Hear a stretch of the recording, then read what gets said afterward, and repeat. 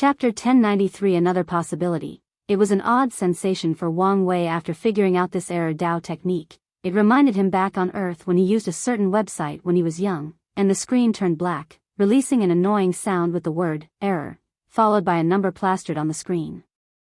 Wang Wei raised his hand to summon all the karmic thread connected to Emperor Jia before pulling him forward with them. The ancient emperor only moved a few meters before the karmic threads became rigid and refused to listen to others. Fated destination, Wang Wei appeared next to Emperor Jia to punch him. As expected, the latter's first instinct was to move away, but his attack was destined to hit, and since he had already made the wrong response, Wang Wei hit him on the head. Crack! A mirror appeared before Emperor Jia's head, trying to reflect the attack back to Wang Wei. This method succeeded, but a lot of the force from the attack forced Emperor Jia to take a few steps back, drawing blood from his nose.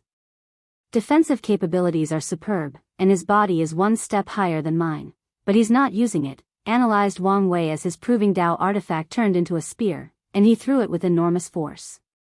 Emperor Jia waved his hand to deflect the weapon, but the spear turned into millions of silver needles that rushed toward him.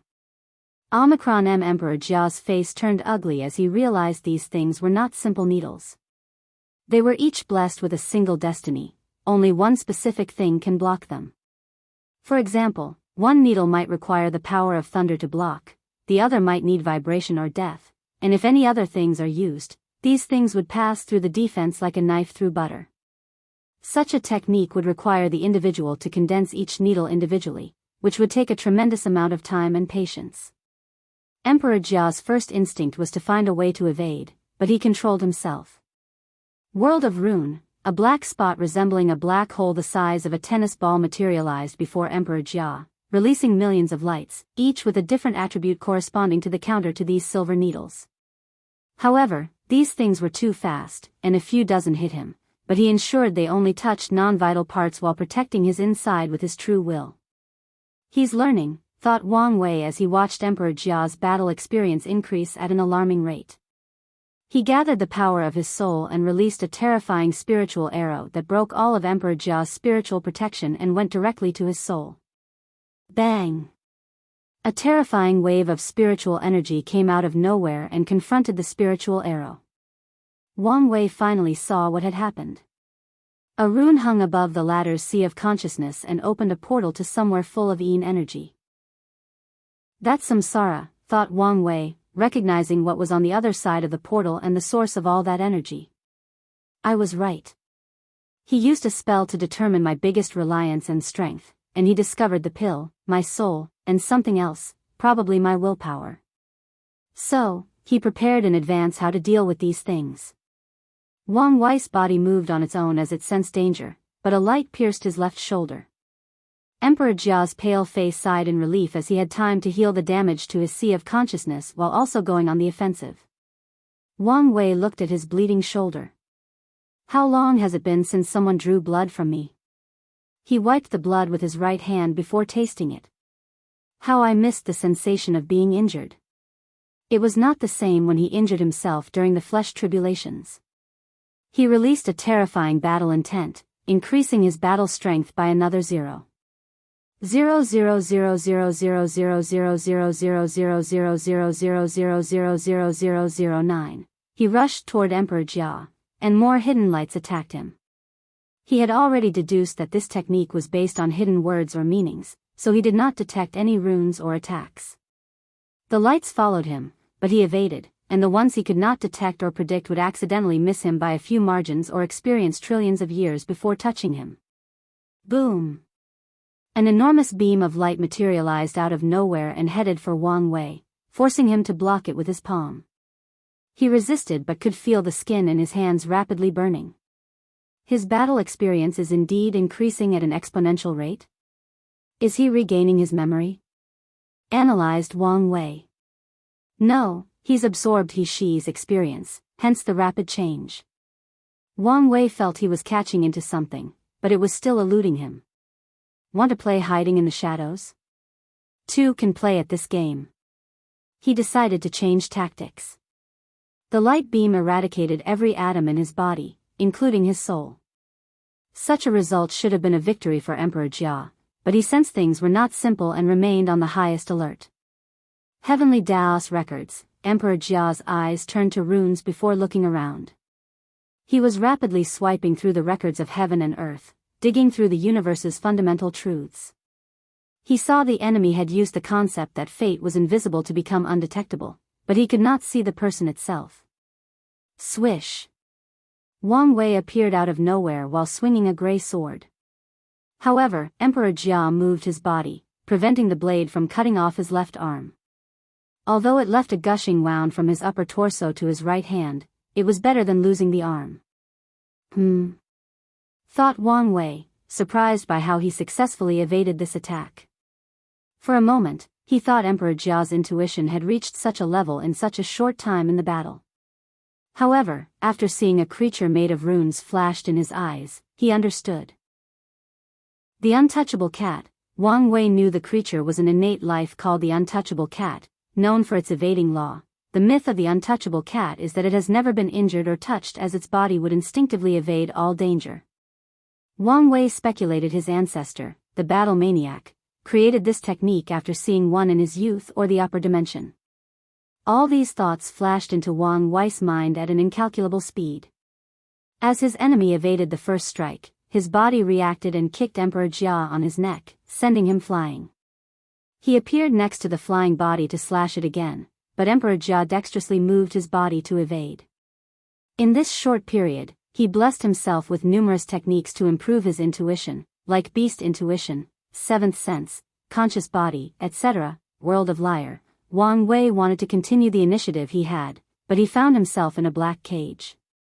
This is... he muttered.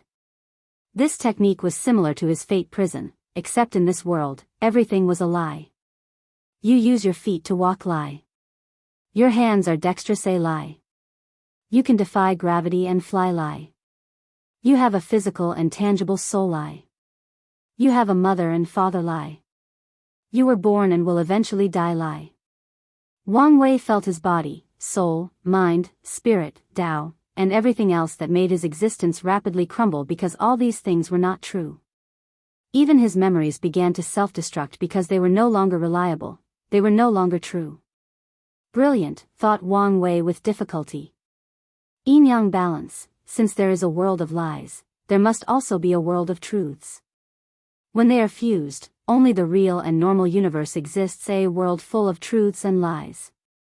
As the cage disintegrated, a dark beam of light was waiting for Wang Wei, but he smirked.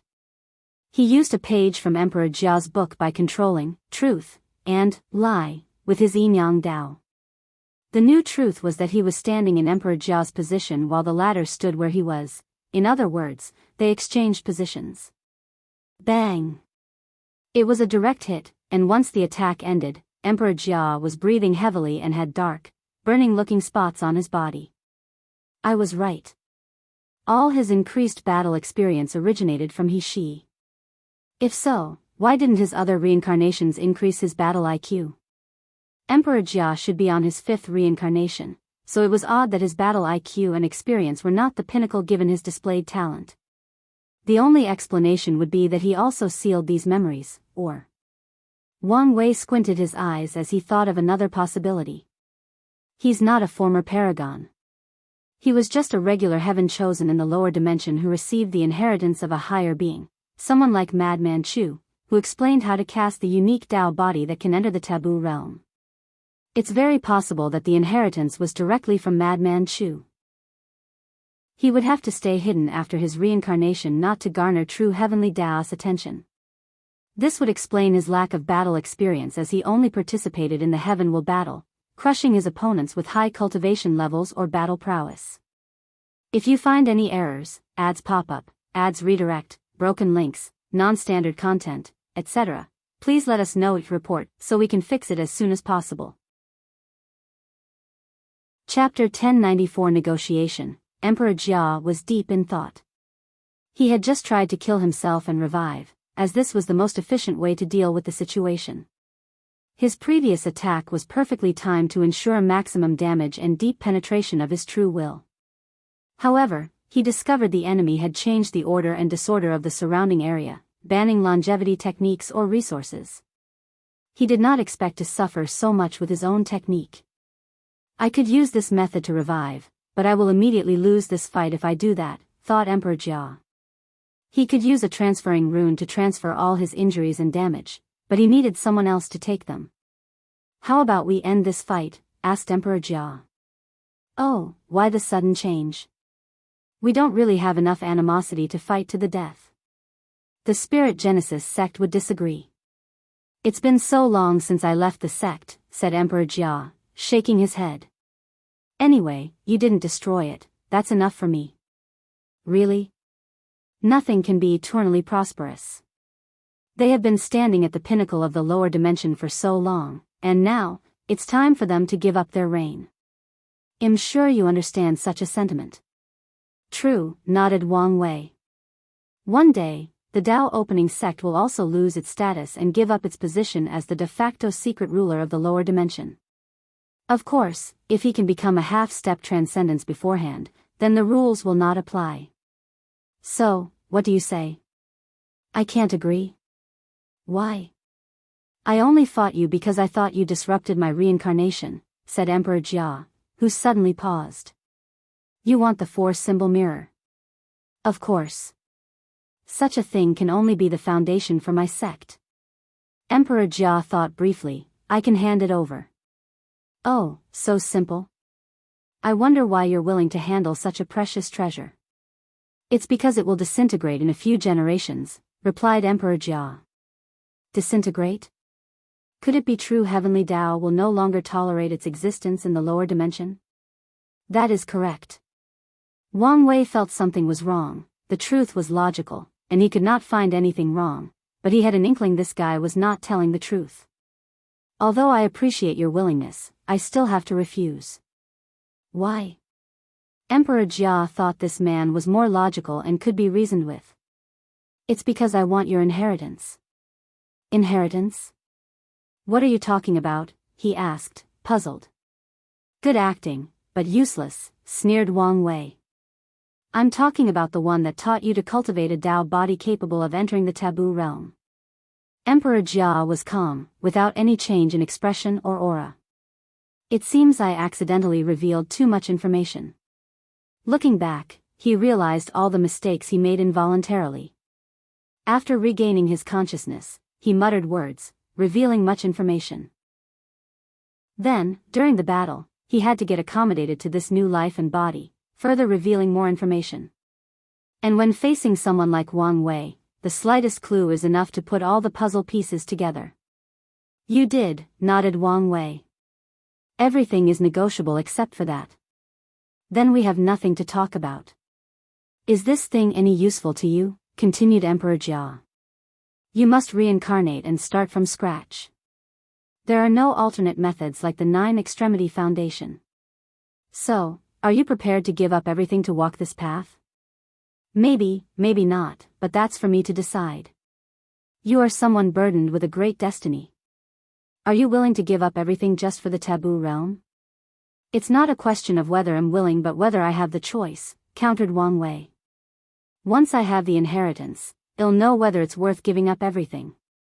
In that case, how about I tell you about all my understanding of the taboo realm? I won't hold back, I'll tell you everything except the exact method. Still no, replied Wang Wei while shaking his head. Emperor Jia became silent for a few seconds, weighing his options. He was deciding whether to reveal more information and the danger that came with it. Ultimately, he decided to gamble. What if I told you my method was flawed or incomplete? What do you mean? The method only went as far as the 5th reincarnation, Emperor Jia revealed. From the 6th to 9th reincarnation, that's when I can successfully break through the taboo realm, but the inheritance does not have the remaining part. Wang Wei frowned, wondering if he was telling the truth. He's probably telling the truth if he wants to negotiate in good faith. After all, he should guess I would take precautionary measures to ensure he's not screwing me, analyzed Wang Wei. So, what will happen if you reincarnate a 6th time? He asked. True heavenly Dao will immediately detect me, replied Emperor Jia truthfully. That makes sense, nodded Wang Wei. Sadly, my answer is still negative.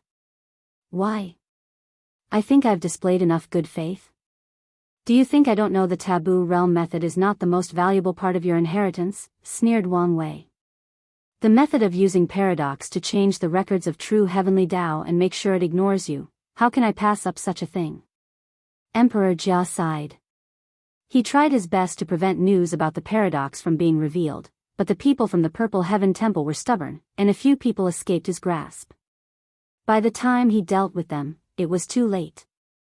He tried damage control, but the people in this world were not stupid, so it's understandable someone figured out some of his plans once they learned of the paradox. I guess there is no point in negotiation. Wang Wei shrugged his shoulders since he knew the latter was unwilling to hand over the inheritance, and if he were in his shoes, he would have made the same choice. Injury suppression rune. The dark burning spots on Emperor Jia's body disappeared as he temporarily suppressed his injury, returning to his peak battle state. Then, he used his ultimate technique, Error Dao, Disruptor Rune. The world suddenly became dark, with countless broken chains scattered everywhere in the void battlefield. Wang Wei observed these chains, and they resembled the ones from the Grand Dao source. He also saw tiny runes in the place where they were broken. This is... Wang Wei was genuinely shocked as he realized his Daos could not work properly. No, he could not summon them, except for his Fate Dao, but it was working like an old computer with slow processing.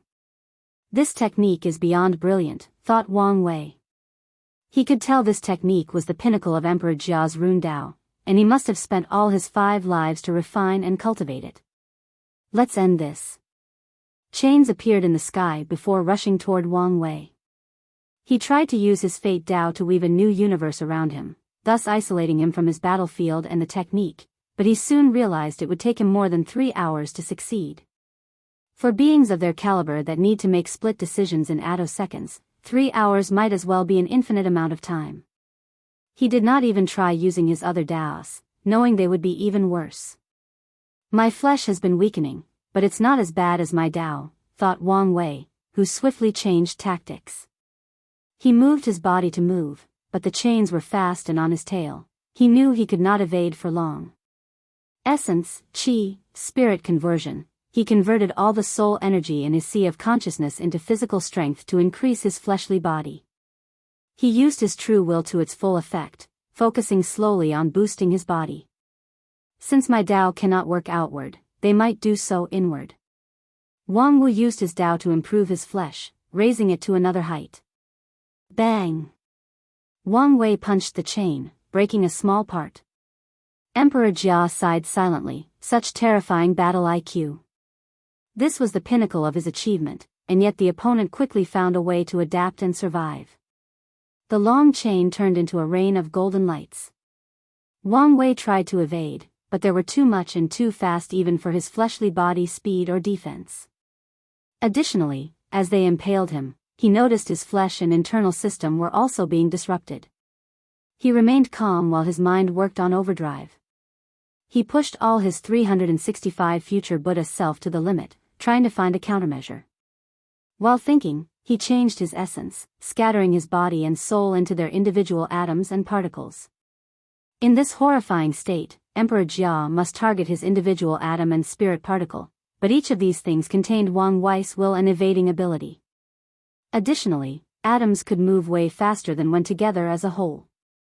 If you find any errors, ads pop up, ads redirect, broken links, non-standard content, etc. Please let us know to report so we can fix it as soon as possible. Chapter 1095. Behind the scenes, Emperor Jia's eyes could see all the trillions of atoms and particles, each dodging his attacks. He squinted his eyes before using a rune that forces all essence, spirit, and qi to take one solid and concentrated form. As such, Wang Wei's body reorganized into a whole. Omicron M. A light spear rushed towards Wang Wei's head, and it was too fast for him to evade, so he used his bone substitution to avoid death. He then punched the sky using the dragon zodiac art, trying to destroy the disruption concept of this technique. Sadly, this method failed. Although this technique had the weakest effect on the flesh, it still disrupted it. Additionally, after injuring him, these light beams or arrows further corrupted or disrupted his flesh. 3 more arrows pierced Wang Wei's body, and his aura further weakened. His eyes did not move from Emperor Jia and this technique. His mind was constantly analyzing the situation and coming up with a solution. He knew the best method to use was to overwhelm this place with his willpower through willpower manifestation. However, he would not do so because he had predicted that Emperor Jia had prepared for 3 of his advantages: the pill, his soul, and his willpower. Cry of pain, Wang Wei opened his mouth and roared. He mixed a sonic attack with his pain talent. This method worked as Emperor Jia held his head, and his nose bled profusely. Wang Wei rushed forward, trying to touch him, and maybe placed an innate fate shackle on him. Alas, a rune appeared behind Emperor Jia to absorb his pain. Meanwhile, Wang Wei had to evade the arrows and rain constantly, and a few still hit him. Bang! Wang Wei sensed great danger from behind, and his body acted out instinct, activating the void power in his flesh, entering an intangible and all-encompassing state. However, he lost his left arm from this black beam attack despite his actions. His eyes shone brilliantly as he found a way to deal with this situation. Everything returns to nothingness. He instantly released all the power of nothingness in his flesh to reduce the power of disruption into nothingness. However, as proven by his missing arm, it was not enough to destroy this technique but bought him enough time. In his immediate surroundings, Wang Wei could now barely use his Dao, and he immediately acted. Rewriting order, he used a technique he created on the spot. Through his fate and order disorder Dao, he recreated all the orders, disorders, truths, and Daos of the universe. In other words, he recreated the universe as it was, removing all the Dao disruption of Emperor Jia. A golden light appeared on Wang Wei's palm, and after releasing it, the broken chains on the sky mended themselves, returning to their original state. The Grand Dao source appeared in the form of this vast river of space composed of chains, signaling he had regained control of his Dao. This was a brilliant technique, praised Wang Wei. However, Emperor Jia only sighed as he knew what fate awaited him. Any chance you cannot completely kill me? He asked calmly. That's not impossible, replied Wang Wei. Oh. I can prevent your revival until I've grown to the point you're not much of a threat, said Wang Wei. However, you must know I will destroy the Spirit Genesis sect. If you show the slightest discontent, I will annihilate you by then. That's fine, replied Emperor Jia. He could rebuild the sect after he revived, and that's assuming the ones in the upper dimension would not try to do it themselves. Do you want to continue fighting or resist? Asked Wang Wei. Although I know I won't win, I will fight until the end. He technically had 5 extra lives, however, his strength would drastically decrease after using one, so this was his only chance of still winning this fight. Fair. Wang Wei watched as countless potent runes appeared behind Emperor Jia, preparing for desperate attacks. He pointed his one arm to the sky, frowny face, fate shackles. Words have no power. An enormous gray chain materialized above him before entering a projection of the river of fate. From then on, the laws of this infinite space were changed. Words, languages, and runes no longer had any powers or strength. The runes around Emperor Jia dissipated, and even his book became dimmer. A technique based on my own that targets my Dao, he sighed. Part of him regretted walking this path. Otherwise, his battle experience would not have been so subpar, and he would not have lost this fight. Magic circles appeared underneath him, and he found himself incapable of moving. The one-armed Wang Wei appeared before him, and Emperor Jia lost consciousness. Despite the latter's surrounder, he did not want him to resist. With any defensive measures, Wang Wei could see Emperor Jia's past and learn the truth, and it was as he theorized. The latter found the inheritance on a secret dimension. Wang Wei muttered an incantation, and a portal appeared to drop a talisman with the inheritance, and he used it after checking there were no problems. The inheritance was about cultivating an innate Dao body, allowing someone to enter the taboo realm. The first step of this inheritance was the paradox ceremony, which allowed someone to tweak true heavenly Daos records to essentially render its program malfunctioning and hiding under its sight. It's like installing malware on a system to exploit it, thought Wang Wei, slightly surprised. He thought the entire paradox was similar to how Gu Xian's deception worked, where true heavenly Tao allowed it as it was a part of the game. But no, this method actually tricked such an existence at least, to a certain level. This method only went as far as the 5th reincarnation because, after the 6th, true heavenly Tao would notice the problem and fix it. So, the inheritance encouraged its owner to travel to a chaos world that is not part of the primary 3800 to continue the remaining reincarnation. Although it did not say why, Wang Wei deduced the truth. The power ceiling of true heavenly Tao on these chaos worlds is paragon tier instead of half-step transcendence, meaning they are easier to trick. This paradox ceremony involves countless systems and knowledge probably not from the eternal ascension world. The creator must be a well-traveled individual in primordial chaos and has studied true heavenly Tao extensively. Wang Wei finished the preliminary processing of this inheritance. The thing should be very beneficial for many things, including his goal of creating a unique Tao body to enter the taboo realm. So, he focused on how to deal with Emperor Jia. Firstly, he copied the latter's rune book. He knew Wuhong should be very interested in this thing, especially the disruption rune. Secondly, he sealed the 4-symbol mirror and put it in his interdimensional space. Lastly was Emperor Jia's body. It's not feasible for me to reincarnate, but what if I absorb his body? Wang Wei could imagine the benefit of having such a foundation, and it might be possible for him to enter the taboo realm without relying on the dark truth. He raised his remaining hand to start the process before stopping midway. Something is wrong, said Wang Wei, lowering his hand and thinking. I've assumed this inheritance is from Madman Chu and thus safe, but thinking deeply about it, I realize it may not be from him. This writing was different. It did not contain his cold and calculative tones, like a mad scientist. It did not even contain his rambling madness that often creeps out. His brow furrowed as he further analyzed the situation. Emperor Jia said I was responsible for messing with his 5th reaction, but I did no such thing. I doubt a person of his caliber would make such a mistake even if it were his intuition, so what's the cause of him feeling that way?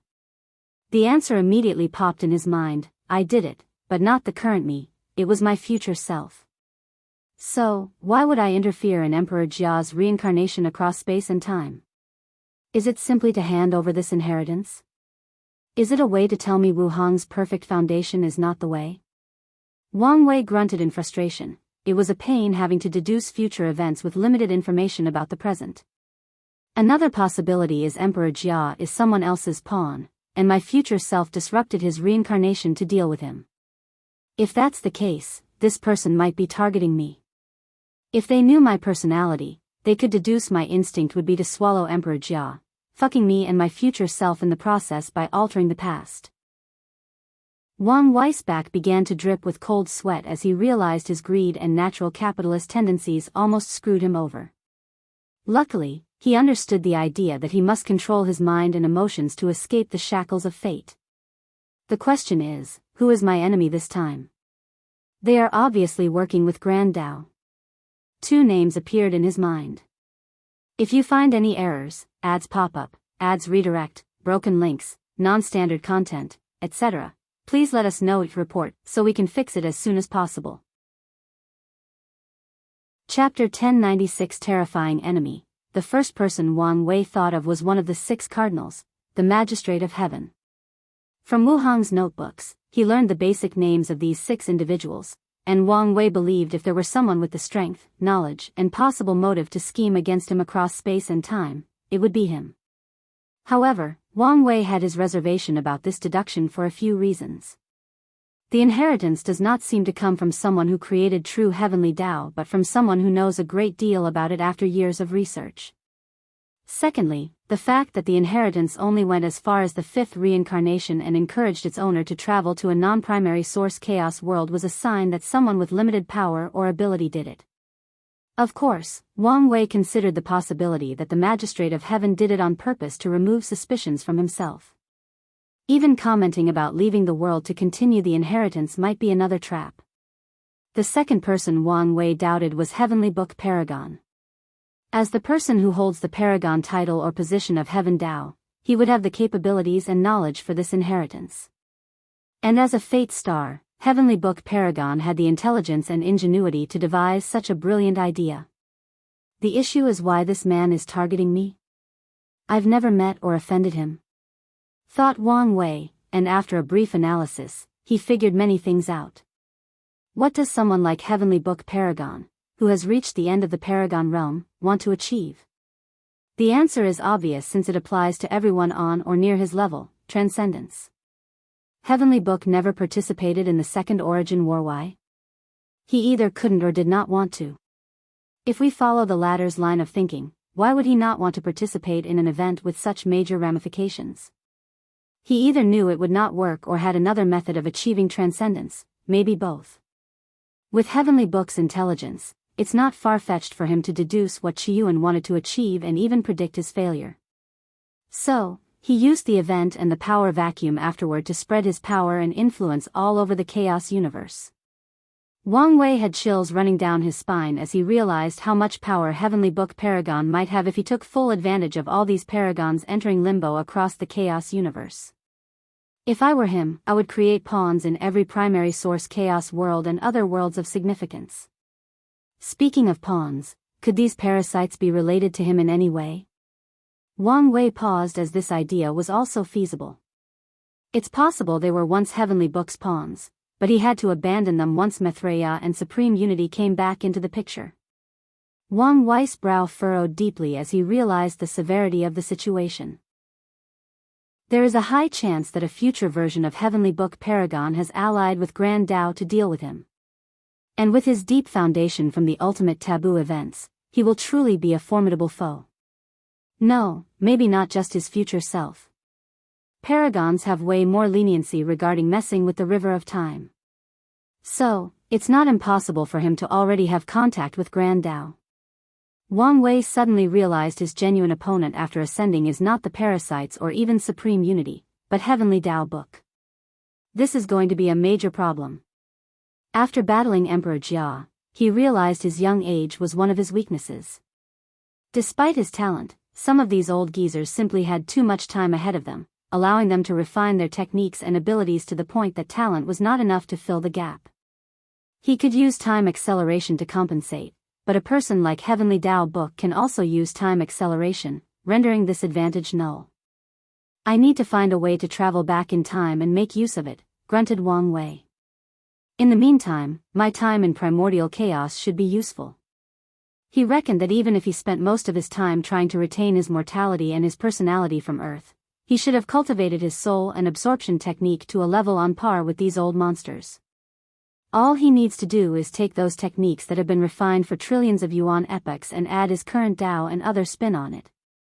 Wang Wei checked the seal on his soul. It was still not time to open it since he did not want to deal with the karma that dealt with his past selves, but these memories should become valuable in the Paragon realm.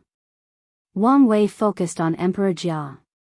He pointed at the latter's forehead to reduce his soul into pure energy before adding one of his spirit particles to become a new soul to this body. He blessed the particle with Emperor Jia's fate line to ensure no one could tell the difference. You know what to do, said Wang Wei after the latter opened his eyes. I do. Emperor Jia's body suddenly became pale and grew dark spots before cutting his left arm. He left the void battlefield, and as soon as he stepped out, Wang Wei pointed his finger, and the entire lower dimension sensed an anomaly, but they could not detect the cause. They knew something major had happened but did not know exactly what. This should be enough. He had planned everything, including not allowing anyone to watch this battle.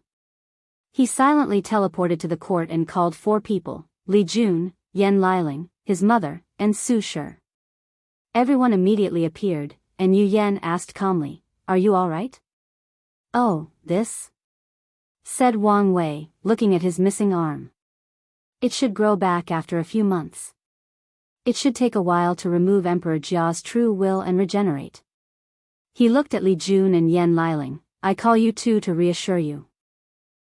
He shifted to the other two. "In a while, rumors of my death and disappearance will spread. Once that happens, you need to hold a court meeting to reassure people that a small accident occurred, but I'm fine. You must continue the original plan by supporting the Star Beast world. Will this be all right? What if someone causes trouble?" asked Su Shi. After the previous bait, they should not be this stupid. Plus, Li Jun and Liling will serve as deterrents. Few people knew about the oaths and the fact they could not interfere, so Wang Wei plans to use this fact. Of course, some people must have guessed something after seeing how the Dao opening sect received no luck or destiny blessing after these two proved the Dao. Don't worry. We will hold the fort, so feel free to do as you please, said Yu Yan, and Su Shi nodded. Thanks, and talk to father for me. His father was approaching the completion of his 9-extremity foundation, but he was still in the swordsmanship world. Wang Wei did not want him to hurry in case he heard the news while on a break or something. After everyone silently left, Wang Wei teleported to a world called Angry Sea World, a place ruled by the sea race while the human race lived on a few scattered islands. This realm is also the place where number 9, or Xiao Weiyuan, proved the Dao. Wang Wei appeared on a deserted island, and less than 10 seconds later, Wang Ju appeared before him on one knee. How did it go? I'm sorry, said Wang Ju, lowering her head in shame. Did something happen? Asked Wang Wei. We captured everyone else, but number 1 escaped. How can he escape under your hands? I don't know exactly, but he immediately detected something wrong and escaped, leaving everyone behind. I tried to find him afterward, but my divination was blocked. She shielded him with the power of the 4-symbol mirror. I will deactivate the protection, so go retrieve him, said Wang Wei before summoning the mirror and using it. Wang Ju activated all her strength before disappearing. She returned less than a minute later with a captured number 1. Did he talk to anyone? I checked, and the answer is no. He was more focused on running away. Good. Where are the others? Wang Ju summoned the other spies, and Wang Wei searched their souls. He only succeeded for 3 of them as the remaining 6 had slave marks on their souls, and he did not want to touch this thing. He then used his spirit particle to enslave the markless ones while hypnotizing the mark ones. I need you to return to your homeworlds and... Yes, Master. 9x, these spies disappeared, leaving Wang Wei and Wang Ju. Although brute force is oftentimes the quickest way to do things, it's usually not the most optimized approach for maximum benefit. You know your next step? Yes, bowed Wang Ju. Once again, I apologize for my failure. It's fine. Go do your task. Wang Wei knew no plans were guaranteed and usually accounted for possible mistakes. He would only reprimand her if the failure were the result of her incompetence or mistake. If you find any errors, ads pop up, ads redirect, broken links, non-standard content, etc., please let us know each report so we can fix it as soon as possible. Chapter 1097 Too Smooth. Primordial Chaos, Red Mist Forbidden Land. Heavenly Book opened his eyes to look in the distance. The plan failed? However, such news was not unexpected. He would be disappointed if someone who had reached the level of competing with Grand Dao had fallen for such a ruse. He checked his book, and as expected, there were more words. His main objective was to affect the river of time and increase the book's content, which he succeeded. He already deduced it was me? Interesting, he may be a bigger threat than I anticipated, thought Heavenly Book. Does he have a connection with the prehistoric world? Things are getting complicated. He closed the book before entering a state of meditation. He had found clues about the origin of Buddhism, so it wouldn't be long before he could exchange with Madman Chu. Eternal Ascension World, Battle Spirit World. He returned to his sect in terrible shape. He reassured his people that he was fine and needed to rest. Less than 10 minutes after his return, the Commerce Hub president contacted him. So, they do have people everywhere, thought he, who answered the call. The array activated, showing a projection of a scholarly man with glasses, President Tian Wenyan. Is it done? Asked the president, scrutinizing He-Shi's terrible state. Obviously, replied He-Shi. Did you kill him? Do you think that's possible? According to the plan, I exiled him to the upper dimension. So, he was this fierce, muttered the president. Although it would be ideal to kill him, that's good enough for now. In the lower dimension, they have no one to rely on and must live in fear of this man every single day. However, in the upper dimension, they can rely on their ancestors. We will send you something to heal. Consider it a gratitude, said the president. No problem, replied he. A few minutes later, he sensed someone outside the battle spirit world. I thought they would use my weakness to attack me. He received the reward, a small pool of Dao holy water. These guys are really rich, thought he. Dao holy water is a rare healing resource that helps emperors deal with Dao will manifestation, and true will injuries. He sent it to Wang Wei without hesitation. Then, he activated the sex formation, entering a state of isolation. Meanwhile, President Tian Wenyan called a meeting of the highest order for all the Commerce Hub's core members. The true rulers. Normally, the core members are composed of 10,000 individuals, each representing top emperor lineages across multiple world communities. However, in this meeting, only 200 or so people showed up. His projection appeared before a crowd of people sitting cross-legged on a mat while floating in the air. What happened? Asked a delegate. The plan succeeded, replied Tian Wenyan. He's dead? Is that why there was such a vibration across the endless void? He's not dead but exiled to the upper dimension. That's a shame, commented a female representative. Given the strength we deduce he had, it's understandable. Focus, said the president. Now that he's gone, it's our time to act. So, what's the plan? Do we attack the Dao opening sect? No, let's not rush. Why? That monster is not here anymore, and I've had enough of those arrogant bastards. They still have more than 9 eternal emperors, and you want to attack them while they have the home advantage? Don't let your emotions turn you stupid. You're right. Our plan is to divide their numbers, said Tian Wenyan. We will attack the martial hegemony world and the star beast world, forcing them to stretch their forces. If someone is willing to help us pay the price to break our agreement, the celestial harmony world is more than happy to be a vanguard to the martial hegemony world, said a Taoist priest dressed in blue. However, his words silenced the room. I'm afraid the process is really not worth it, said President Tian Wenyan after a few seconds of awkward silence. I understand, sighed the Taoist. How do we hide our deployment from the Dao opening sect and the myriad emperor world? Their information gathering is top tier. We don't need to hide it, do we? Replied Tian Wenyan. That's right. He's not here, so we can kill his people without any trouble. Let's immediately get rid of their manpower at the headquarters. If we act swiftly enough, we can plunder their shops and take their people to turn into our own. The Fate's shadow guards are truly talented, and killing all of them would be a waste. I second that. I'm afraid it's too late.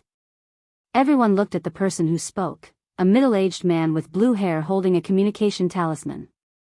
I just received news that they have evacuated, all their shops and people disappeared out of nowhere. That was fast. Soon, everyone started receiving information about the disappearances of the Dao opening sects and the other myriad emperor world factions. They could only sigh, these people moved too fast. The good news is these people's actions further prove that something did happen to him, and she did not lie, reassured Tian Wenyan. Does this change anything? Yes, we must act swiftly if we want to prevent them from being too prepared for our attack, replied President Tian Wenyan. How about we use tactic destroyer? It's the fastest way to deal with everything. Absolutely not. We can only use such a method in a desperate situation. The Commerce Hub headquarters was a colossal floating continent in the void. However, few people know the entire continent is the body of a rare creature, the heir of a Tier 10 void creature and a 6-star primordial god Primarch. On top of using such a creature to form a continent/base, they also turn its body into a powerful weapon full of 10,000 emperor formations, billions of Dao arrays, and incalculable immortal arrays. Once they activate it, they won't be afraid of the Spirit Genesis sect's broken Empyrean artifact. I agree, said President Tian Wenyan. We are not protected, like the Spirit Genesis sect, and the appearance of the destroyer will cause irreparable problems. So, what's the plan? I suggest Tactic Mountain. We send as many legions and top powerhouses as possible to crush our enemies as swiftly as possible. The last thing we want is for another variable, so this is the best plan. I agree with this plan. I second it. Since everyone agrees, let's execute the plan, declared President Tian Wenyan before ending the meeting. Hub Headquarters, President Chamber, Tian Wenyan had a deep, pondering look on his face. The meeting proceeded flawlessly, and after being indignant for so long, they were finally about to retaliate. But after calming down, he had a feeling something was wrong. What is the problem? He muttered. His brow furrowed for a few minutes, so he sipped tea to refresh his mind. He had been re-elected in this position 3 times despite only being a Dao ancestor because of his calmness and ability to analyze his decisions to the point of obsession until he was sure there were no issues. Everything is going too smoothly. Although it appeared this was not the case due to how swiftly the Dao opening sect exited the stage, now that he thought about it, everything felt too calculated. Am I being too paranoid? He thought before shaking his head. Even if I am, it's better to be safe than sorry. Tian Wuyan did not hesitate to make a bold decision, leave the headquarters and return to his home world, the beautiful gold world. Tian Wuyan knew he could return if something were wrong, so he left without hesitation. Myriad Emperor World, Heavenly Court, why did you two order this meeting and not His Majesty? Why did our people evacuate the commerce hub? Everyone needs to calm down, said Yu Yan, and after seeing who she was, they decided to give her face, considering who her son was. Yu Yan knew this and did not mind since she had very little reputation in this generation. There's been a small issue with my son. What happened to His Majesty? Is he injured again? Please, let us see him now. Will you let me finish? She released her aura, and these people were reminded she was an eternal emperor and one of the best. There's been an accident, and he's now occupied, unable to show up, she explained slowly. The commerce hub thinks he's gone and decided to bare their fangs. They should be attacking our world or our allies. We need to prepare to defend our benefit. The room became silent as these people began to rapidly communicate through divine sense between themselves and the upper echelons of their factions. Can you guarantee His Majesty is fine? You know his strength, so what can happen to him, replied Yu Yan calmly. Those words are not as reassuring as you think. With his strength, there should be no accident or small issue. There are no absolutes in this world, so no matter how low the probability, things happen. The room quieted down again as these people discussed a second time between themselves. If you find any errors, ads pop up, ads redirect, broken links, non-standard content, etc., please let us know each report so we can fix it as soon as possible. Chapter 1098 Massive Mobilization. What is the plan? Asked Ao Shen. The enemy is coming at us with full force, said Yu Yan. So, we must restart the War Council, summon all the professions, and everyone must be deployed, except for Li Jun and Yan Liling. I understand why the Guardian would remain to protect the world, but why does the Crimson Slaughter Emperor not participate? We could use his strength in this kind of situation. The Samsara Kut has just been established, and he cannot leave for a while, explained Yu Yan casually. Some people eyed her, while others accepted this explanation.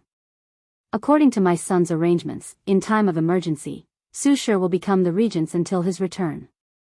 Everyone was surprised by this news, not only because a regent was appointed but also because it was the Void Time Empress. It would make sense for someone closely related to the Heavenly Emperor to be chosen, let alone someone who originated from a faction that once was the Dao opening sect's greatest opponent. Wouldn't it be more acceptable for you to take the position? After all, you're his mother, suggested someone. Since my son chose her, he must have a reason, explained Yu Yan. Now, she will take over the meeting. Despite being elected leader and standing at the front of the throne room, Su Shi did not sit on the throne. She faced everyone standing up. This is a dire situation, meaning we cannot hold back. Some of you have secretly cultivated eternal insurgents, and they must show up for this battle, declared Su Shi. Everyone frowned. They knew this was an open secret everyone agreed to keep quiet about, but now, it would be brought to the surface. Does that include the Dao opening sect as well? Yes, nodded Su Shi. Our objective is to hold on as long as possible, so we need all the manpower we can get. Then, why isn't the Buddha Zen Emperor here? He's in another world and will also be summoned for this battle. Everyone nodded, as only this way would things be fair. Su Shi turned to Ao Shen and said, "Tell the innate demon gods they must participate in this war, and it's non-negotiable." Ao Shen frowned. Is this wise? We've kept them isolated for so long, and the first time we release them, they must fight for us. They're fighting for themselves, Su Shi rebutted. Tell them this is the perfect opportunity to show the world they belong here. After this war, we will have no issue with trusting them. Their leaders had reached 5-star primarchs, so the myriad emperor world could not pass on such an eternal class powerhouse, knowing the full force of the commerce hub was heading to them. Very well, nodded the Black Dragon. Although this battle is to protect our interests and allies, there will still be benefits. The military list system will be activated, and you can gain merit for your contributions. Even the resources used in the war will also be repaid once we are victorious. Su Shi finally saw some vigor and motivation from these people, and she finally understood why Wang Wei would show disdain sometimes when talking to them. From this point of view, their greed is truly easy to be noticed. Any question? Can we know a rough timeline for when the Heavenly Emperor will return? These people were not stupid, so they knew they could not bully the other worlds in the endless void without such a big boss to back them. And without his presence, they do not feel reassured. Su Shi did not answer but looked at Yu Yan. We only need to resist the initial attack, and he will return. Those words were both relieving and worrying. Some people wanted to believe them, while others feared that the suddenness of everything indicated that something had happened to the emperor. Anything else? Who is the commander of this expedition? Tai Gang did an excellent job, so he will be reused again. Unless you have a better option? No, he was brilliant in the former war.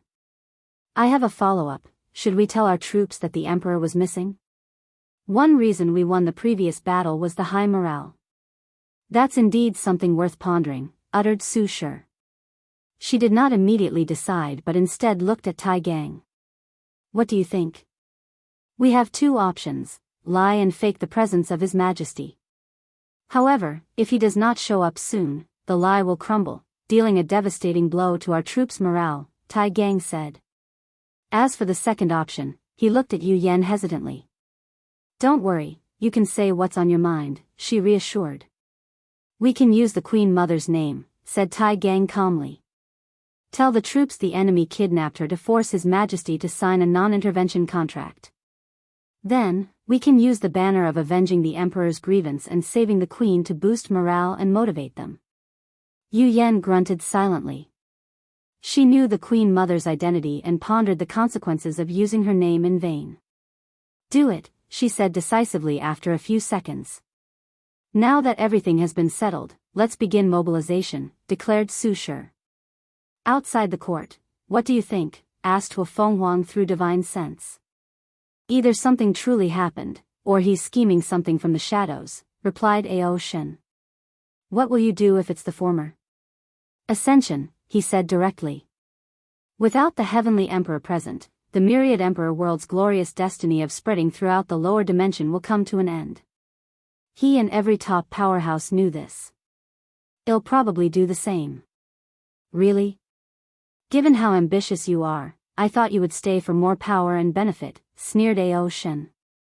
I could say the same to you, replied Hu Fenghuang before looking in the distance. We've built something beautiful despite our short time. And I know it would be only a matter of time before it's destroyed due to infighting. So, if he's not here to suppress everything, would rather leave than watch everything crumble apart. Fair. Ao Shen teleported away to his duty while Hu Fenghuang returned to the ancient clan. What happened in the court spread like wildfire through the dream world. In less than 30 minutes, all citizens of the myriad emperor world knew about it. Then, the news spread to the servers connected to other world communities. Then, everyone began rallying under one banner and ideal: save the Queen Mother and avenge the Emperor. Although people only knew in passing that the Heavenly Emperor had a Dao companion and never saw her, this did not change their support for their wise and benevolent ruler. Heavenly Court, Su Shi stood before a formation with a projection of Feng Heng before him. How are things going on your side? Amitabha. This poor monk feels aggrieved. Oh. The Vajrayana Buddha Emperor has postponed our Tao debate for thousands of years, giving me all kinds of ridiculous excuses. It's understandable. His branch has just been established and is only a small budding tree. Debating on the Dharma with you would be suicide, especially if it's in public before his followers.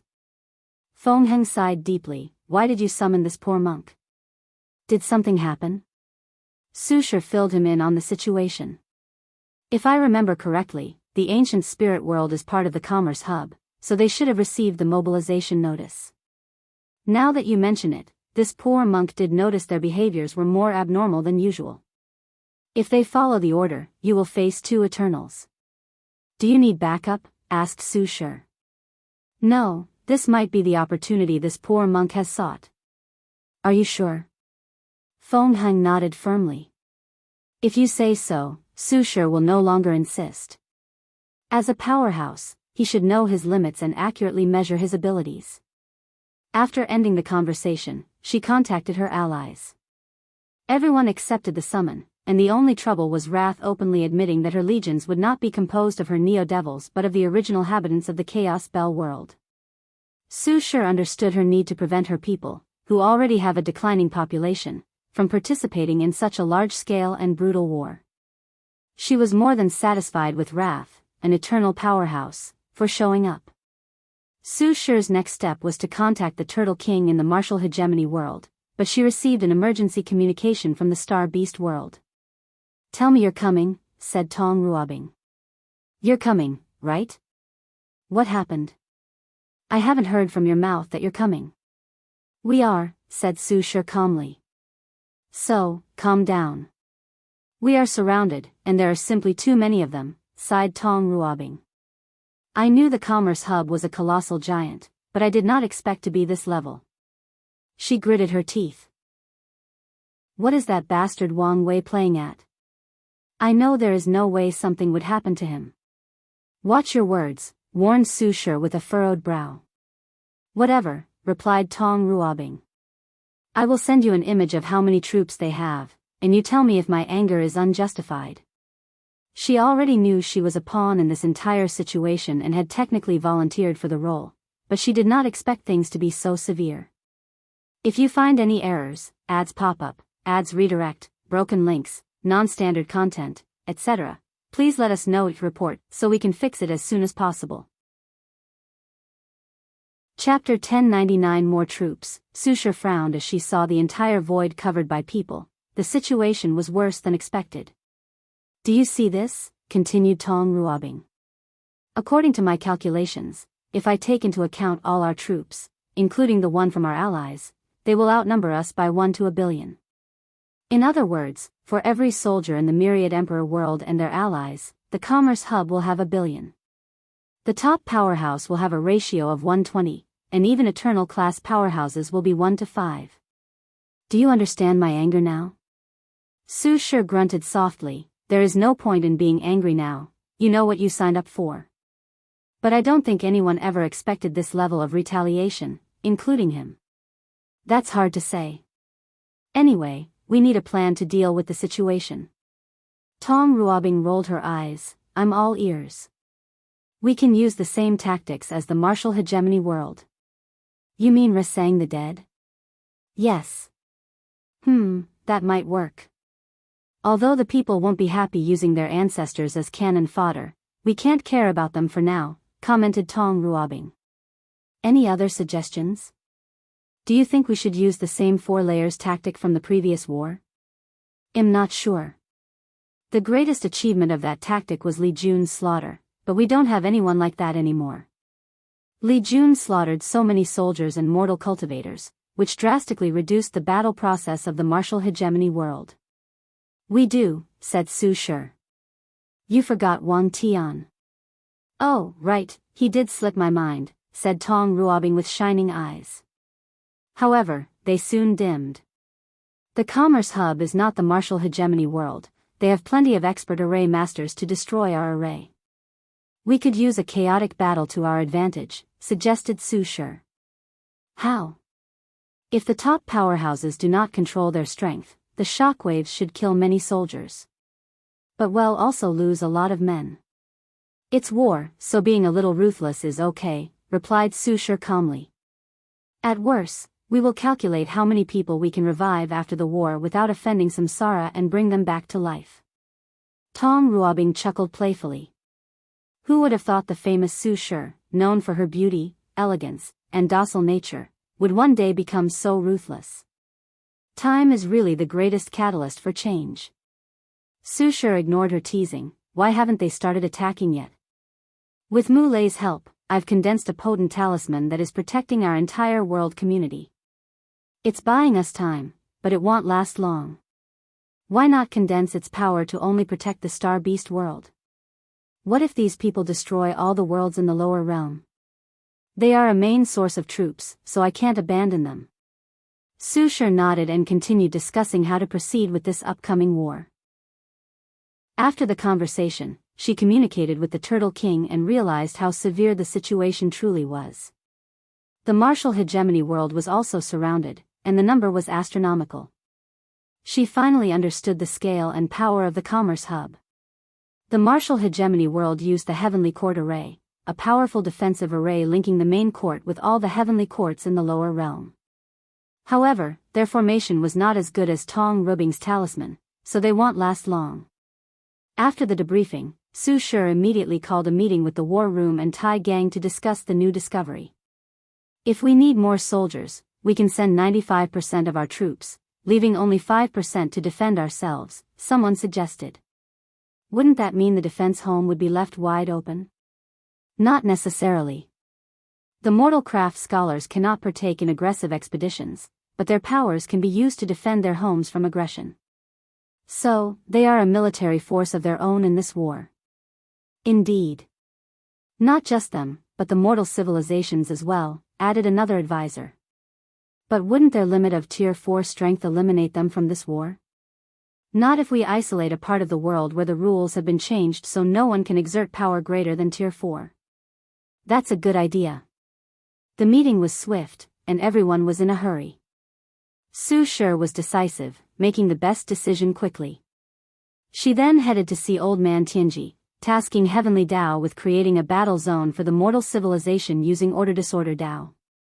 Meanwhile, news spread about an upcoming change to the world and the fact that mortals might have to participate in this fight. The response to this news was not worry or fear but celebration. The mortal civilizations have always wanted to flex their military might, and an opportunity was presented. It was the same for the mortal Dao clans. The world had been too peaceful under the Heavenly Emperor's reign, so they had little to no chance of showing their strength and putting these cultivators into their place. Su Shi's work had just begun, so she sprang to action. After solving the issue with Old Man Tanaji, her voice echoed throughout the entire world community, from across space and time, from the ancient to the modern day. I command the bodies of all the dead to rise and face this imminent catastrophe. The world trembled slightly, followed by countless dead creatures crawling from the grave. Some were perfectly intact, others had failing body parts or were simply bones. In worlds across the entire dimension, the dead rose up for this battle. But this was not the end. The river of time manifested above the heavens, and dead soldiers suddenly rushed in trove, covering the sky black. Dead bodies from different periods or eras rushed into the present. There were humans, demons, sea races, devils, Buddhist monks, and innate demon gods. Su Shi looked at the result and nodded in satisfaction. Although most of these soldiers were mortal cannon fodder, there were enough to make a difference. No reaction from samsara, so it means I did the right thing, not involve these people's souls and only use their bodies, she thought before teleporting to the other allied worlds to do the same. These emperors might be powerful, but they did control time or samsara law, so it would be best if she were the one who did it. Yu Clan, Yu Yan watched everything happening and muttered, "Do we need more soldiers? I can help." She transmitted her voice to the world community as well. The darkness in the human heart is vile, disgusting, and disturbing, making it a formidable force. I command them to become soldiers and serve me. As her voice echoed throughout millions of worlds, people found that a black orb was forced out of their bodies. The orb, a physical manifestation of the darkness in their hearts, morphed into black and hideous soldiers prepared for battle. Yu Yan watched everything with a smile before commanding these darkness soldiers to head to different battle stations for this war. Dream world, I guess I can do something, muttered Dong Lifan. Nightmare soldiers condense. The entire dream world trembled before countless soldiers dressed in black gold and a dreamy atmosphere condensed from the nightmare of all sentient beings. They rushed to different posts for this upcoming war. Ancient clan, Hua Fenghuang watched the changes in the world and uttered a single word, war. The war character manifested above the sky in the myriad emperor world before releasing countless soldiers clad in blood-red armor.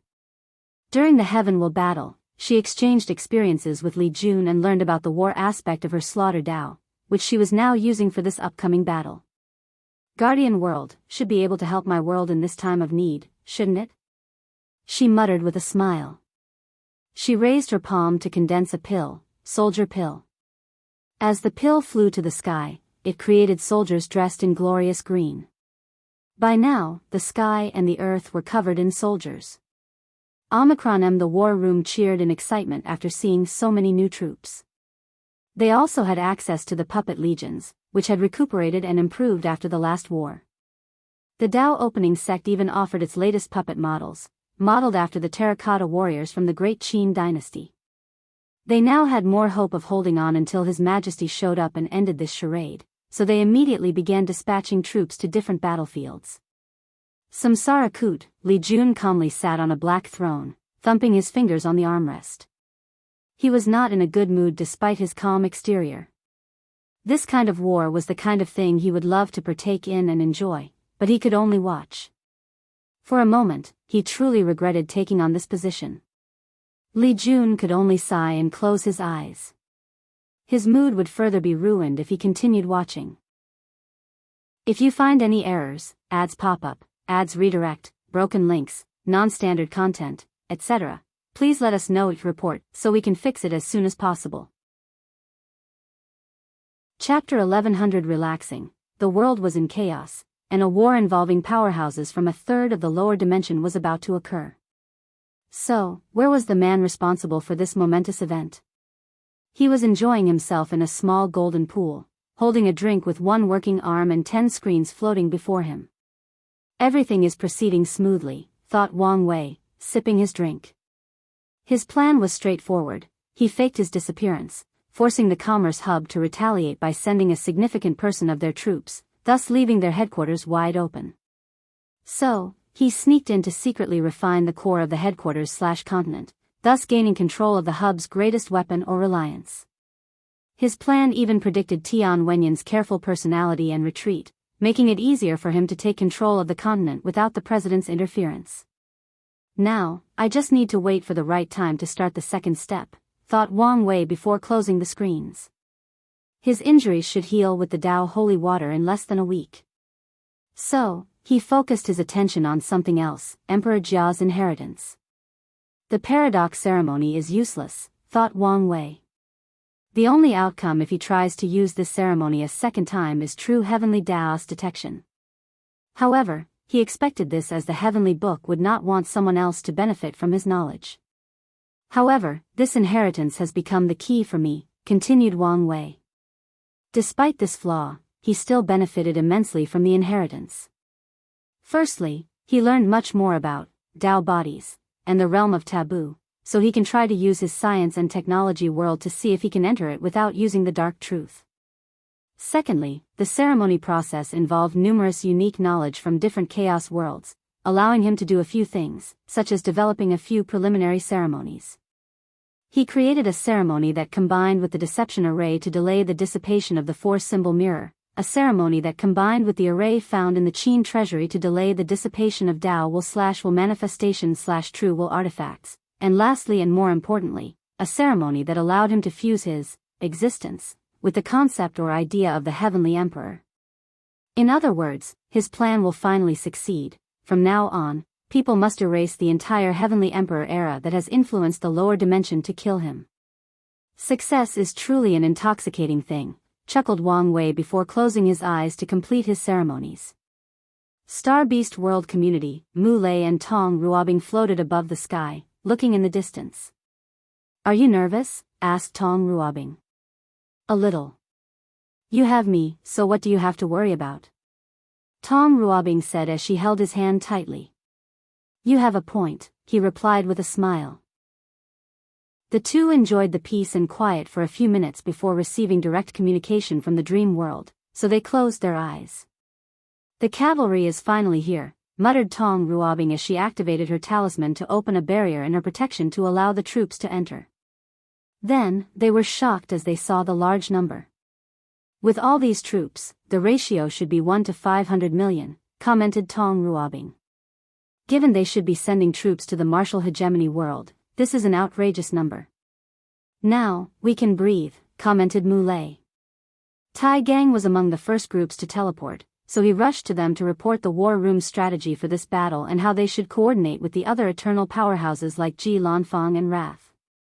Okay, nodded Tong Ruobing before she started the preparatory work. Ready? Asked Muley, looking her in the eyes. Of course, replied Tun Ruobing, squeezing his hand. She deactivated the talisman, unleashing the horde of soldiers with the desire to eradicate everything in their path. Activate the formation, ordered Tai Gang, and the enemy was immediately divided into 4 layers. However, things were slightly different from the martial hegemony world. The first layer previously contained immortal powerhouses that served as lieutenants or commanders to their legions, just like Tai Gang. Now, it only contained the soldiers and no powerhouses. The third layer formerly contained all immortal powerhouses, including insurgents. Now, it is only for immortal venerables and Dao ancestors, while the 4th floor is for all insurgents and eternal powerhouses. Tai Gang looked at 2 people and said, remember, kill as many people as possible since we will not have long. No problem, replied Wang Tian before rushing into the 3rd layer with the immortal powerhouses. Meanwhile, Dong Lifeng headed to the 2nd layer to kill the mortal powerhouses. Jin Mengyao, with a current 5-leaf strength and other powerhouses like Di Jiaying, was placed as commander of a legion and tasked with killing as many soldiers as possible.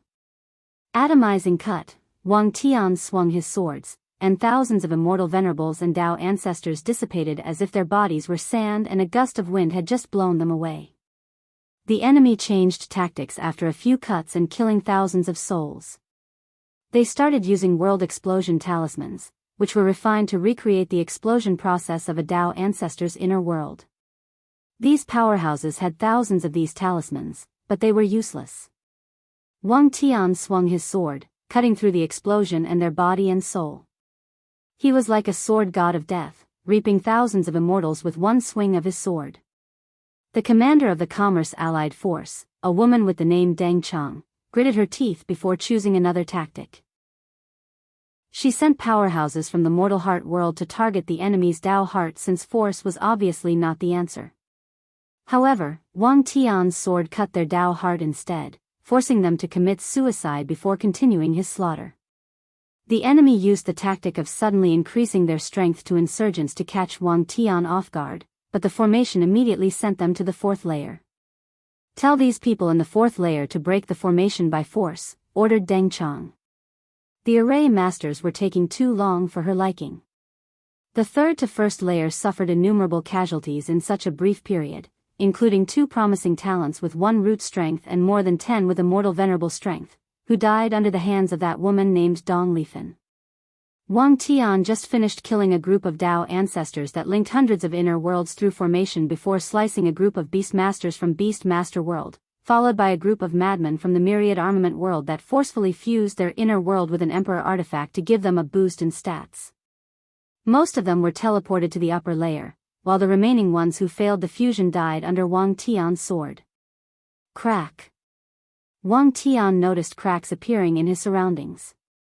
Is the formation about to collapse? In that case, let's finish this with a bang. His words began to glow with intense light before slashing. Everyone in the 3rd layer heard the sound of something breaking, but nothing changed in their surroundings, no one died, or no spatial tear materialized. Then, everybody's aura dramatically waned as they lost their motivation to fight in this war. It was like they were forced to come here, and they resented every single second they had to spend in this heaven-forsaken void. Some wise individuals had figured out what Wang Tian had done. He cut their morale. I have never hated these swordsmen as much as I do today. Deng Chang gritted her teeth, forgetting the fact her Dao companion was a swordsman. Hurry up and prepare for the real battle. Wang Tian left the formation before it finally crashed to return to the back. His current strength was temporary since he had not experienced the final fusion with his incarnations. He still wanted to train them individually to the limit before the final fusion. He saw Dong Lifeng was also waiting. Done? Yes. How was the result? I killed all of them, she replied calmly, and Wang Tian gave her a thumbs up. Although the second layer did not have all the enemy's powerhouses, it was still a significant blow to them after losing so many cultivators. Are you going to continue fighting? He asked. I don't know yet, replied Dong Lifen. Tai Gang recommended that I return home or go to the martial hegemony battlefield to prevent the enemy from targeting me. But I haven't decided. I recommend you go to the other battlefield and help our side from the shadow, cast nightmare curses on the enemy or something to slow them down and give our soldiers a chance to win. Dong Lifen nodded as this was one of the plans she considered. Her hesitation stemmed from wondering if there was a better way to help. Wang Tian said no more as he focused his sight on the battlefield. His worry was not for his wife but for his father, who wanted to test out his new eternal class strength in this war. According to him, this was training for his fight against 9 Sunday. If you find any errors, ads pop up, ads redirect, broken links, non-standard content, etc., please let us know each report so we can fix it as soon as possible. Chapter 1101 Don't do something stupid. Today is my birthday, and am craving some attention as I ponder my passing mortality. So, give me some love in the comments. Mu Lei looked in the distance, silently waiting. He wore black martial clothes with short sleeves, showing his muscular arm. He looked at his wife, and they nodded to each other. Tong Ruobing pointed at him, and tattoos or talisman runes manifested on his arms. They had a plan, and it was time to implement it. With all these talisman buffs, he was in peak shape for the battle. So, he activated his awakening, which was one of the more subtle ones, as 10 stars appeared on his pupil. When the formation activated, the insurgents and eternal powerhouses rushed into the 4th layer. A lightning dragon materialized around Mu Lei's fists, and he rushed forward. He bypassed a few pseudo-eternals and genuine eternals, heading directly for the immortal sovereigns. He exploded a demonic immortal sovereign before rushing to another and punching through her heart. Bang! A palm attack hit Mu Lei on his back, but he tanked it with his flesh and the defensive talisman. Purple gold divine punishment thunder. The sky above the void changed as lightning bolts descended from the heavens to kill as many immortal sovereigns and pseudo-eternals as possible. People resisted, and the other eternals rushed toward him, but Mu Lei and Tong Ruobing ignored them and continued evading and targeting the weaker members. After the lightning bolts stopped, the vibration of thunder followed, killing more people by either exploding their bodies or directly targeting their souls. After all, thunder is the nemesis of everything evil and in nature. Gravity pull. Mu Lei's star beast body is enough, thus achieving its own gravity rotation and pull. So, he released all its power, pulling countless people toward him. They tried to resist, but the pulling force was truly terrifying. Lightning Dominion. Mu Lei controlled the electrical impulses in these people's bodies and exploded them from the inside. As for the people whose bodies were entirely conceptual, it did not matter as they once contained lightning, and were thus susceptible to this technique. Weight-crushing fist. He appeared before a young female immortal sovereign and punched her. He converted the nearly incalculable weight of his body into a crushing force, turning her into meat paste. Mu Lei used a second punch to destroy the array surrounding him before rushing to another target. An Eternal with strength near his peak 5-fold rushed to annihilate Mu Lei, but he activated a talisman on his body and teleported from the attack, reaching another target. He raised his palm to point at the enemy, releasing a terrifying force that exploded them into a blood mist. Before he could move, chains captured Mu Lei's legs and arms, sealing all his movement. The years spent in the dream world to increase his battle experience activated, and he realized his gluteus maximus muscles were still working, so he farted. However, this was not just a normal fart, but a fart backed by an infinite amount of mass from Mu Lei's true body. This technique's terrifying force and unexpectedness caused devastating damage. The chains broke apart, and the people closest to them turned into disintegrated particles. Mu Lei took advantage of the surprise and chaos to kill a few more people. He blew his breath, generating a powerful tornado that dispersed the surrounding chaotic space-time energy. He raised his palm to force out one of the muscles from his body before using it as a whip to kill people. Tong Ruobing suddenly appeared behind him, and they stood back to back. They looked around, already surrounded. "How many did you kill?" she asked. 17, you? 21, together, they killed 38 Eternal Class powerhouses, and that's not counting the countless insurgents who died in the aftermath of their rampage. Mu Lei frowned. This number might have looked impressive, given who they were killing, but it was nothing compared to the enemy's sheer number advantage. They're about to destroy the formation, meaning the real battle is about to start. How about we leave them with a gift? Mu Lei said, and Tong Ruobing nodded, understanding what she meant. What? Can't let go of your precious baby? Tong Ruobing complained, I just feel it was wasteful to use it in this battle, given how long it took me to make it. You should have enough resources for another one after this battle, but I can't do anything about the time issue, replied Mu Lei. Enough chit-chats. Let's do this. Tong Ruobing reinforced the buff he gave him, ensuring his strength remained the same as hers and did not drop to lower fivefold. Then, she pointed to his forehead to place a white talisman inside his sea of consciousness. Mu Lei's body started to grow to a colossal size. He was so large that the gravity he released started pulling the nearest great thousand world, billions of light years away. Stopped him, yelled an eternal emperor with gray eyes as if he were blind. However, it was too late. Explode, roared Mu Lei. His enormous body detonated, releasing a maelstrom of energy, killing an incalculable number of individuals on both sides despite his controlling the power to rush toward the enemy.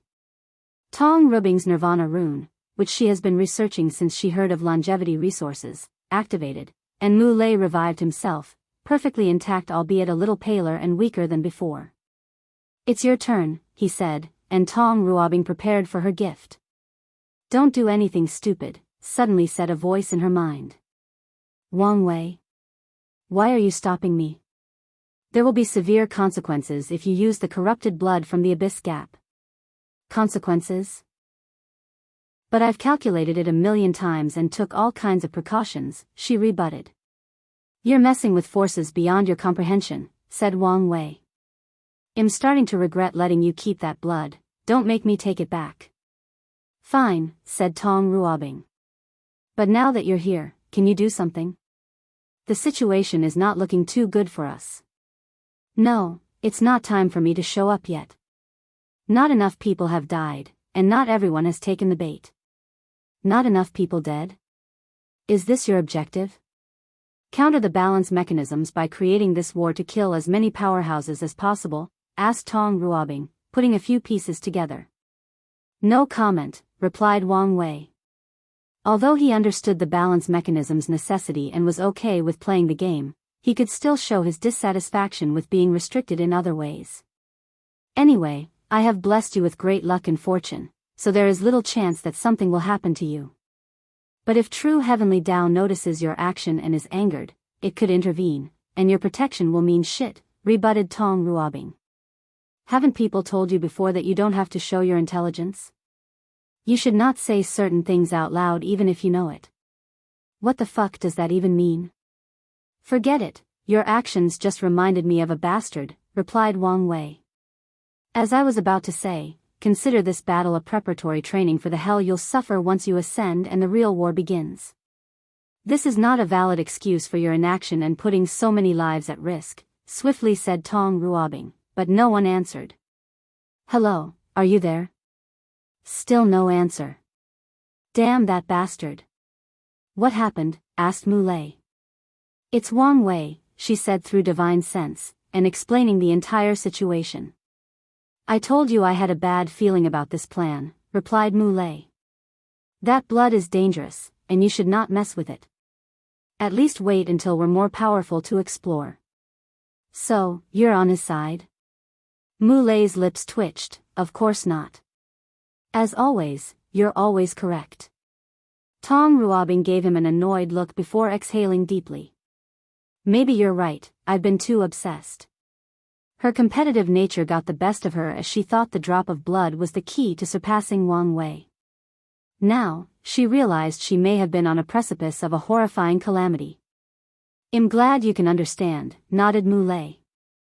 Many people think his wife is headstrong, cruel, and an opportunist who will do anything for profit and benefit, but he knows that she tends to take things too far, and most of the time, it's not out of malice, especially regarding any form of competition or race. After the little gift, the enemies suffered tremendously, but their forces outnumbered the myriad Emperor World's allied forces. However, the real battle was about to start, as countless emperors showed up, including Yu Yan and a few from the myriad Emperor World, Wrath, Ji Lanfang, Shi Qian, and Shi Shangyan. The demon-suppressing emperor and the others took their positions in the martial hegemony world. Everyone was surrounded by 3 to 5 eternal powerhouses, who glared at each other while releasing their aura. Ji Lanfang seemed calm compared to everyone, holding a sword in one hand and drinking from a gourd in another. He first saluted his friend's wife with a nod before waving his sword to Wang Tian in the distance. If you find any errors, ads pop up, ads redirect, broken links, non-standard content, etc., please let us know each report so we can fix it as soon as possible. Chapter 1102 Gou Dao.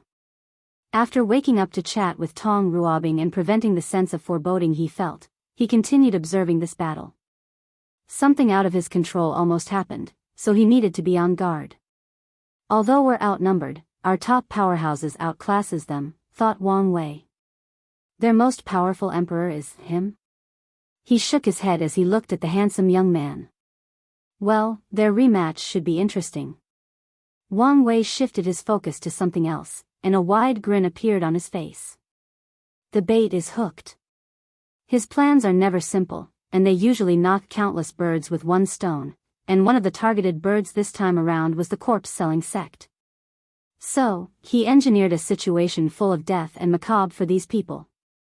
He does not believe these people would not be influenced by their founder's weird infatuation with death and corpses. Now that the stage was prepared, he only needed to wait. I'll definitely find your headquarters this time and remove this annoying cancer, thought Wang Wei before focusing on other aspects of this battle. What's this? He noticed someone bypassing the precautionary measures he placed in the abyss gap to prevent someone from breaking the seal. However, with this war, he had to deploy all his people, thus reducing the former security measures. Is this some kind of cult whose mission is to release the abomination from the gap? Given how he once killed an infected individual in the myriad Emperor world, this was not impossible. He suspected there were others, and they all had the same objective. No, this is just a cover, muttered Wang Wei. This person is another upper dimension spy. Didn't I catch them all?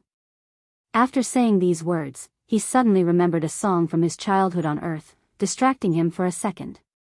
He shook his head to concentrate. I may have underestimated these parasites. Many groups were sent to the lower dimension, Parasites Group, Number One's group, and now he found a third one. And from the looks of it, this group was unknown to the others. He smiled as his plan accidentally lured someone into the bait, and he could not be happier.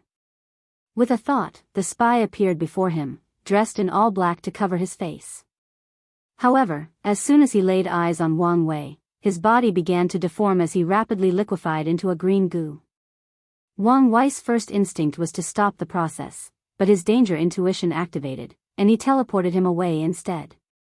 What a terrifying restriction, muttered Wang Wei. He could feel a vicious curse from this person, and if he were hit, he would either die or suffer a fate worse than death. He frowned, thinking about this third group of spies. He wondered whether there were more, and more importantly, how they completely hid from him. The hidden eighth moon, disaster paragon, thought Wang Wei. From my analysis, this man should be an expert at hiding and avoiding danger.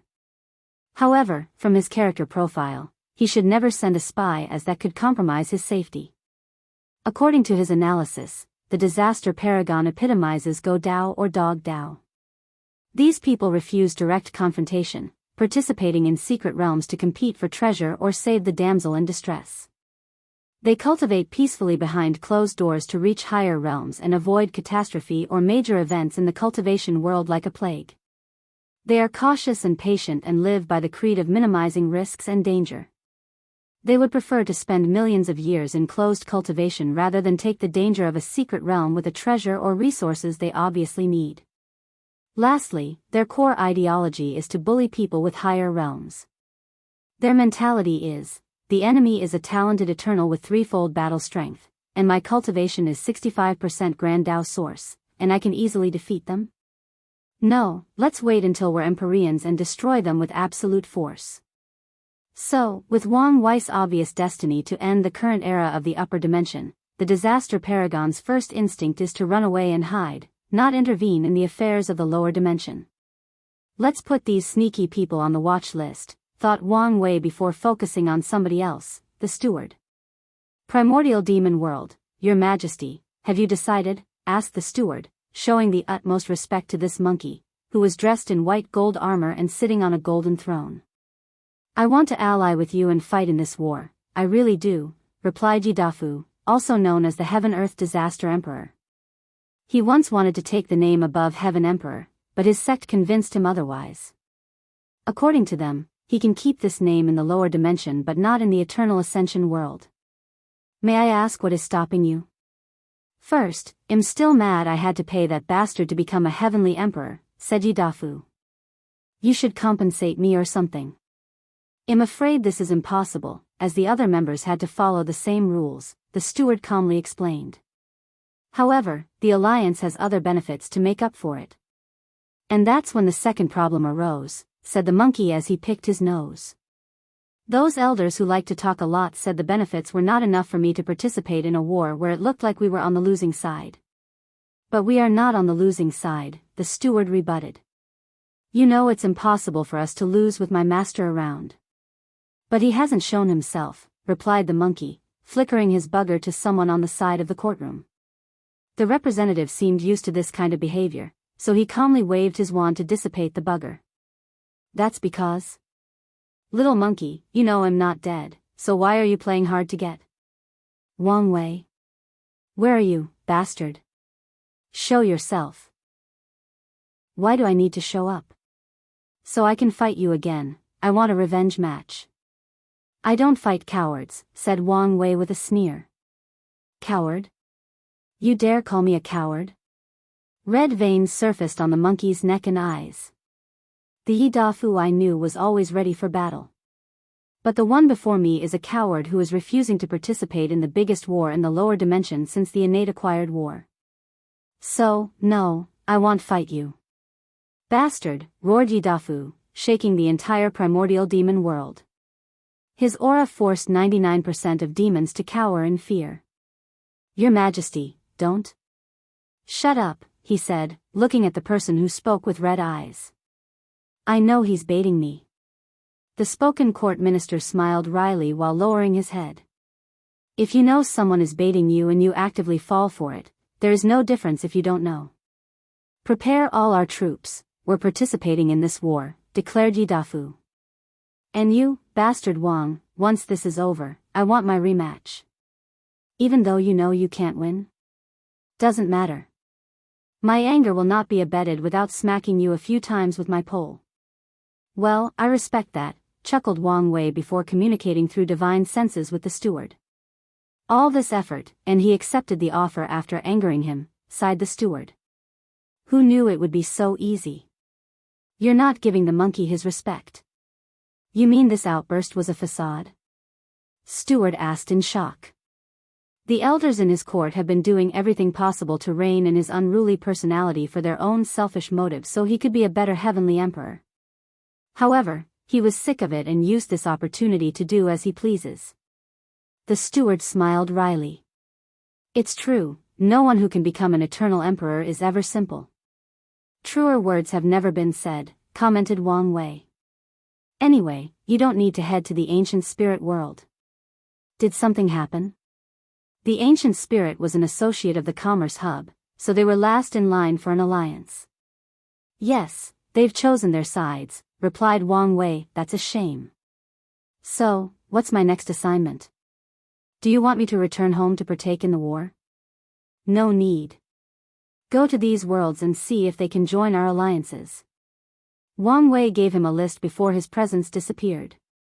Ancient Spirit World. Feng Heng sat cross-legged on a mat inside a small wooden cabin, moving the prayer beard using his right hand. This was a terrible location for an honored guest such as himself, but he did not mind the latter's attempt to humiliate or portray him in a terrible light. Once they showed him his abode, he thanked the guide and calmly lived in this hut. Feng Heng slowly opened his eyes, stopped the prayer bead, and sighed. The hut suddenly exploded into pieces, but he remained calm. He looked at the two people before him. If you find any errors, ads pop up, ads redirect, broken links, non-standard content, etc., please let us know to report so we can fix it as soon as possible. Chapter 1103 Philosophical Clash. Khutulun wore a blue deal with designs of a black wolf, a golden sash around her waist, and a headdress with colorful beads and buttons perfectly intertwined with her long hair. She exuded an aura of beauty, grace, and power. Meanwhile, her brother Taoyui wore red and gold monk robes, had a bald head, and clasped his hands together. He had a more peaceful aura with a well-hidden fierceness. His arm was slightly muscular for a monk, which only accentuated his warrior subaura. Amitba, said Feng Heng, remaining calm after these intruders essentially attacked him. He looked at Taoyui and said, Venerable, is this necessary? We are monks, so why resolve to use violence to solve our issue? I also don't want to use violence, but I don't have a choice, Taoyui replied. We cannot disobey the commerce's hub orders. You know of the rumors about His Majesty. Do you think something really happened to him? Why did you choose the losing side in this battle? If nothing happens to him, why hasn't he shown up? Because he's playing chess with the entire world, Feng Heng explained calmly. That's why our people are willing to follow him and fight in this war that seems hopeless by all accounts. We know as long as we follow him, we will be the final winner. Unfortunately, we do not have this kind of blind faith. Feng Heng looked at him briefly before shifting his eyes to Khutulun. Shadow Monarch Empress, why don't you be the voice of reason and stop your brother? Monk, don't waste your time, replied Khutulun. Since we chose to walk this path, we will see it through to the end. They've been a duo since she was young, with his brother being the brain and she being the muscle. So, she usually left all the decisions to him, even if she sometimes disagreed. Feng Heng exhaled deeply, not hiding his frustration. So, he said, why don't we stop this nonsense? This poor monk knows you chose this path because you don't want to partake in the public dharma discussion. Taoyui frowned, since you know the truth, why beat around the bush? I just wish Venerable would come to his senses, replied Feng Heng. Your new branch is susceptible to corruption, and I merely wish to prevent any future accidents. You want to talk about corruption after what you guys did throughout the lower dimension? Sneered Taoyui. We have made a mistake and atoned for it. Now, we just do not want to repeat it. You're so righteous, aren't you? Asked Taoyui mockingly.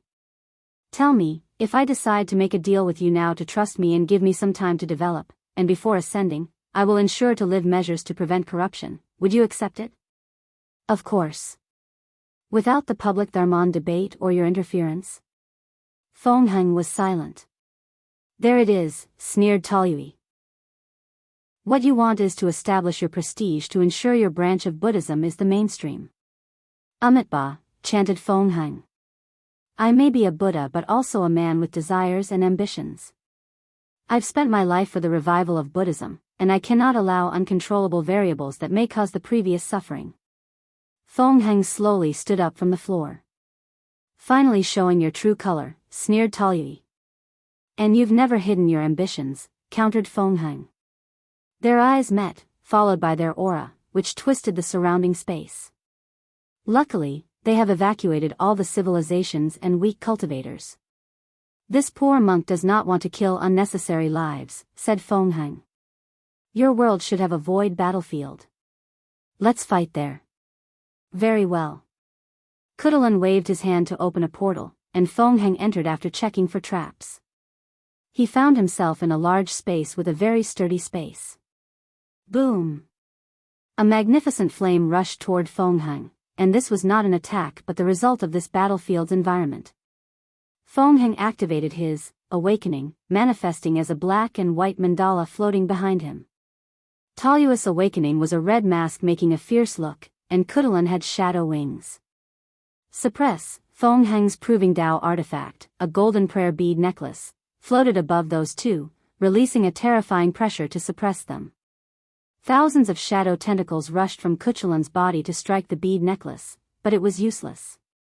Luckily for her, Talu's arrow came to assist her. The bead trembled but remained steady. Then, a golden palm descended from the sky to suppress these two even more. A shadow covered the two siblings, and they disappeared from their location. Shadow Wind Arrow, an invisible array rushed toward Feng Heng with immeasurable speed.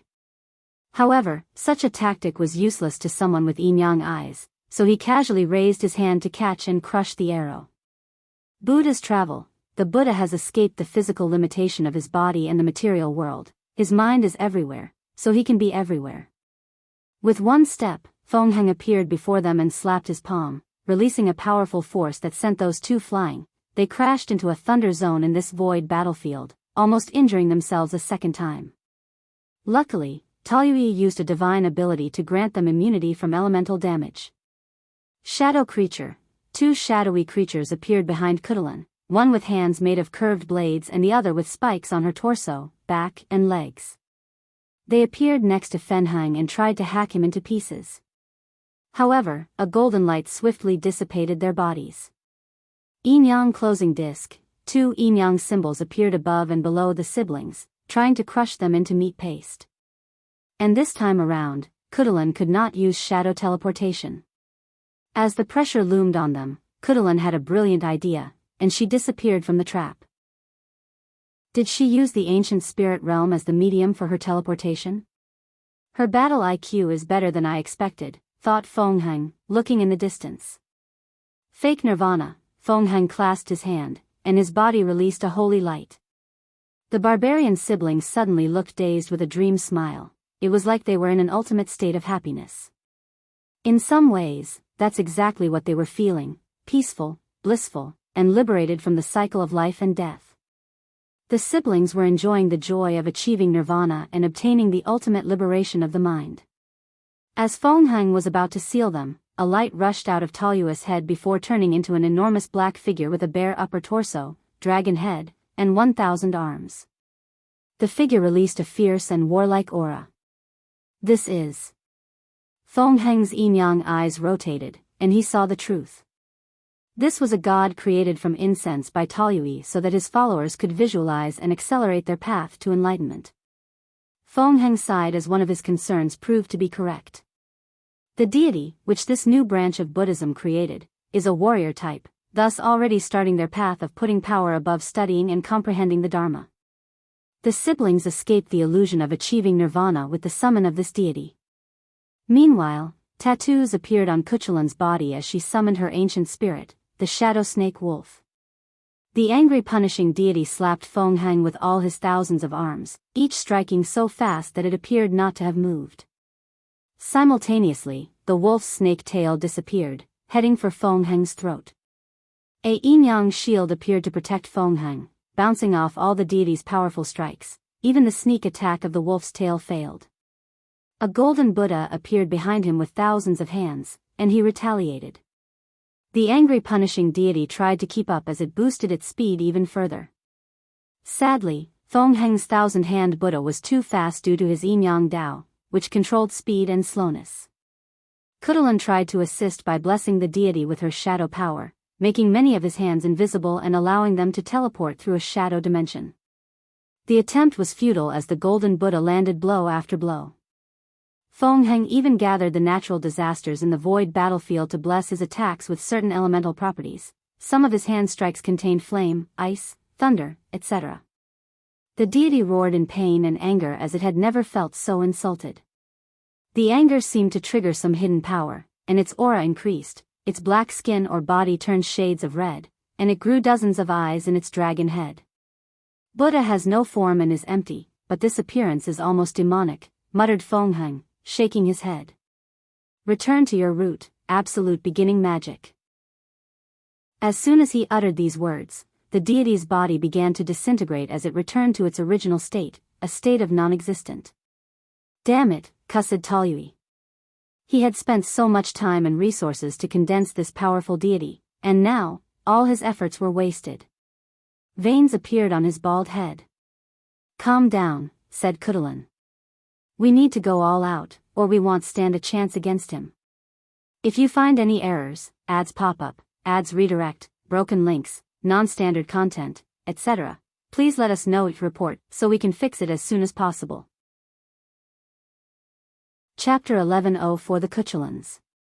I call upon the ancestors of the Khutulun tribe, guide and protect from this mighty foe, declared Khutulun. As soon as she uttered these words, the void battlefield had a subtle shift. A wind suddenly blows all the disaster around the siblings, bringing a cool atmosphere.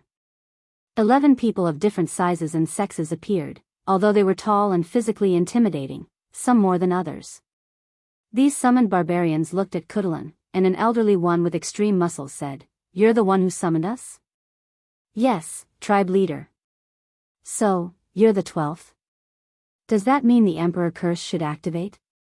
"Wait." The elderly man turned to Taoyui. "The 13th? And in one generation?" "The lower dimension is experiencing turmoil, so things are complicated," explained Taoyui. "That would explain why you're a monk," nodded the elderly, who was the tribe's first great emperor and the first person to hold the title of Khutulun. "I have no issue with you being a monk, but don't use it to shackle the mind of our people." "I would never," replied Taoyui. "What about your descendants and heirs?" "I will ensure this never happens." "I'll trust you," nodded Khutulun one before glancing at Feng. "You call us to deal with a mighty foe, so let's concentrate on the task at hand." He frowned as he realized the severity of this situation. Their enemy had reached the lower end of the five-fold battle realm, while his two descendants only had peak three-fold, Khutulun, and middle three-fold. "This won't be easy," he said to the others. Meanwhile, Feng was observing everybody. Are those the former emperors of the Khutulun tribe summoned as ancient spirits? Given how the power system of this world worked, it made sense for them to do this. Feng decided to go all out for this battle and end it as soon as possible.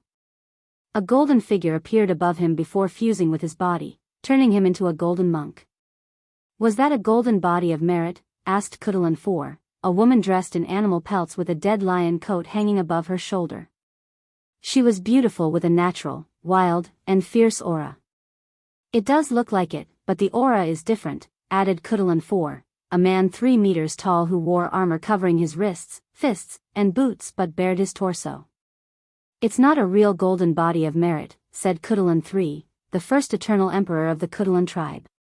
He was tall but skinny, but no one would underestimate him because of his stature. That's because he was born with divine strength. At age 3, he killed an ordinary bear with one punch, and at age 9, he killed a tier 1 demonic beast without even cultivating. What is it then? I don't know, I just know my intuition tells me it's not the real thing. He summoned it from the future, said Khutulun 5, a tall woman with all black deal and a headdress that made her look like it was 2 snakes frozen on both sides of her shoulder. However, her most eye-catching feature was her heterochromatic eyes, gold and silver. She was a legend in the tribe because she was a pseudo-emperor and because she once ripped those eyes from a silver-gold tiger, an innate creature, during an outing in a secret dimension from the old era. The future? He has the potential to condense a body of merit but hasn't gathered enough merit, so he used a time-based spell to summon it from the future, or a potential future. The enemy might be more troublesome than we anticipated, said Khutulun 2, a middle-aged man in a loose, bland black robe who concealed his powerful physique. He appeared to intentionally reduce his aura and presence. Ancestors, you were known for your wisdom. Do you have a plan? Asked Khutulun, who became number 12. I do, replied number 2. Before I reveal, am I to understand you know many divine abilities? Yes, nodded Toliu. Can you? No problem.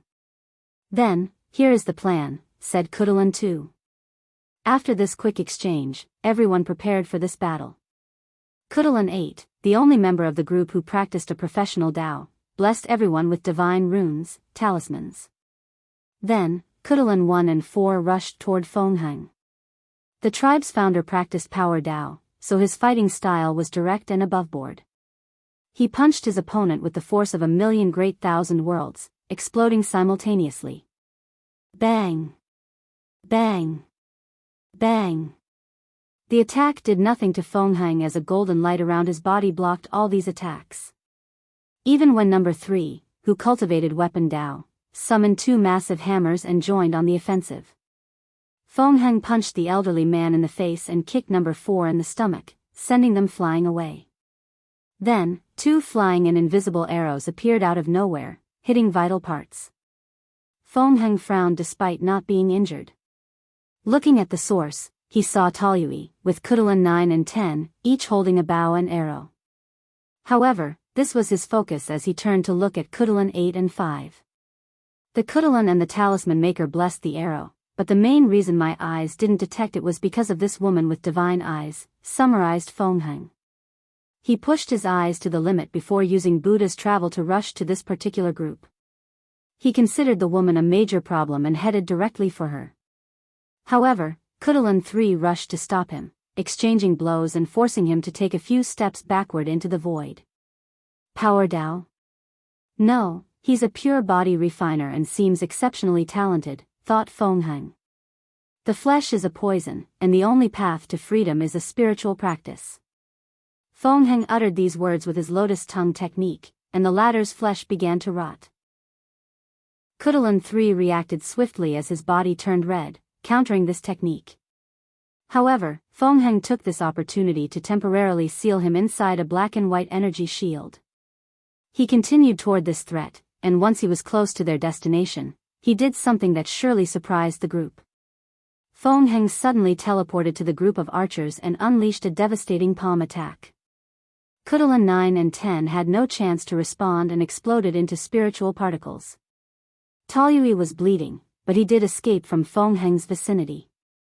Fengheng did not pursue him but looked at Khutulun 11 and said, "Vile things, vanish from my sight." Omicron M. Khutulun 11 was the shortest of the group and had a pale, almost sickly complexion. That's because his main Dao was poison and curses, which ruined his body in his early years. He never changed it after proving the Dao. When Fengheng uttered these words, 11 knew he was done for. The golden body of merit is more efficient against vile things like poison, curses, or anything evil or demonic, which are foundations for his Dao. So, a golden light descended from the heavens and purified him into oblivion. "Damn it, does he know our plan?" asked number 4. "Possibly." "No, he doesn't," reassured Khutulun 2. "He just has a terrifying battle experience, which is odd given he's a monk. However, his aura is more ancient than normal, so that might be the cause." Khutulun knew of the dream world and its effects, but she also knew this was not the time for this kind of conversation. What's next? The plan remains the same. Just be more careful. Khutulun 1, 3, and 4 became the vanguard. Khutulun fused with her wolf, boosting her strength, before turning invisible, and Khutulun 5's eyes glowed and released golden chains to provide support. Fengheng frowned as he sensed danger. Her chains are targeting my weak points, he thought before evading. The other heavy powerhouses followed him closely, not leaving a chance to breathe and react. Pish. Although the sound was small, somehow, everyone heard it and momentarily paused. As they checked with their divine sense, they saw another Fengheng appearing behind Khutulun 2 and plunging his hands on his chest. The second Khutulun looked at his rapidly dissipating body before saying calmly, "Continue the plan." He disappeared, not even batting an eye on his demise. Fengheng did not dissolve his Yin clone and had the latter rush toward the talisman maker team. Khutulun 5 activated her eyes, and a moon manifested above them, releasing a light that dissolved the clone. I see. Her eyes are just another version of the yin-yang eyes, thought Feng. Gold symbolizes yang, and silver is often associated with yin. Feng knew that heavenly physiques were mainly human concepts. It's rare for demons or any creatures with a powerful bloodline to have a heavenly physique. So, it's possible that Heavenly Dao modeled some of these physiques from the bloodline of the demon race, or in this case, innate life forms, since they are the original demon race. If you find any errors, ads pop up, ads redirect, broken links, non-standard content, etc., please let us know each report so we can fix it as soon as possible.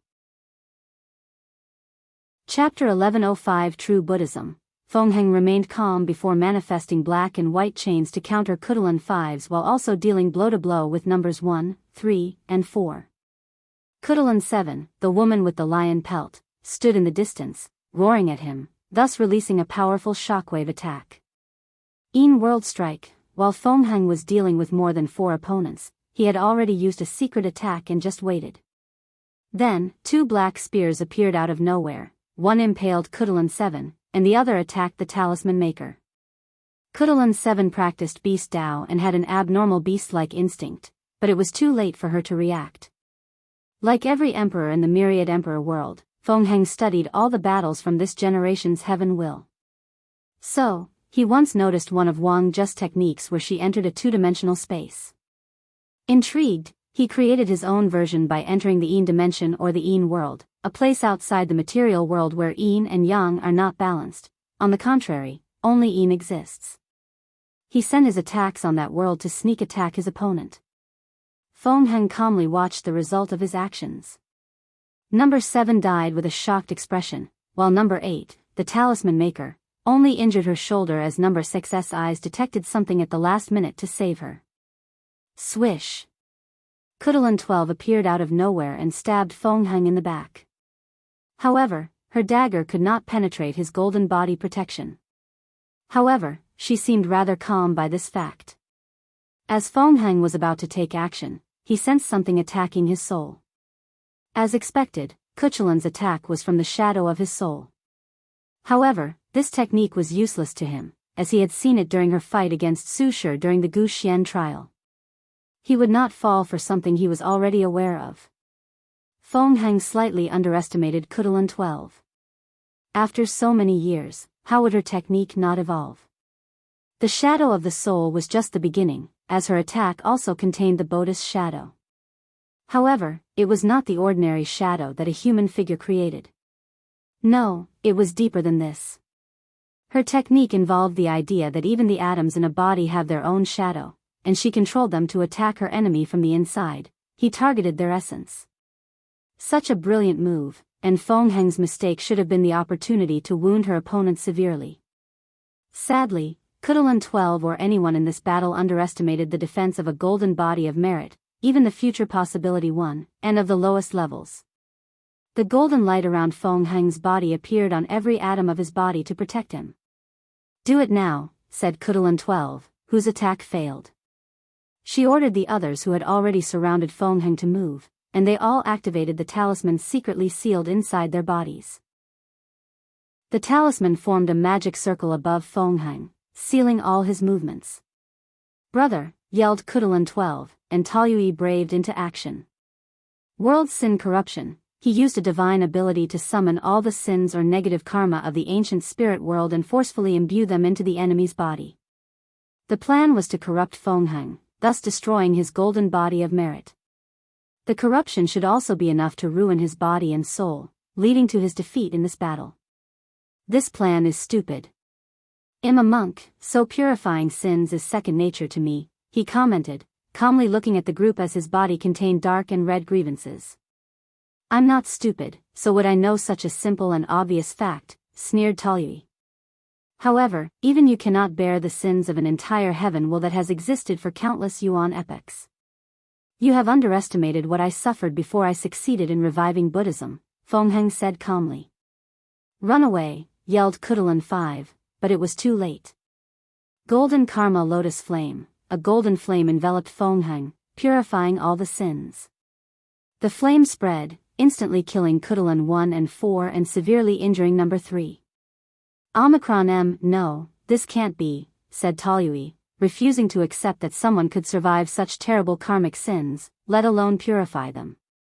Khutulun 4 suggested, we must do something, or we will lose this battle once he finishes. I have a plan, said Khutulun 12. We forced all the hidden Emperor Dao imprints from the spirit realm into his body, forcing them to confront each other. Everyone frowned. Khutulun 5 said, the spirit realm contained many ancient secrets. Do you think it's wise to mess with these people? I agree with her. Doing such a thing could have repercussions on the world and the tribe, added Khutulun 3. But if we don't do anything, we know for a fact the tribe won't survive, added Taoyui, taking his sister's side. This plan can deal with the enemy while also helping the world get rid of these scourges, hiding themselves and waiting for the perfect opportunity to revive and cause chaos, persuaded Khutulun 12. As for the consequences, we will deal with them then. Khutulun 3 sighed, you're this generation's leader. We're only spirits left to support you. Since that's your decision, I will help you. The others looked at each other before agreeing. They immediately accessed the spirit realm and searched for hidden imprints before forcing them into Feng Heng's body. The imprints resisted, but there were only imprints, and only a few could use a full attack from their prime, so their resistance was futile. The team's greatest trouble was finding these hidden marks from the normal spirits. Some spirits were truly powerful, and it was not worth angering some of them. So, the team had to choose wisely while working with extreme haste. Feng Heng immediately felt it when the first imprint entered his body, but he did not care. He had absolute faith in his purification ability and used his Dao imprint to fight off these imprints. Feng Heng considered this fight a will-tempering experience. The battlefield shook lightly, and the sin stopped pouring. The team discovered their plan had failed, and continuing was useless. Taoyui looked at Feng Heng with gritted teeth. Khutulun 12 was silent, and the remaining spirits sighed. Meanwhile, Feng Heng was looking at a white crystal floating before him, releasing white light. A physical manifestation of very condensed and purified positive karma? Interesting, thought Feng Heng as he observed the crystal. This should be very beneficial for my body training. He put away the crystal before looking at the survivors. Do you want to continue this pointless fighting? We're not given up because you have the advantage, replied Taoyui. The battle does not end until we are all dead, added Khutulun 12. Amitba, sighed Feng Heng before going on the offensive. The result was as expected. He slaughtered the injured number 3 and swiftly eliminated the talisman maker, number 8, sealed number 5 with the intent to fuse this spirit with her yin-yang eyes, and captured Khutulun 12 and her brother. What do you want with us? Asked Taoyui. You know what I want. I will never help you, declared Taoyui. I'm even prepared to watch you slaughter all my believers and people. I won't help you even if it's the only thing to save my life. I know that's your hurt pride that's speaking, Feng Heng said calmly. Once you calm down, we will discuss with a more rational mind. Taoyui looked at him fiercely. Men have committed worse acts while acting on pride. So, as I said, you can kill everyone. Isn't that what you wanted? The rise of Buddhism but curated through your wants and desires? Feng Heng did not immediately say anything. Instead, he looked in the distance with a peaceful aura. I've always thought that Buddhism and cultivation should never be intertwined. The power we acquire always interferes with our practice. We get entangled in the cultivation world's desires for benefits and power. We care too much about our ideology's prosperity instead of focusing on our spiritual practice and helping as many people as possible. If we do not have power, others will oppress and even persecute us, rebutted Taoyui.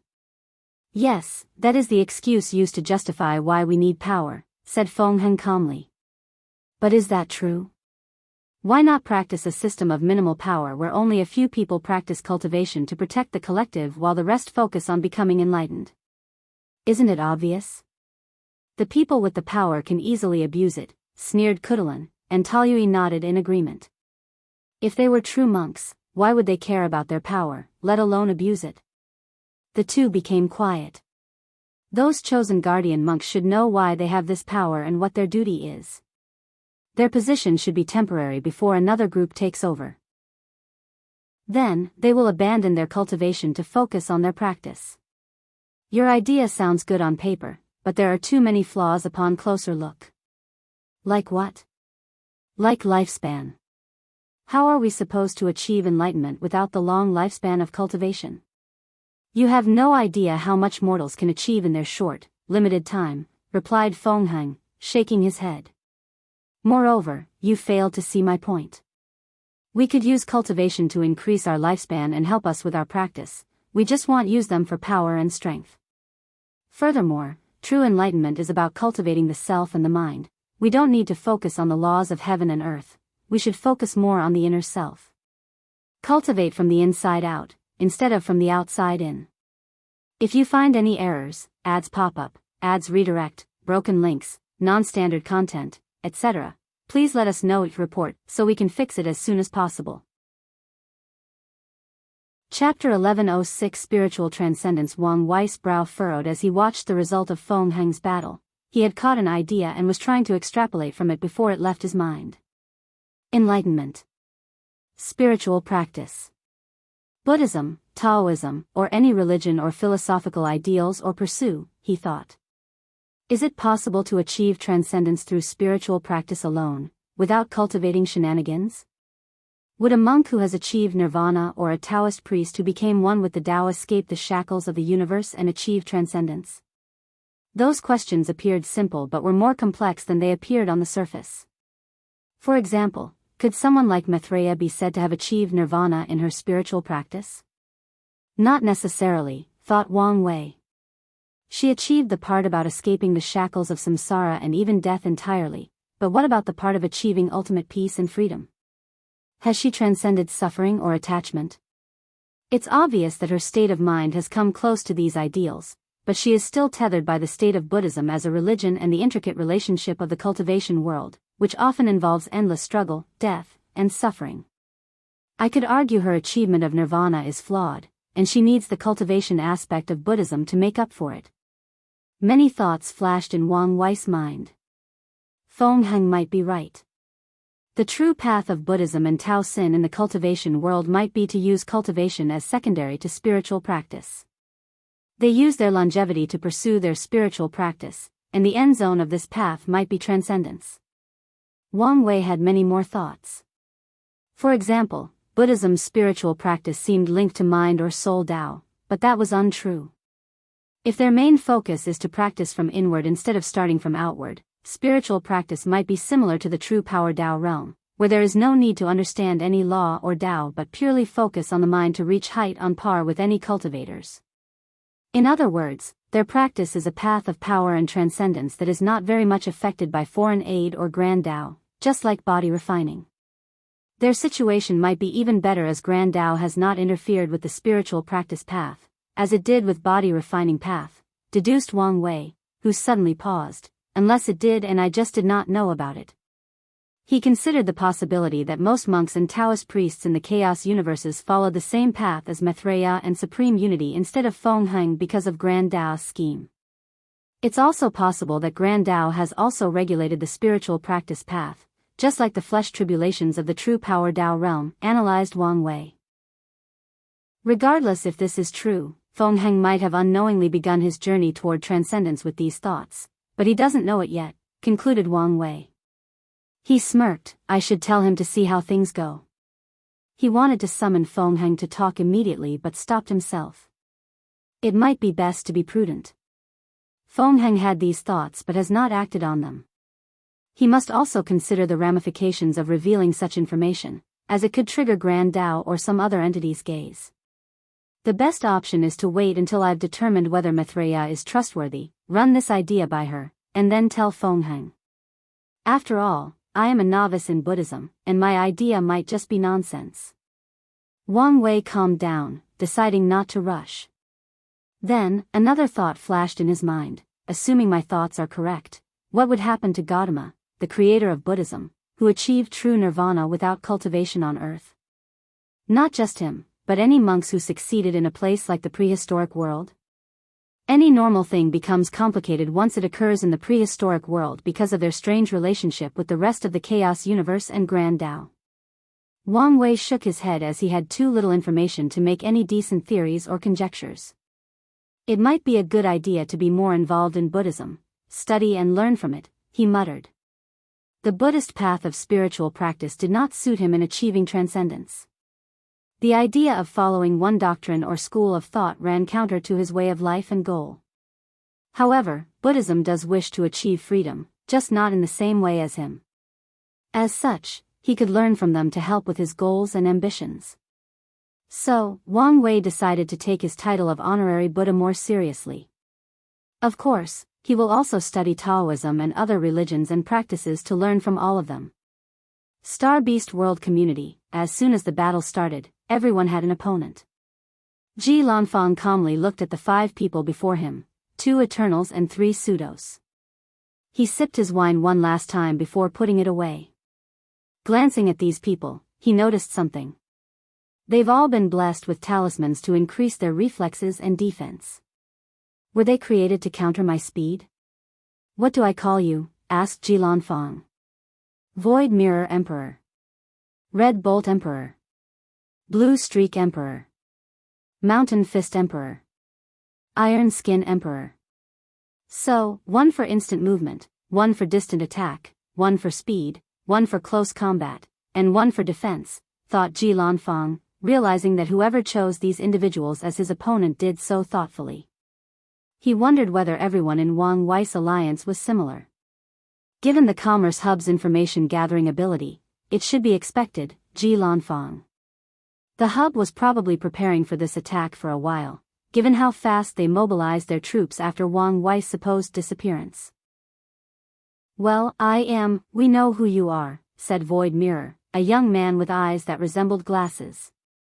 Despite his humanoid appearance, he was a spirit race, a mirror who gained sentience, to be specific. That's why he can use such Dao as space despite it being an outlaw in his world. I know, but I did not want to appear arrogant, replied Ji Lanfang casually. Who knew swordsmen could be funny, said Iron Skin. That's right. You guys are usually fucking your swords or preparing them to be fucked, added Blue Streak, making the others, except Void Mirror, laugh or chuckle. Ji Lanfang's lips twitched. Just so you know, you'll be the first to die because of those words. You think I'm scared of you? Enough with this nonsense, said VOD Mirror, the obvious leader. We came here for a task, not to chit-chat. Remember the plan and execute it like your life depended on it. They nodded before Blue Streak rushed forward. He lived up to his name, leaving a blue streak in his path and moving with unmatched speed toward his opponent. Blue Streak's cruel smile made his small, beady eyes even tinier as if he had closed them. All he thought about was how much he would play with his opponent before finishing him. Huh. Why am I looking at my own body? Thought the Blue Streak Emperor. No, that can't be my body since it's missing a head. Then, something dawned on him. Impossible. I have a top-tier Speed Emperor talisman that perfectly fits my speed Dao. How could someone be faster than me? He tested it, and his speed reached an unbelievable level, so how could he die so quickly? And without even realizing he was cut. Those thoughts became Blue Streak's last one as his soul dissipated between heaven and earth. Damn it, cursed the Void Mirror Emperor. The Commerce Hub specifically granted him a pair of heavenly eyes so he could one day deal with Ji Lanfang. However, even with their powers, he barely saw that sword, let alone react to save Blue Streak. Use your passive domain ability, ordered Void Mirror. It's pointless, said Ji Lanfang in a calm voice that seemed passive-aggressive. However, he was just telling the truth. Unless these people were close to him in strength, had a unique Dao, and knew how to utilize it, this technique was useless to him. Damn you bastard, roared Iron Skin. His body turned metallic before he rushed forward. He saw a flash of light, and like Blue Streak, he saw his headless body as his head floated in the empty void. Then, his soul scattered between heaven and earth. How is that possible? Asked Mountain Fist with gritted teeth. According to their investigation and calculations, Ji Lanfang should be one of their greatest threats after Wang Wei. He's labeled above Su Shi and everyone else. They don't know much about Li Jun, Yan Liling, and Yu Yan. Ji Lanfang looked at him. He would not tell these people he had improved drastically while training in the swordsmanship world after incorporating the essence of all these unparalleled swordsmen into his sword Dao. "You're next," he declared. A mirror suddenly appeared before Mountain Fist to reflect or counter the attack. However, it was still not fast enough as the latter's body split into millions of parts, including his soul. If you find any errors, ads pop up, ads redirect, broken links, non-standard content, etc., please let us know each report so we can fix it as soon as possible. Chapter 1107 Brainwashed. The Red Bold Emperor, a middle-aged man with a fierce face and dark red spiky hair, changed his surroundings, turning them into a domain full of his red bolt, a combination of lightning and disassembling Dao. Ji Lanfang found himself in a strange space. An unknown force constantly tried dismantling him into his fundamental parts, atoms. His soul resisted the urge to return to the natural energy between heaven and earth. He swung his sword to cut off the void, but that force dismantled his speed into countless slower slashes, thus achieving the feat of decreasing his speed. Swish! A bolt of red lightning rushed toward Ji Lanfang, and he countered it with a fast sword slash. However, he missed since he was not fast enough, and his body had to move independently to evade. This technique divided his speed, which could be considered one of his counters. Red bolt fired or lightning bolts rushed toward him when he saw the first test was successful.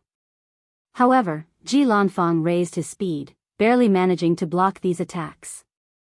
The Void Mirror Emperor, observing from the side, raised his hand to fire a blue light into his partner's body. Red Bolt's aura suddenly increased along with his power. The dismantling aspect of his Dao became more efficient, further dividing Ji Lanfang's speed, and his lightning bolt's speed drastically increased. Sword stacking skill. Hundreds of afterimages appeared behind Ji Lanfang, each swinging their swords before fusing with his body. Then, with one slash, he cut off thousands of lightning bolts. By stocking countless sword slashes, his speed reaches another level. After realizing this change, the Red Bolt Emperor's face changed, so he went all out.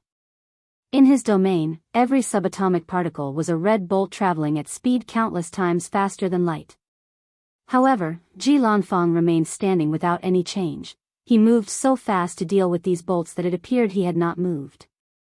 The Void Mirror Emperor raised his hand to send another blue light into his body, further boosting his stats, but it was useless. Ji Lanfang took one step to appear before his opponent and slash his sword. A mirror blocked his attack, even trying to rebound it.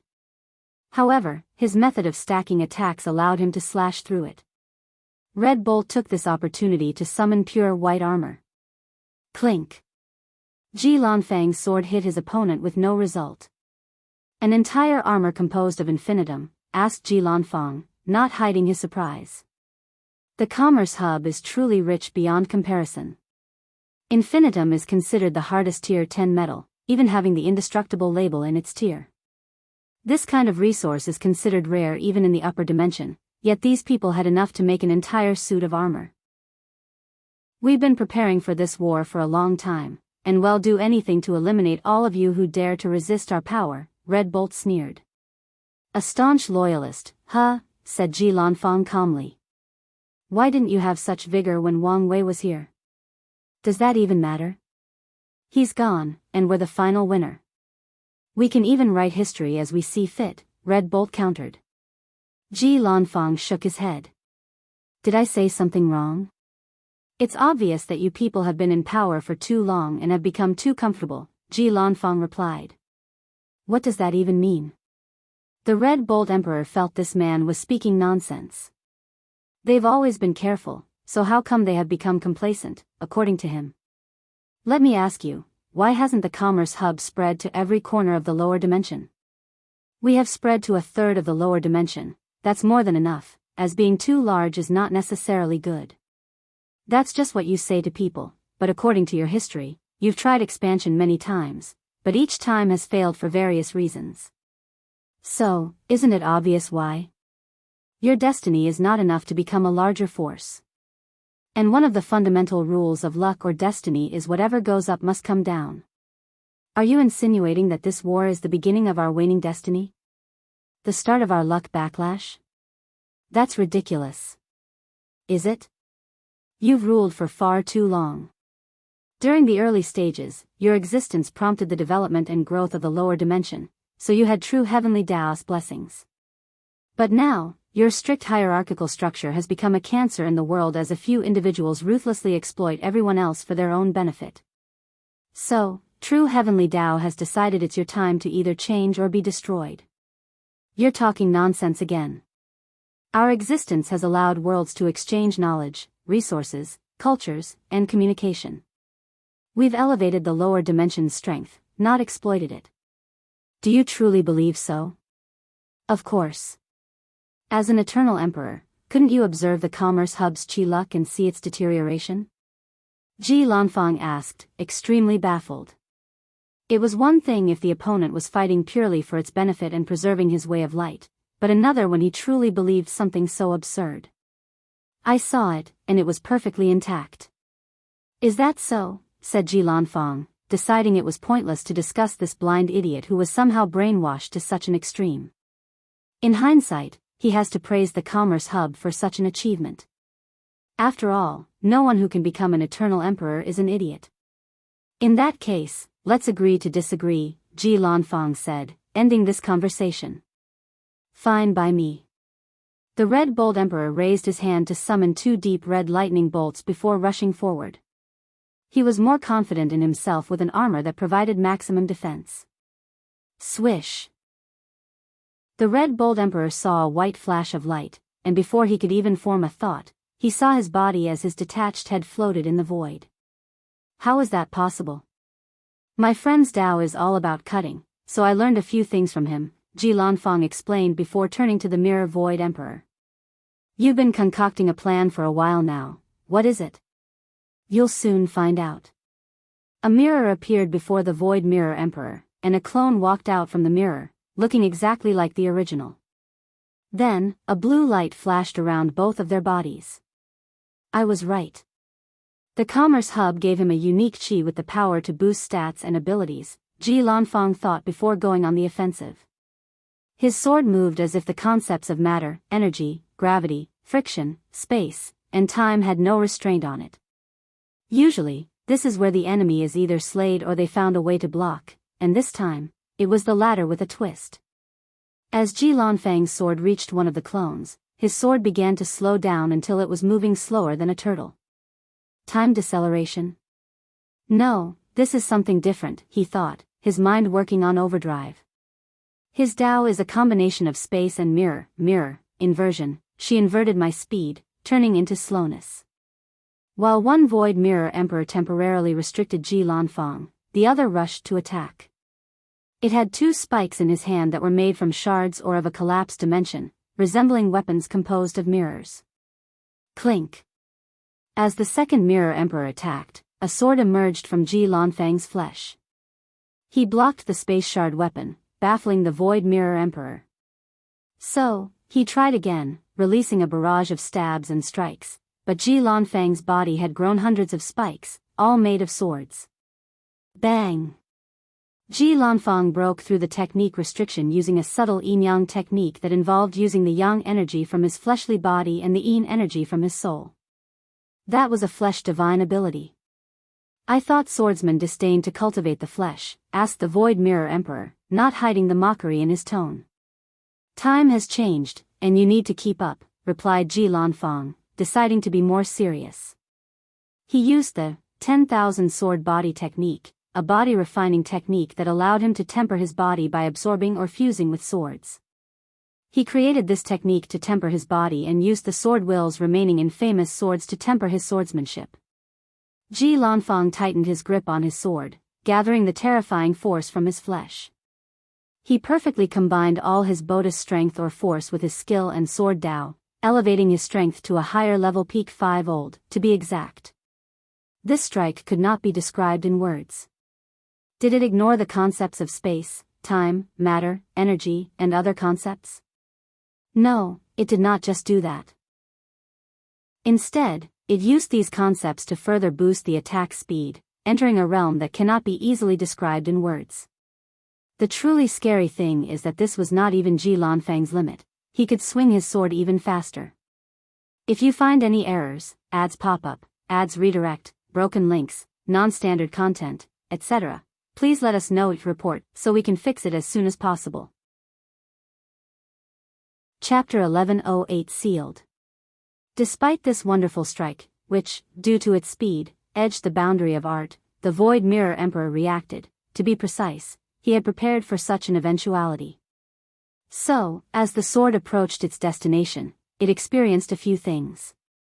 The strike experienced another inversion, trying to slow it down, a second inversion, turning from a strong attack to a weak one, and a third inversion from a cutting attack to restoring the body. Additionally, the Void Mirror added a reflection technique on both bodies. If his previous method failed, it should reflect or bounce the spell to its original owner. The sword sliced through these two clones like they were butter. All of the Void Mirror Emperor's cautionary measures were useless as Ji Lanfang was simply too fast for any of them. Huh, muttered Ji Lanfang. He saw the two bodies turn into glasses before falling apart. Both mirror clones? He did not notice this subtle change, so he took this time to observe his surroundings. Am inside another world? It should be a mirror dimension that looks exactly like the real world. So, that's what he was secretly doing. Ji Lanfang did not hesitate and sliced through this dimension, revealing the Void Mirror Emperor's presence. However, instead of feeling relieved, he frowned. Something is wrong. Before he could analyze the situation, Void Mirror went on the offensive.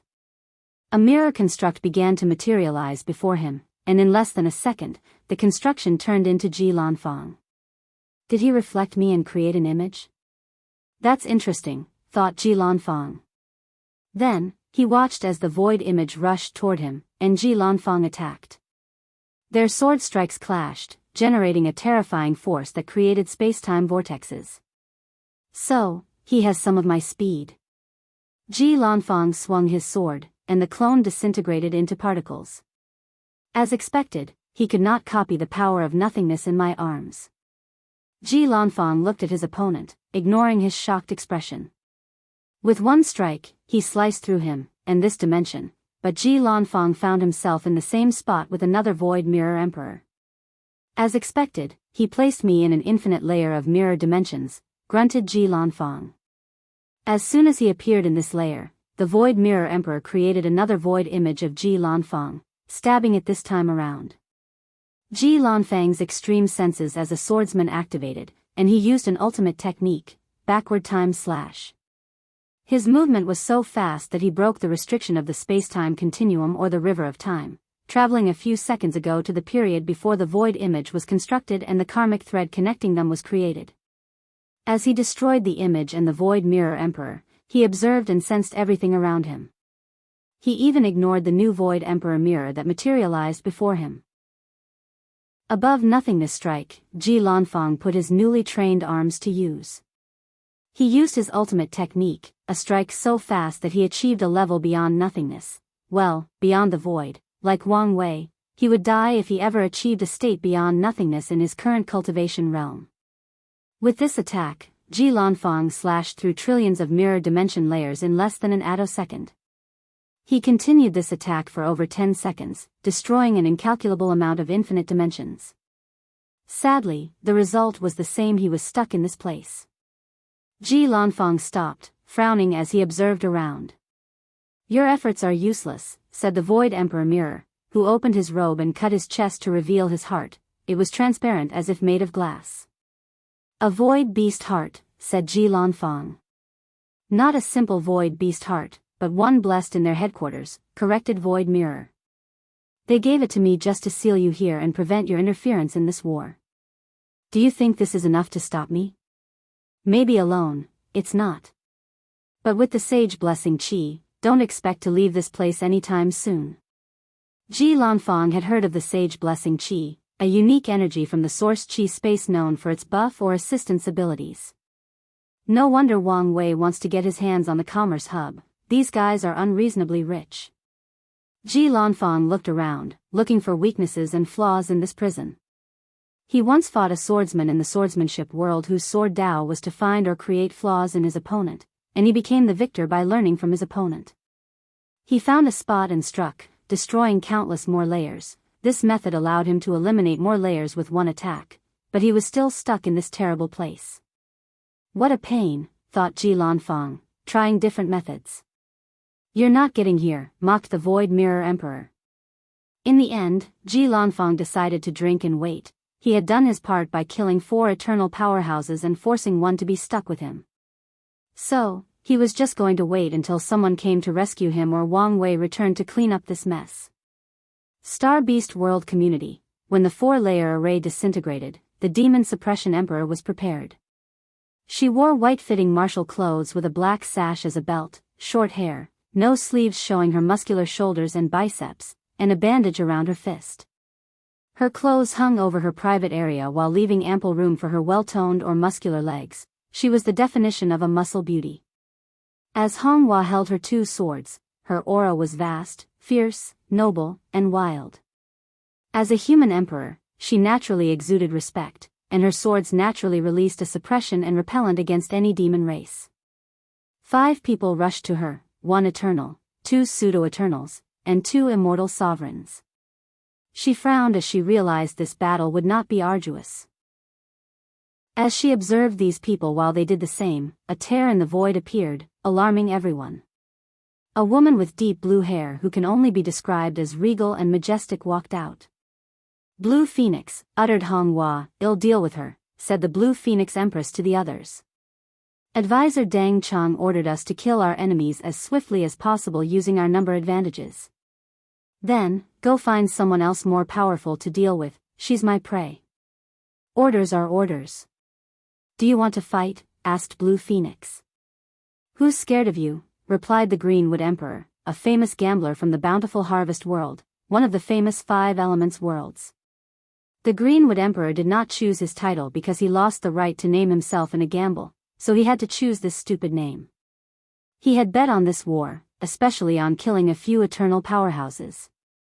From the information he gathered, the Demon Suppression Emperor was one of the weakest in this group, so she became his prey to ensure he won his bet. Fine, I'll deal with you first. A cold flame enveloped Blue Phoenix, followed by a cold mist. Her aura locked into green wood, preparing to strike at any moment. Damn woman, don't you understand the situation? He realized this crazy woman was really about to fight him. Do you think I care? I'll kill anyone who stops me from killing this woman. Greenwood bit his teeth, and his eyes flashed with ruthless light. He looked at his followers or partners and said, "Let's deal with her first before killing the Demon Suppression Emperor." The others immediately hesitated. They knew the consequences of attacking one of their own. Don't worry, I'll take the full responsibility, reassured Greenwood. So, the others looked at each other to communicate with their eyes and decide what to do.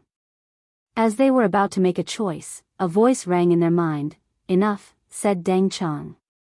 Greenwood, go find another opponent and leave her to Blue Phoenix. But she was my opponent first. Do as I say. Woman? I dare you to finish these words, sneered Deng Chang. Do I need to remind you how much you owe us?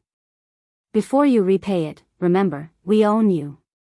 Greenwood clenched his teeth, glaring at Blue Phoenix, who returned the favor with a haughty and sneering look. Ultimately, he sighed in resignation. As he was about to order his people to relocate, he heard a sound, and his body reacted. It was too late. A sword attacked the group, piercing the head of 1 pseudo-eternal and 1 immortal sovereign and injuring another pseudo-eternal. You! He roared, looking angrily at Honghua, who was extremely calm.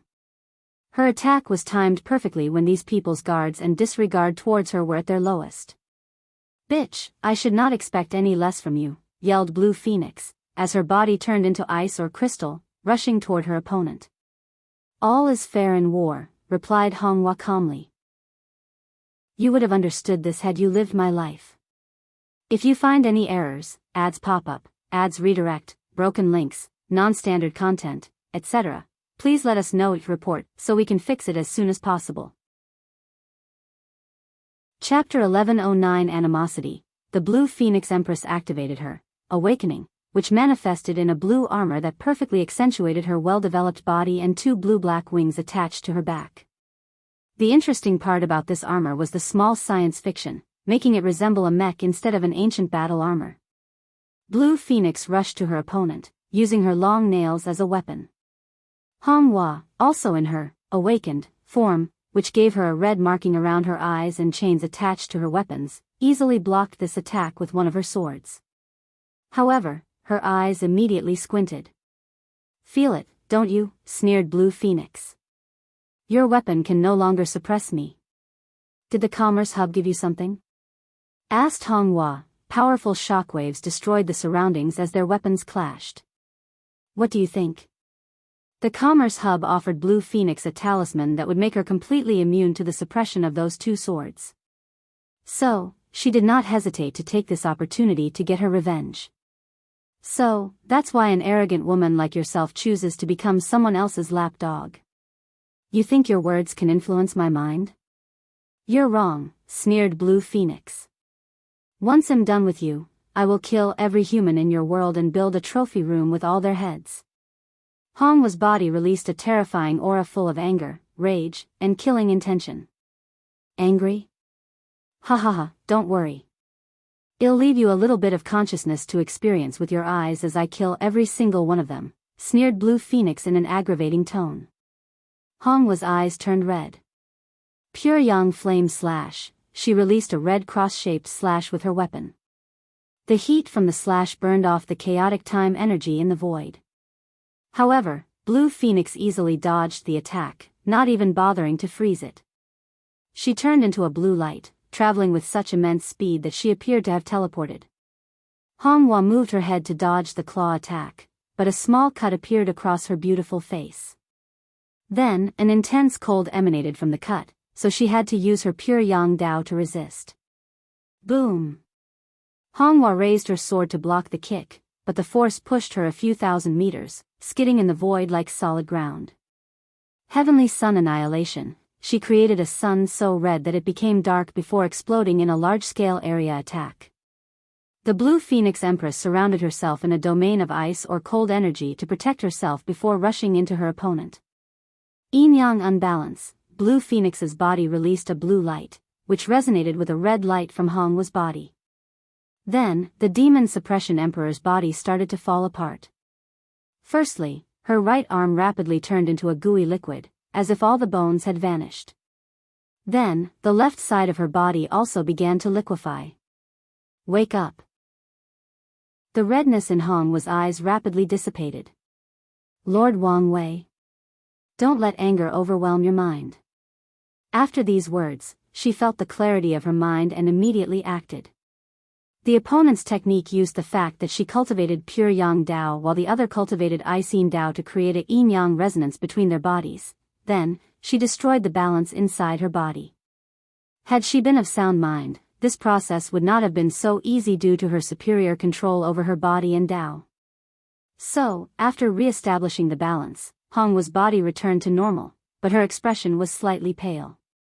How did she wake up so easily? Thought Blue Phoenix. She used a powerful Yin/Soul technique to affect her opponent's mind and soul, and adding the fact that she targeted the latter's flaw, it should not be so easy for Hua to wake up. Did someone interfere? But why didn't I sense something? She can only assume her opponent had another way to protect her soul. Blue Phoenix raised her hand to summon an ice trident. Frozen time. A deep blue ice chill encapsulated the surrounding void, and the river of time stopped flowing. Hua's body could not move as it froze in time, and she could not move. As she watched her opponent rush forward with the obvious intention to impale her, she reacted. Burning time. Hua's body released a terrifying flame that burned the frozen time. She parried the trident with one sword while immediately countering with the second. Blue Phoenix blocked with the other end of her trident. She opened her mouth to release a terrifying blizzard breath, but Hua responded in kind with a fiery breath.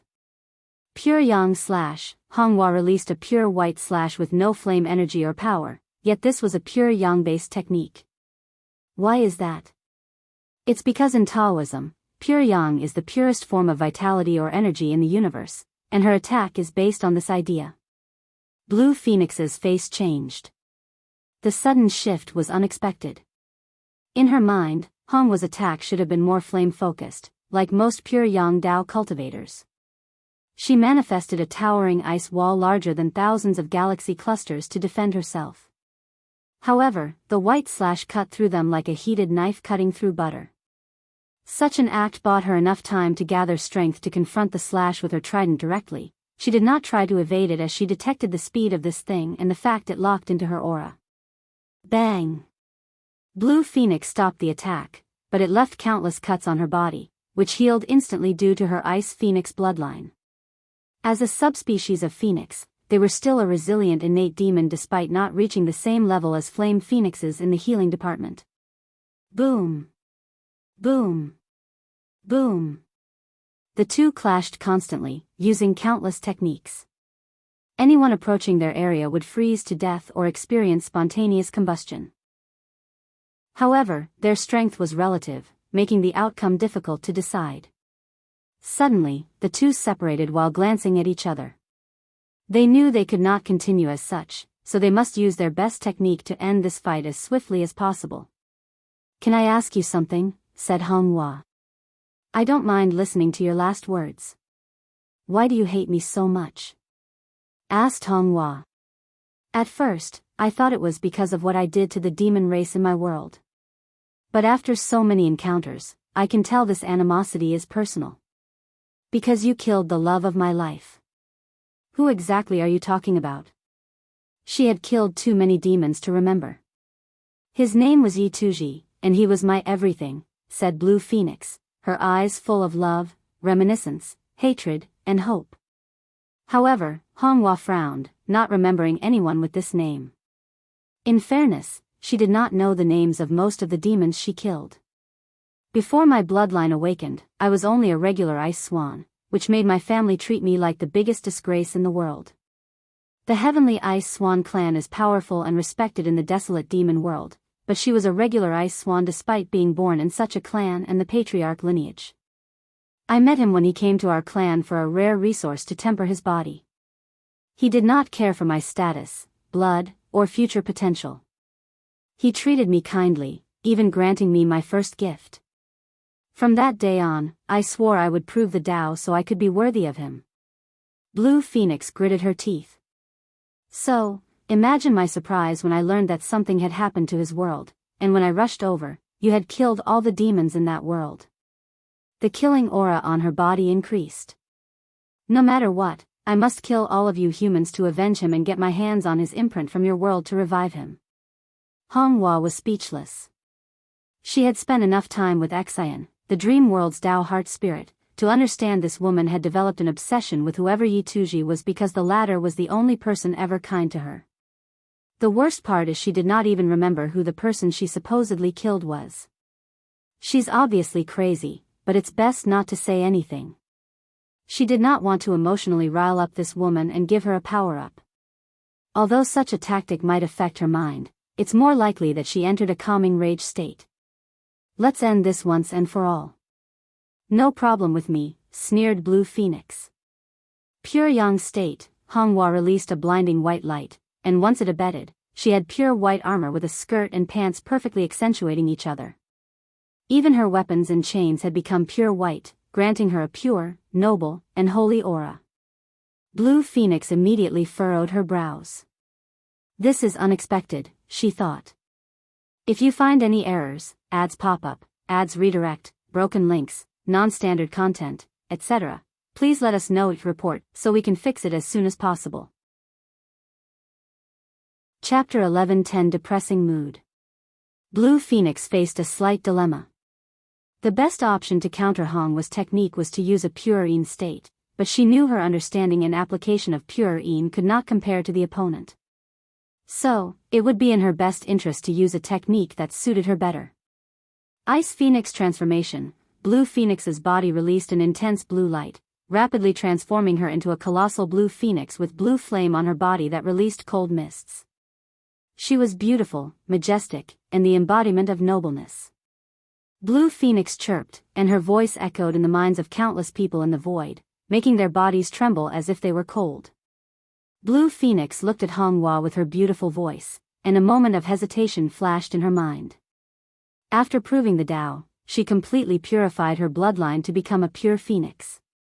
One of the abilities that she acquired was a heightened sense of danger. Now, she was sensing danger from Hongwa. No matter what, I cannot back down now, she thought. Frozen world, at the beginning of a world, there is a period where yin and yang are divided. In that period, the yin and yang worlds existed. The yang or flame world has the most intense heat, while the yin/frozen world is the area with the coldest ice or chill. Blue Phoenix recreated that period of creation with this attack. Hongwa watched everything with an unfazed look and attitude. Slowly, she headed toward her opponent. Every time the chill touched her body, it was instantly purified into the purest energy between heaven and earth, which she could absorb for her use. Pure Yang rejected anything she decided was not pure, including objects, attacks, and concepts. So, even the coldest chill between heaven and earth became nourishment for her.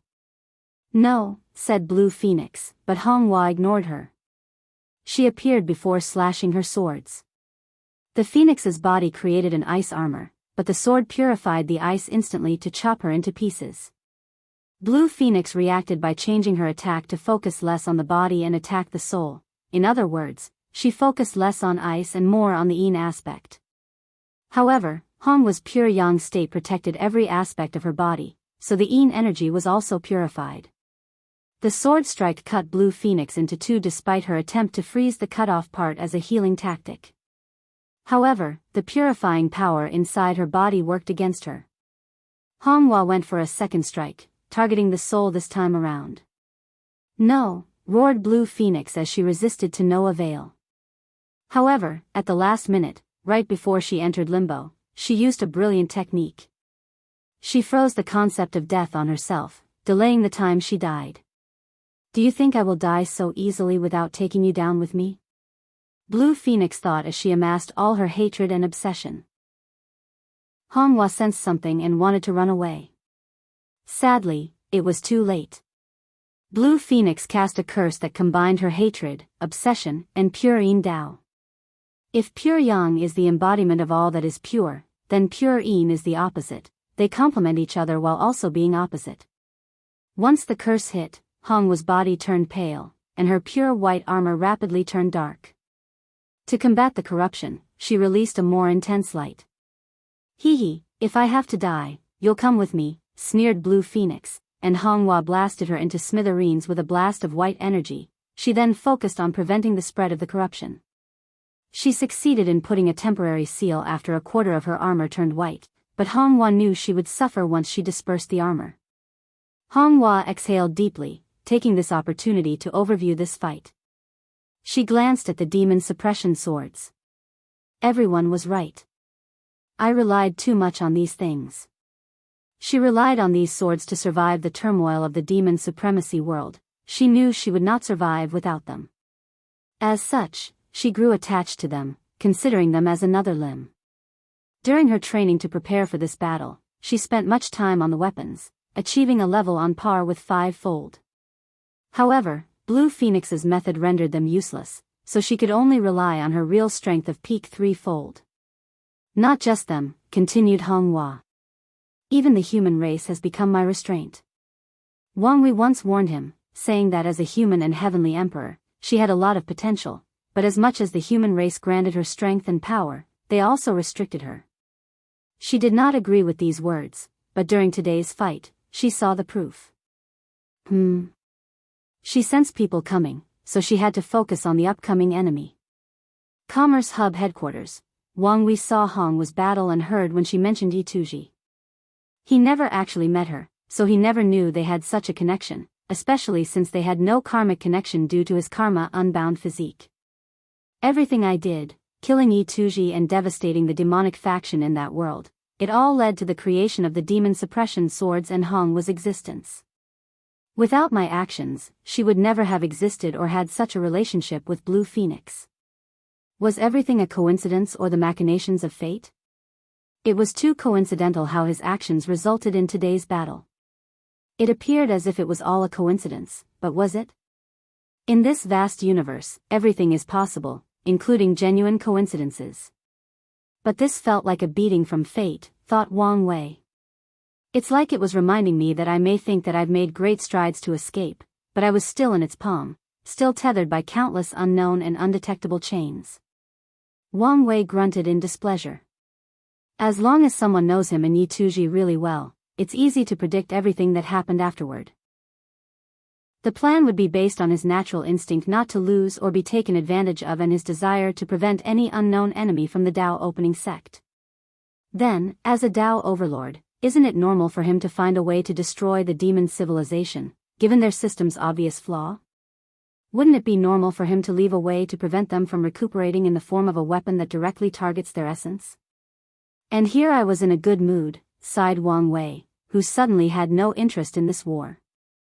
All he wanted to do was obsessed with how often fate played him like a puppeteer. How many of his decisions were simply someone else treating him as a pawn or a joke? In these moments, I truly wished she was here as support, thought Wang Wei before sighing deeply again. He focused his mind on watching these fights.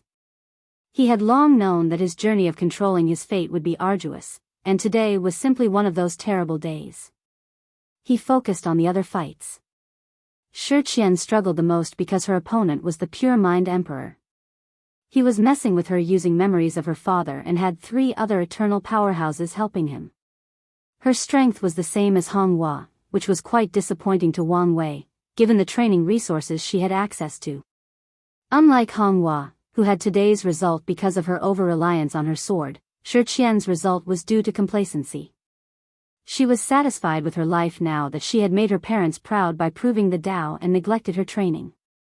Another disappointment was Wrath's peak 4-fold strength. She had spent most of her time recuperating from the revival of the Neo-Devil race and did not take her training seriously. As such, even Xianxia achieved lower 5-fold strength and was more powerful than her. Wang Wei focused on Xianxia, who was facing countless opponents, including the Greenwood Emperor and his people. It seems she hasn't tried to condense a supreme chi yet, thought Wang Wei, observing the battle closely. He looked at Xianxia and knew she would not hold on for long. However, he did not intervene as he knew reinforcement was coming. And as expected, things did not take long to appear as he predicted. A large portal materialized on the battlefield, alarming everyone. Then, a wild and boisterous laugh echoed in everyone's mind. Ha ha ha, the great Monkey King has come to save all of you. Yi Dafu appeared with countless troops while wearing dark gold armor without a helmet and holding his staff. He looked at everyone, not hiding his haughty attitude. Wang Wei, you dare say I'm scared? I'll show you, he roared. Everyone looked at him, wondering who this crazy monkey was. Yi Dafu ignored the weird gaze and swung his staff, which turned into a colossal weapon bigger than any galaxy. He killed trillions with one swing. Dang Qiang swiftly ordered people to leave Xianxia and a few others to attack this monkey. If you find any errors, ads pop up, ads redirect, broken links, non-standard content, etc., please let us know each report so we can fix it as soon as possible.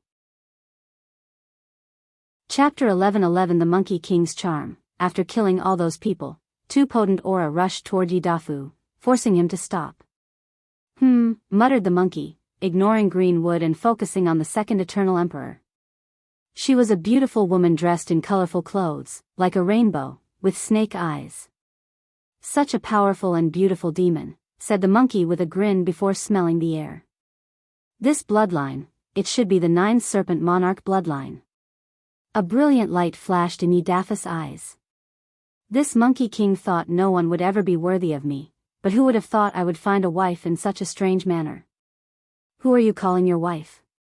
Asked the noble Serpent Empress, releasing a cold aura full of the intention to kill. You, of course, replied Yi Dafu. Only someone of your bloodline is worthy of someone like me.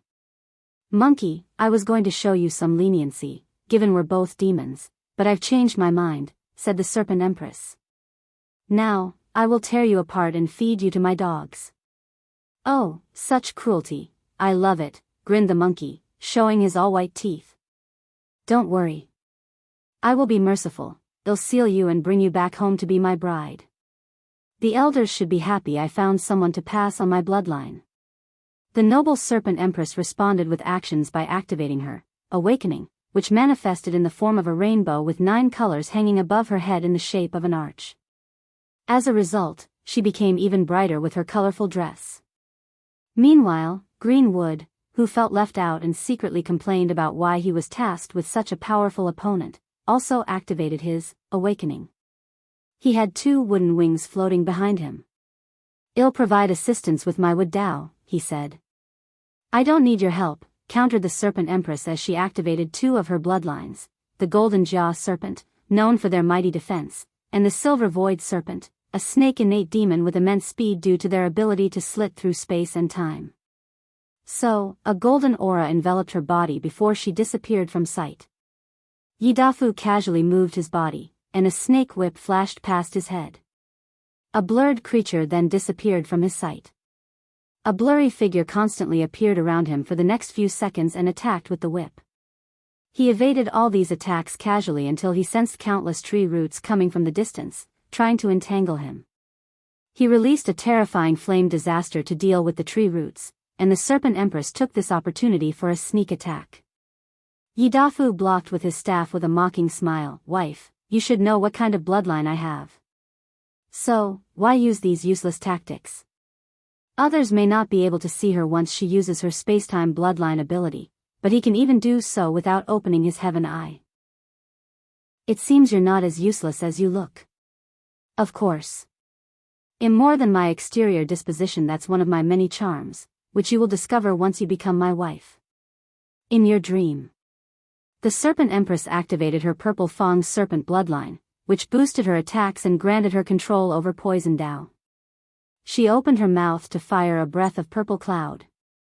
However, Yidafu only giggled before using a poison disaster attack, breathing red clouds that overwhelmed the Empress. Her fate would have been terrible without the golden aura around her and the monkey's restraint. Meanwhile, Greenwood was having the worst time in his life in the distance. According to the 5 elements theory, fire suppresses wood, meaning the attack was his natural element counter. He had to summon a unique tree around him to calm the monkey's attack, and it took him a moment to succeed. Right as he was about to intervene in the fight and provide assistance, 2 terrifying poisons rushed toward him, and he had to use his summoned tree to block them. His towering tree wilted in a matter of seconds due to the intense nature of the poison, so he had to use his Gou Dao to change the tree's nature to adapt to this poison. The noble Serpent Empress looked at this monkey hatefully. She decided to stop underestimating him and used even more power. So, she activated the Mountain Serpent bloodline to boost her fleshy body, mainly her physical strength, followed by the Winged Serpent bloodline, which boosted her raw speed. Finally, she activated her Rainbow-Eyed Serpent to acquire powerful visual prowess on par or close to his 3-eyed monkey bloodline. The Serpent Empress took one step and appeared behind Yidafu. With her new speed-based bloodline and the previous ability to slit through the very fabric of spacetime, her speed reached another realm. Boom! She punched him with an enormous force. This was not a normal attack, as her Proving Dao artifact, which was normally a whip, had wrapped around her fist like a glove to boost physical-based attacks. The Serpent Empress immediately frowned. Her eye prowess detected that her speed surpassed her opponent's reaction time, but an invisible power protected him. This is a domain technique where heaven and earth love and protect him. In other words, no matter where he is, the surrounding environment will naturally protect him, the Serpent Empress analyzed, clenching her fists and attacking. Based on her eye insight, she targeted the weak areas of this technique. However, she soon realized how pointless this attempt was, as Yidafu seemed aware of these weaknesses and either fixed them or moved them around. Omicron M, the 9 Serpent Monarch clan, was a fierce race that should have dominated the ancient era with their ability to absorb 9 other serpent bloodlines and use their powers for their own. Instead, they were wiped out early in the stages of the war. Do you know why? Asked Yidafu. The Serpent Empress ignored him and activated her elemental serpent bloodline, granting her control of all the elements. She released a devastating attack like a combination of a universal-sized tsunami, tornado, earthquake, volcano eruption, meteor shower, thunder atoms, etc. Yidafu remained calm while internally shaking his head in disapproval. All these attacks failed under the disaster category, and thus, he was immune to them. The humans and other innate demons were jealous of the potential and targeted them. They wanted to wipe them out as soon as possible. However, this was not the main fault of their downfall, explained Yidafu. Their biggest problem was the slow growth time. The most talented in their clans would absorb 7 innate demon serpent bloodlines, but this also meant it took way longer, even by the standard of innate demon gods, to develop all these bloodlines and powers. Boom! Yidafu swung his staff, hitting the serpent empress so hard that her bones cracked, and she suffered internal bleeding. Although her body healed instantly afterward, she could not forget the pain as Yidafu hit her with a disaster of pain. You're lucky to have acquired 7 innate demon serpent bloodlines in this modern era, but you suffer the same fate as your ancestor. You have not developed them to their full extent. The serpent empress ignored him as she activated her jade blood serpent bloodline to increase her healing potential and deal with this pain. I can help you, said Yidafu, not stopping his grin. With my help and the resources from winning this war, you will have no problem developing all your bloodline. Stop talking nonsense, she growled. Am I? Do you think you're something because you've achieved a lower 4-fold? Sneered Yidafu. Look at all the Eternals of the Myriad Emperor World's faction. All their strengths are around this level, but they cannot access 7 potent innate demon bloodlines. Why? The Serpent Empress suddenly paused, taking these words seriously. Is that why you're so powerful? She realized his strength had reached somewhere around 5-fold, but she did not know exactly. Me? No, replied Yidafu. He was not part of Wang Wei's inner circle, so today's strength was the result of his own effort and luck. However, he cannot wait to use things like the dream world and others to further his power. Then, how? I can only tell you I found a way to develop bloodlines, replied Yidafu. After losing to Wang Wei and leaving the deception trial, he still left his people to acquire news. Then, once he learned how powerful these people became, a fire was lit under Yidafu's butt. He realized he was nothing but a phoenix amongst a group of chickens. With this realization, he put himself through cruel training while searching for ways to improve. Ultimately, he achieved a strength of 8 leaf before his heaven will battle, and after proving the Dao, he never stopped training. Are you really pondering his offer? Suddenly asked Greenwood, but the Serpent Empress ignored him. The demon race cares more about bloodline when choosing partners, not appearance or compatibility. And if there were no enemies, Yidafu would be a top marriage candidate.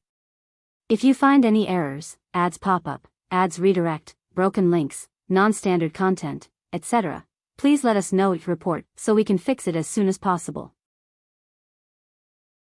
Chapter 11:12 Earth Emperor Technique. Can you imagine our children? Said Yidafu with a grin, and his words did have an effect. Demon races of different species have even lower chances of reproducing, but when they do, their children will inherit both their bloodlines 99% of the time. So, the noble Serpent Empress imagined what it would be like to have a child with the 3-eyed monkey, disaster monkey, and 9 serpent monarch bloodlines.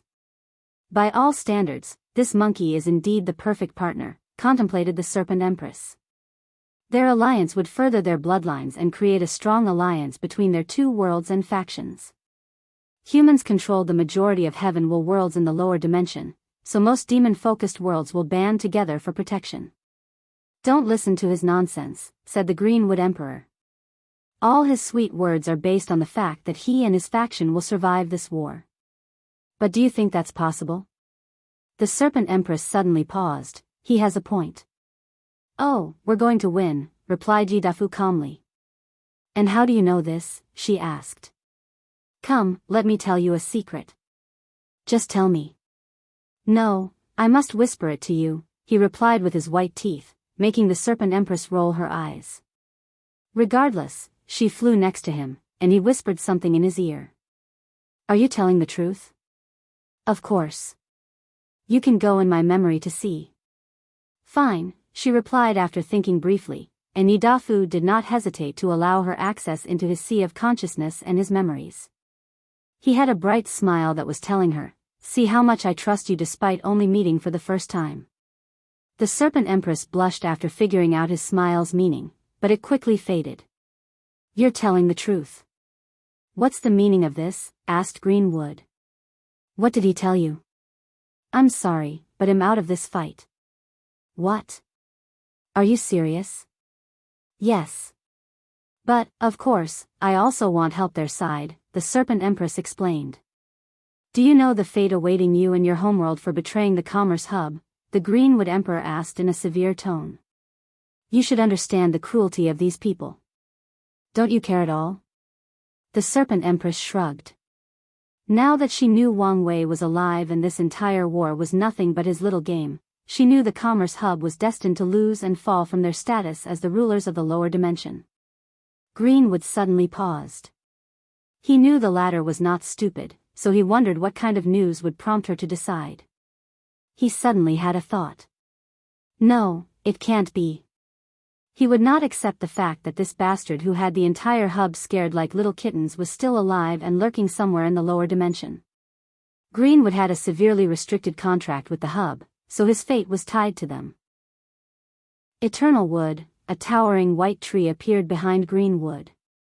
He had bet that he would kill a few Eternals without using the Commerce Hub's aid, which came in the form of an Eternal Wood Chi. However, the situation had reached the point where he had no choice but to go all out. The white tree roots immediately went on the offensive, attacking Yidafu and the Serpent Empress. "Hey, what's the meaning of this? You're a traitor, so your head should be worth a lot." "Wife, I've got this. Why don't you stay in my space ring while I deal with this idiot?" "Who's your wife?" "I haven't accepted any proposals yet." Yidafu grinned. Despite her words, the Serpent Empress left the battlefield. Then, Yidafu focused on his opponent. His armor, which was his awakening, released a bright light as the monkey fused his natural protection from heaven and earth with the armor to increase his defense. Then, he went on the offensive. World-ending disaster, with a wave of his hand, the surrounding million light-years changed. The entire zone or area of this technique experienced what it would be like if a world ended. The very fabric of space-time tore apart, reincarnation stopped functioning, which released an incalculable amount of Yin energy and ghosts to the world of the living. Fate lost its shackle on people and the world, making them crazy and chaotic. Heavenly Dao lost its grip on the world, meaning that all the laws or Dao between heaven and earth lost control, and finally, the return to its original as. Chaotic chaos energy swallowed the last vestige of the world. Greenwood sweated as he watched this brilliant yet devastating technique. He wanted to run away. Luckily, the Eternal Wood Chi did not disappoint and protected him. He felt relief now that he was surrounded by an object the world deemed indestructible, nay, eternal. Meanwhile, Yidafu frowned. World-ending disaster was one of his masterpieces that he prepared to deal with that bastard Wang Wei. But this weak-ass emperor that barely reached threefold actually blocked it. "You've officially pissed me off," the monkey declared. "So what?" sneered Greenwood, not hiding the smugness he was feeling. Yidafu shook his head as he wondered how this kind of person could prove the Tao, let alone become an eternal. He concluded that he was either one of those individuals born with extreme love from heaven and earth, despite their glaring flaws, or he was one of the emperors that appeared after true heavenly Tao started balancing the lower dimension because of how powerful the myriad emperor world had become. Disaster of the mind. Greenwood's body froze as his mind experienced the most terrifying horrors imaginable. He experienced his worst fear, confronted his greatest nightmare, came into direct contact with his greatest failures, and saw things that even his superior mind, as a higher dimensional being, could not process. Saliva dripped from the corner of his mouth as he entered a vegetable state while standing. Yidafu knew this was not enough and rushed for a finishing blow. He evaded the white roots from the tree, which was acting on instinct to protect its master. Sadly, before he reached his opponent, the tree fused with green wood and blessed his mind and soul with the eternal attribute, allowing him to survive that disaster. "Damn you," roared Greenwood. He had never come so close to death, and it was the worst kind, death of the spirit. He no longer hesitated and touched the tree to fuse with it. His body then rapidly morphed into a treant or humanoid tree creature with white barks as body and green foliage that served as hair. Bang! Yidafa's staff hit him with full force while he was still transforming, and he flew in the distance. Such an attack should have been devastating. It was not. The skin of trees is naturally resistant to beating or attacks, and wood is the element of resilience and life, so healing or regeneration was not a problem for practitioners of this Dao. However, Greenwood did not even suffer a single scratch due to inheriting the eternal attribute of his chi. Hee, this power, he chuckled. He had never felt this powerful, so free, so invincible. Who would dare ask him for his debts once he lost if he had this kind of power? He would walk sideways in the lower dimension, doing whatever he pleased. Greenwood rushed to his opponent but soon frowned. He found his body not as fast in this state as he wished it to be. However, this did not matter since no one could hurt him. Boom! Boom! Boom! Yidafu clashed with this humanoid tree with his third eye fully displayed. He used every passing second to analyze his opponent. What's the best move? Eternal disaster? No, that would take too long since I know little about such a high-level field as disaster. Then, a weakness disaster? This tree should have a weakness. He thought briefly before deciding otherwise. Such a disaster might weaken his opponent, but he kept his impenetrable outer shell. In that case, a yin-yang disaster? Nothing is absolute, and what goes up must go down. There is no way this thing is truly eternal, so experiencing a yin-yang cycle should do the trick. No, I have something even better. Earth Emperor position, samsara cycle, an enormous head resembling a Yama king manifested behind Yidafu, and his body emanated a dark and noble aura associated with samsara or the afterlife. After learning about the existence of the heavenly emperor, Yidafu became enthralled and learned about the other two positions as well. Then, he had an idea. Could he create techniques that granted him powers based on these positions? He tried and succeeded because his three-eyed monkey bloodline involved everything about heaven, earth, and humans. So, he used the Earth Emperor technique he created to gain absolute control of Samsara Dao and kill the Greenwood Emperor. If you find any errors, ads pop up, ads redirect, broken links, non-standard content, etc., please let us know each report so we can fix it as soon as possible. Chapter 11:13 Acquired. Yidafu hit Greenwood with his staff, and the whole world suddenly turned black and white briefly. Then, in a very short period, Greenwood's eternal body experienced birth and death millions of times to test the validity of his claim to be eternal. He resisted, as his white bark skin released an intense light to fight the power of samsara, which was rapidly destroying him on a conceptual level. He failed. Only everlasting Empyreans who have mastered their true self can boldly proclaim to have escaped the shackles of death or samsara, and even then, that's a wild claim that no one will make lightly. In the Chaos Universe's hierarchical structure, the eternal wood chi can only be described on the lower tier of the path of eternity. Crack. Greenwood's body cracked in different parts, and he roared to show his unwillingness. He would not accept his fate so easily, so he tried to counterattack. What in this world could be considered truly eternal? Or, at the very least, come very close? The obvious answer is Grand Dao, but that's not something that Greenwood would dare to get involved with. So, he chose the second best option, the universe's grand module. He latched on the river of fate, the river of time, and even the source chi space's eternal attributes to fuel his own. Many roots from his body entered the void to attach themselves to these modules and borrow their powers. So, in a split second, Greenwood's body stopped collapsing, and he had 3 new tree roots that were not only indestructible due to their eternal natures but also had the power to control time, fate, and endless energy. Idiot, sneered Yidafu. Backlash disaster, can anyone meddle in the affairs of the river of fate? The river of time? Or even the source chi space? No. These modules or concepts were inherently arrogant because of their power or status in the world, so how can anyone get involved with them? Yi Dafu used this fact to create a terrifying backlash against his opponent. Greenwood had never felt so scared in his life. He felt like he was confronting entities that words alone could not describe, and even the idea of knowing these people sent shivers down his spine. Arg, he screamed as the terror was too much.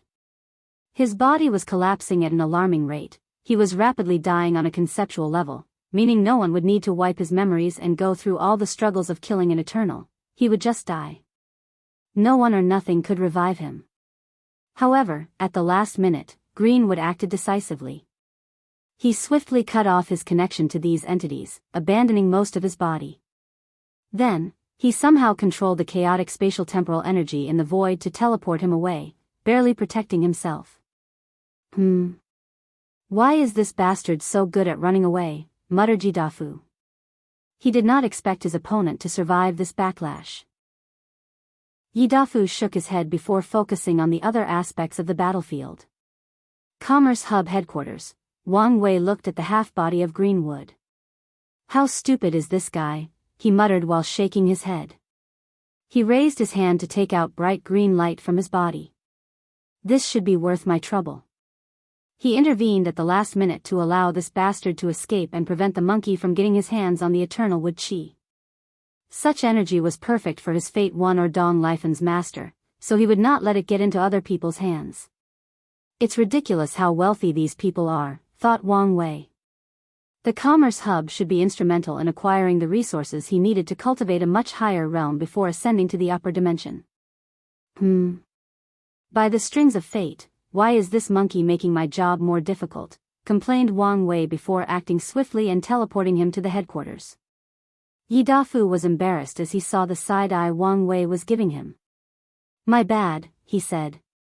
He was so careless that he was almost exiled to the upper dimension immediately after winning his match. Wang Wei grunted. Return home, and don't show yourself again. No way. The fight was just getting interesting. When people ask you how you survive your exile, what will you say? I'll say I did it on my own. Do you think they'll believe you? Asked Wang Wei. Some people already have suspicions. I don't want to give them more proof I'm not gone. Yi Dafu remained quiet briefly before exhaling deeply. Fine, but before I leave, fight me. You know you're not my opponent. I do, but I know I can make you sweat, replied the monkey with fierce eyes. You're overestimating yourself, countered Wang Wei while rolling his eyes. You're telling me such brilliant technique as my world-ending disaster would be useless? Now, you're insulting me. The monkey did not hide his emotions. Why would it when I can do it even better than you? Bullshit.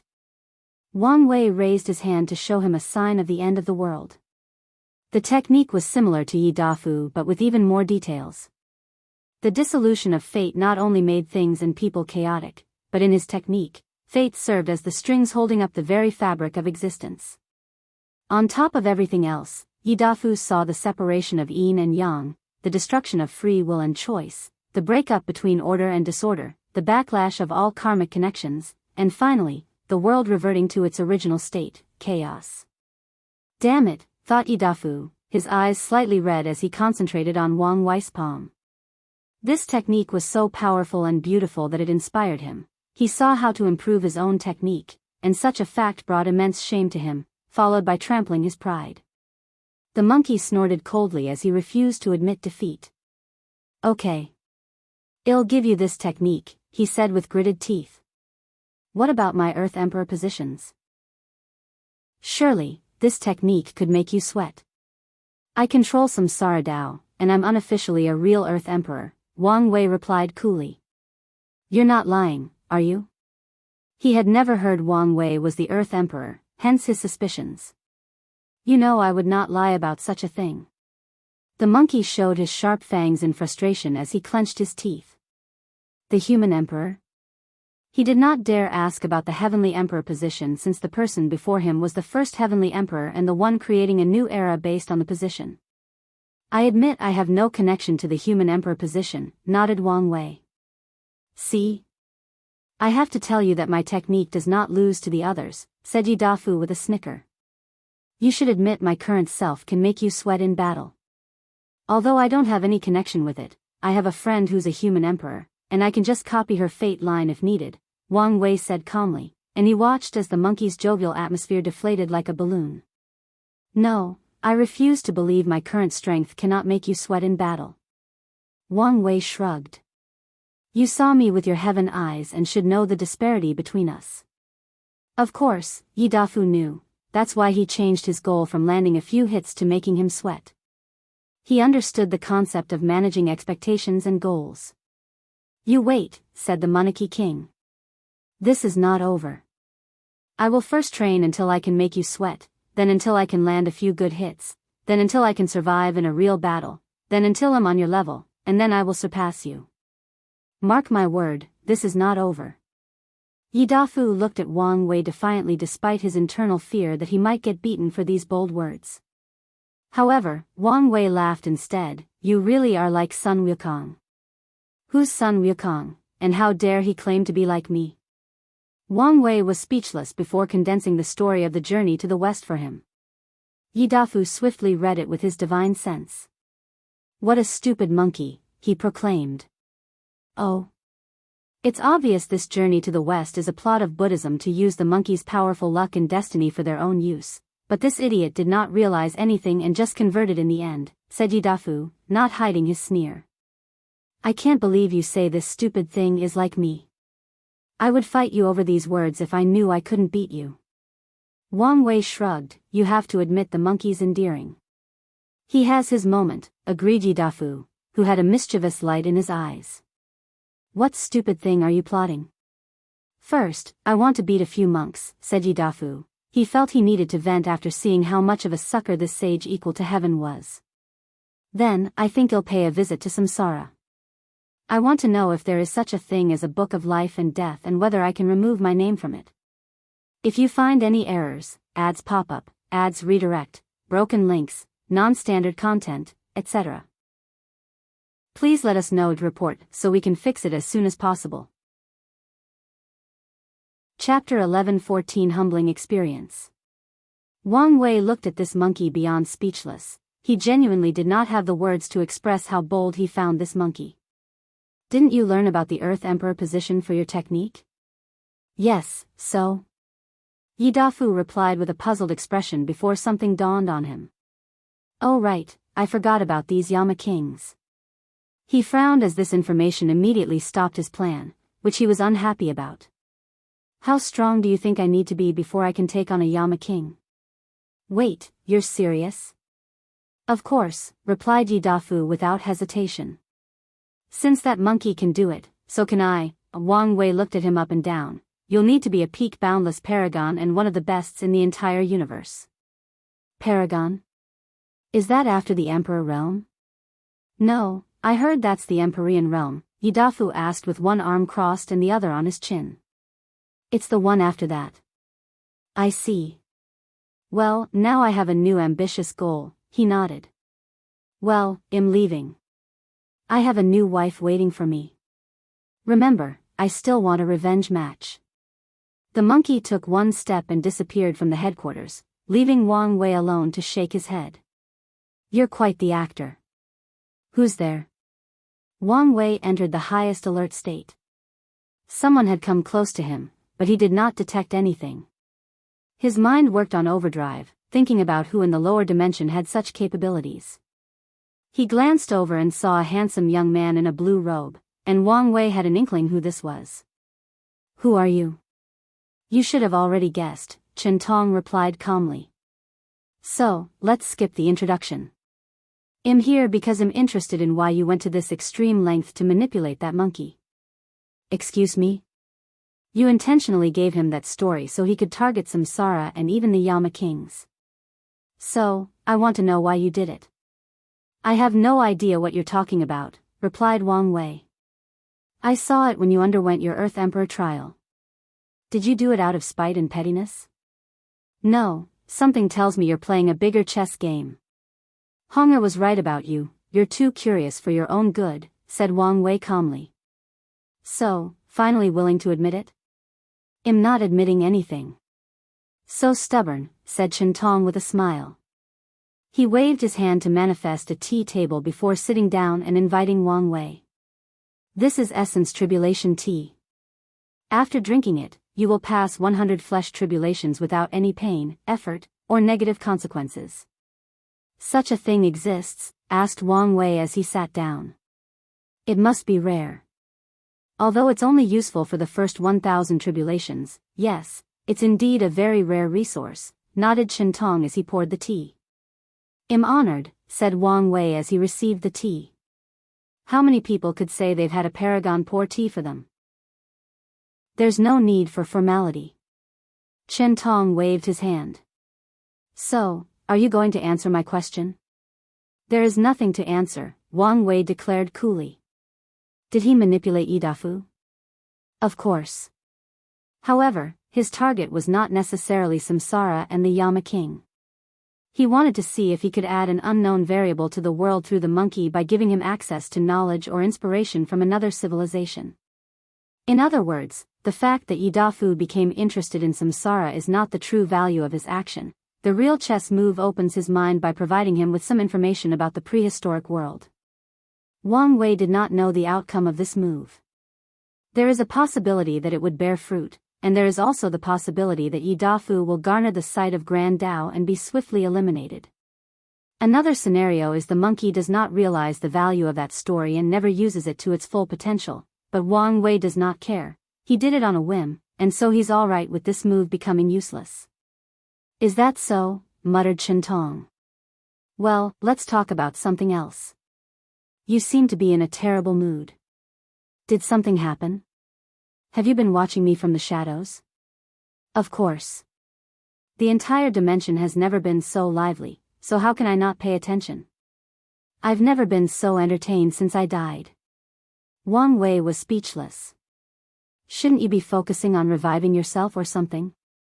And be the first target of those people? I'm not stupid. Chen Tong shook his head. He would only revive once everyone else did. Okay, don't change the subject. What happened to make someone like you have such an obvious change in mood? This man is like if one of those people from Earth who loved gossip more than their life was reincarnated into a cultivation world and managed to reach the pinnacle of the world while preserving their gossiping side, thought Wang Wei, becoming even more speechless. He sighed internally before deciding to converse with this man. It was the least he could do to allow him to reach 900 Dao tribulations without much struggle. So, he told him what happened with Hong Hua, Blue Phoenix, and Yi Tuji. It seems you have just experienced a humbling. A what?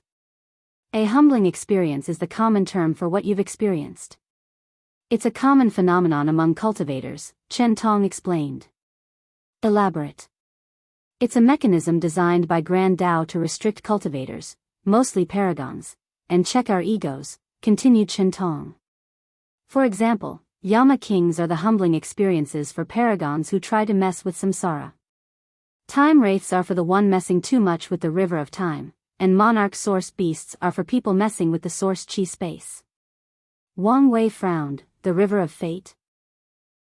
Its humbling experience is usually targeted toward Dao lords and overlords or paragons with exceptional intelligence. It usually makes them look small and stupid, said Xing Tong with a smile. Did Wang Wei experience a humbling experience? It appeared as such, but he could not shake this feeling that things were too personal and not like the normal operation of a mechanism of the universe. Are fiend gods the humbling experience for primordial chaos? Yes and no, replied. These creatures were created after the body refining age ended and the paragon age started, but fiend god existed long before that. So, they are indeed our restriction in primordial chaos, but their situation is slightly different. Wait, are you saying that Yama kings did not exist in the early ages of the chaos universe? I know what you're asking. Yes, there were Yamas controlling samsara, but the title of king was later created after the rise of the paragon age. Samsara's strict and even rigid control began with the Yama king's appearance. I see, nodded Wang Wei before sipping his tea. What exactly did you guys do for Grand Dao to feel the need to keep your ego in check? That's a good question, said Chen Tong before sipping his tea. I'm not old enough for that era, but I know a few things. During the body refining age, the true power Dao realm reigned supreme. Body refiners were focused on finding or opening the illusory fourth gate of power, so they used the river of fate, time, and source chi space to temper their bodies. Grand Dao left these guys alone since they mainly used these grand existences or concepts to temper themselves. The only complaint Grand Dao had about them was that they used too many resources. Then came the age of Paragon, and we started messing with these things. We wanted to understand, control, and even destroy the river of time or the river of fate. So, you needed to be humbled and kept in check. Exactly. Wang Wei nodded. Do you know how the entire history of the chaos universe is classified? I do know a little, said Chen Tong, who changed the tea for wine. Firstly, there was the Genesis Age. It's when the chaos universe was first born or created, and Grand Dao was young and inexperienced. Following that was the Primordial Chaos Age, where the predecessors to fiend gods, the chaos demon gods, were born. Afterward is the Lost Age, but like the Null Era in this place, little to nothing is known in this time, except that whatever occurred there was a taboo, and the chaos demon gods disappeared, replaced by the fiend gods. So, the Lost Age is one of the 13 taboos? That's right. Interesting. What's next? I won't mention the ages after that because what I know are only speculations and not official history, said Chen Tong.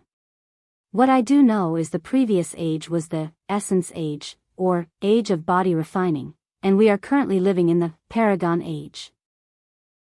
Of course, I have a feeling that the ultimate taboo marked the end of the Paragon Age, but this new age has not been officially named. If you find any errors, ads pop up, ads redirect, broken links, non-standard content, etc., please let us know each report so we can fix it as soon as possible. Chapter 11:15 Grand Dao's Goal.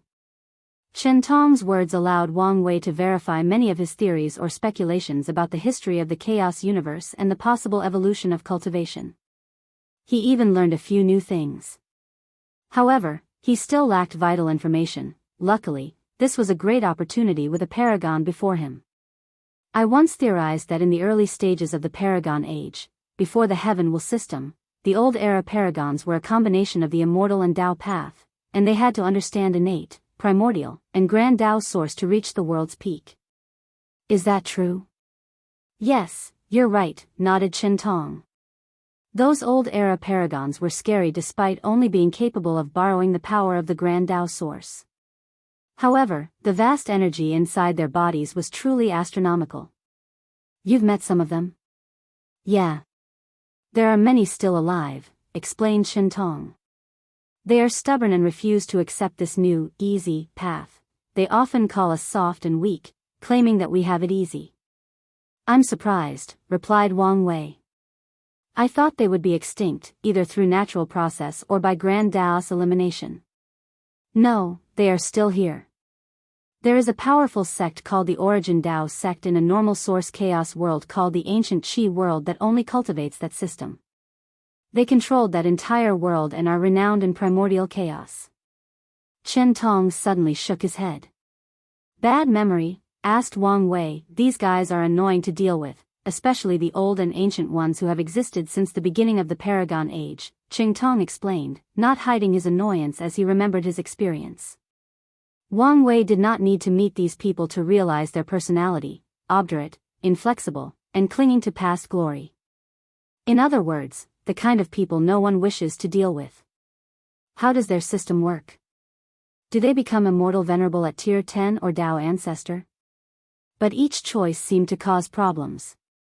It's more like they become immortal venerables and primarchs. They condensed innate laws? Chen Tong nodded, correct. Then, while continuing to gather immortal qi, they understand innate laws, followed by primordial laws, before understanding the grand Dao source. The ancient qi world must be unique, right? Yes. From what I know, it still follows the order disorder during the early stages of the Paragon Age, not affected by the changes of the rest of the chaos universe. Wang Wei frowned, and Grand Dao allows this? Or did they cultivate a powerhouse that would force Grand Dao to give them permission? The former, most likely, replied Chen Tong. However, I did hear rumors that there might be some secrets behind their continued existence. Wang Wei nodded. He agreed the most likely case was that Grand Dao allowed their existence, most likely to see the clash between the old and new eras. Moreover, allowing the old cultivation path to exist would only bring more variables and opportunities for the overall development of the chaos universe. Wang Wei thought briefly before asking the question he truly wanted the answer to. Why did Grand Dao create the heaven will and grant paragons complete control of the Grand Dao source? Was it a system similar to the heavenly court, where paragons now bore the strength of the chaos universe and gave it more power for other things?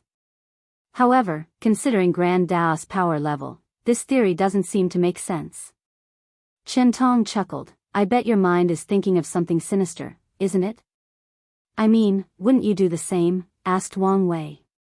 However, Chen Tong shook his head.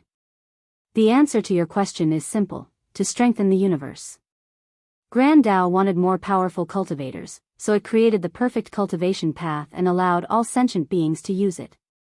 I'm not completely buying such an answer, said Wang Wei, sipping on his drink. Isn't it afraid of people becoming stronger than it and usurping its power? Maybe that's exactly what it wants. I doubt this.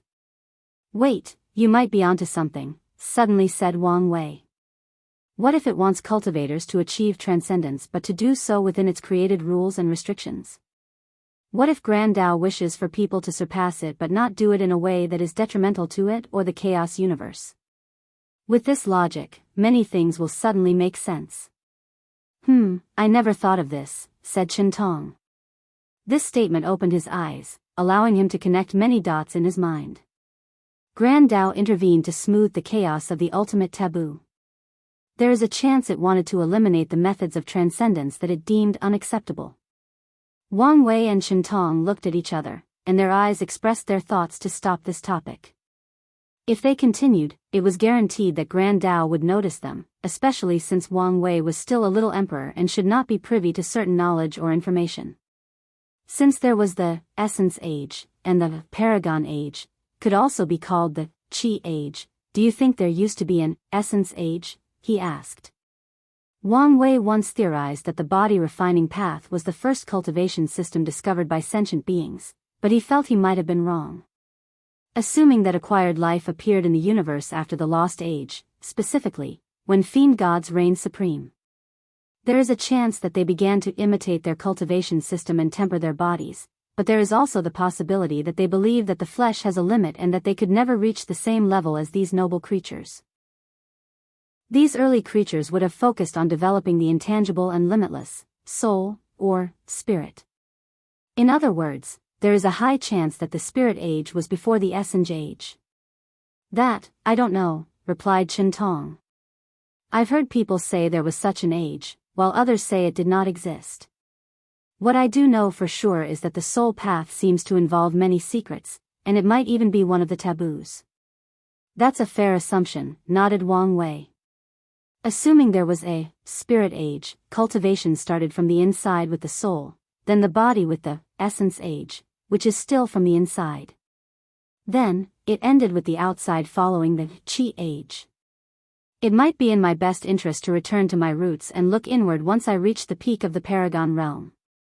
Wang Wei's aura suddenly changed, becoming subtler, calmer, and more ethereal and ephemeral.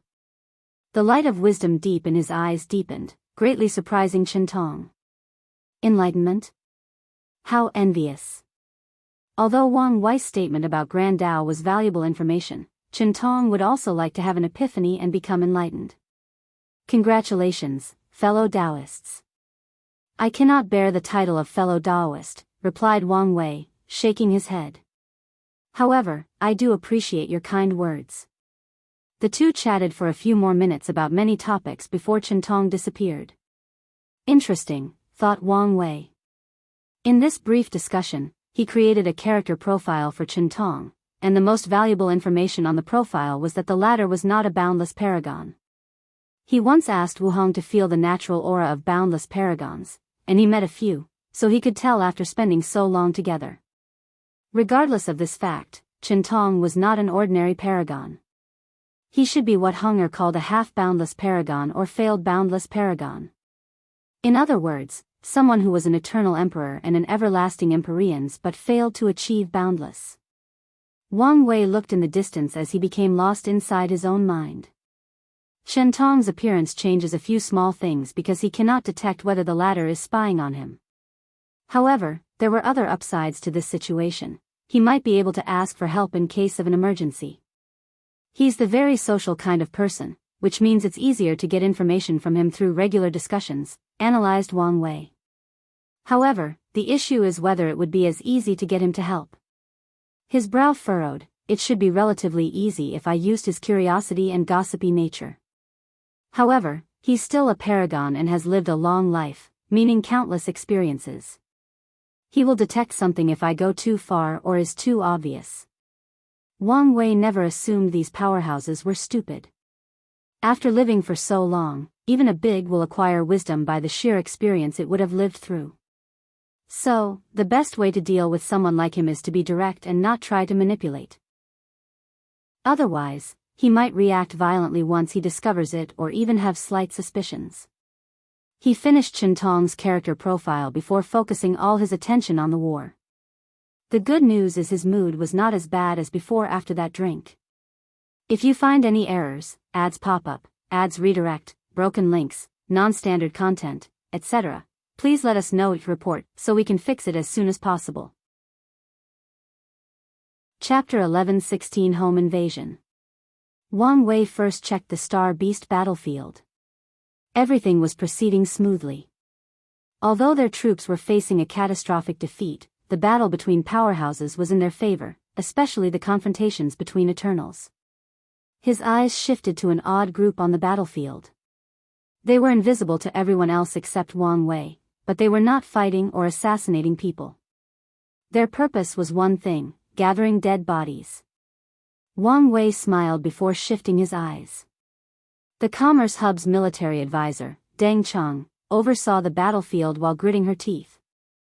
It was obvious that things were not proceeding as smoothly as she expected, which was causing her frustration.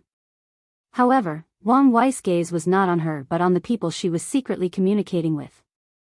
As he told the monkey, some people were already suspicious of his disappearance. The true rulers of the Commerce Hub started to freak out with this possibility, so many people called for a retreat. Unfortunately, it was too late for such a decision. It would be catastrophic if the troops were suddenly ordered to retreat. So, the president calmed everyone by proposing to prepare a secret squad of array masters to truly exile Wang Wei to the upper dimension if he ever showed up. Although many people knew this action would be futile if Wang Wei were still in the lower dimension, it still soothed many people's nerves. Wang Wei's gaze moved to the martial hegemony battlefield. Ao Shen, Huafeng Huang, his mother, and the Dao opening sex Eternals were on this battlefield. Wang Wei checked on them, and they had killed a few Eternals but were still outnumbered. They should have no issue holding on, he thought before focusing on his grandfather. He saw a smirk on the corner of the old man's mouth as he battled an Eternal Emperor. Wang Wei could tell he was not only enjoying the battle but also learning from it. With his 74 infant fiend god force, he was fighting a relatively weak Eternal, but it was an Eternal nonetheless. It might not be a bad idea for him to try to condense a primordial law before his battle with 9 suns, thought Wang Wei. He decided to suggest this to the old man. Although he knew he might not be happy since that would further delay his revenge battle with Emperor 9 Suns, it was better to be prepared than be sorry. Wang Wei finished his check with Su Shi and Yan Liling. Then, he wondered whether to reveal the 2 Eternal-class puppets he acquired from the Qin's treasury.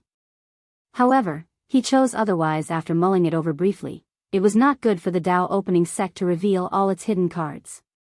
Void, Myriad Emperor World. The Fist Saint Emperor frowned as he looked at the world before him. The large group behind him remained quiet, leaving him to his thoughts. This was not the first time Head traveled to this place, so where did his hesitation originate from? Did he detect something the others did not? It's too easy, thought the Fist Saint Emperor. Their journey to this world community was too smooth. It was as if no one cared whether or not they attacked this world. It could even be said they were tempting people to invade. What made these people so confident? Was it a lie that the first heavenly emperor was exiled? Fist Saint frowned. He had sent an infiltrating squad with a potent talisman that would detect Wang Wei's existence. The president personally ordered me to hand over the talisman to him to ensure the news was correct, and as of now, the squad has returned and brought positive news. All signs showed nothing was wrong, but the more normal things look, the more suspicious I am, thought Fist Saint, his brow deeply furrowed. Commander, what's the order? These words woke him up from his thoughts, and he exhaled. Een. Yes, said a hooded figure that suddenly appeared behind him. What information did you gather?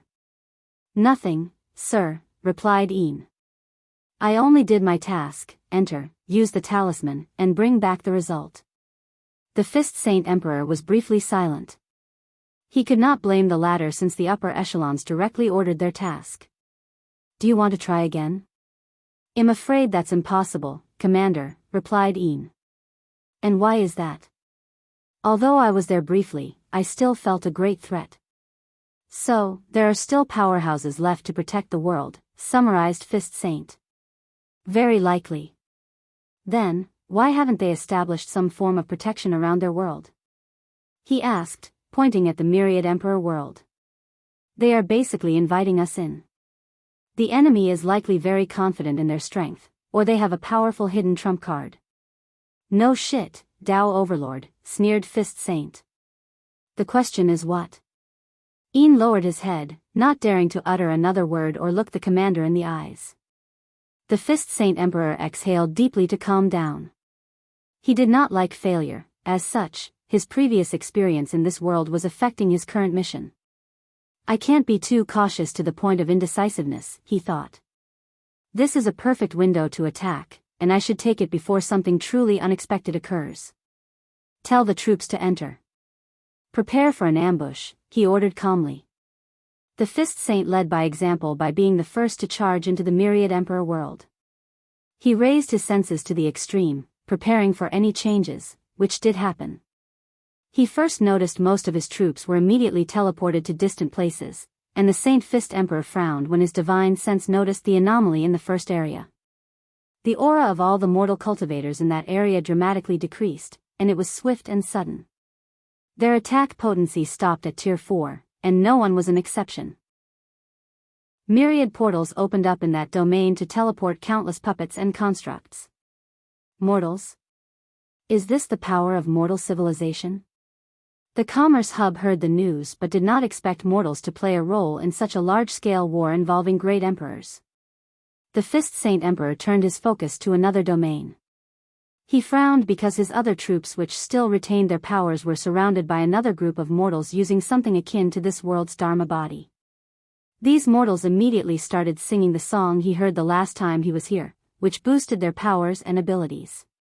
Then, they began to slaughter his troops with paintings, poetry, calligraphy, and instruments.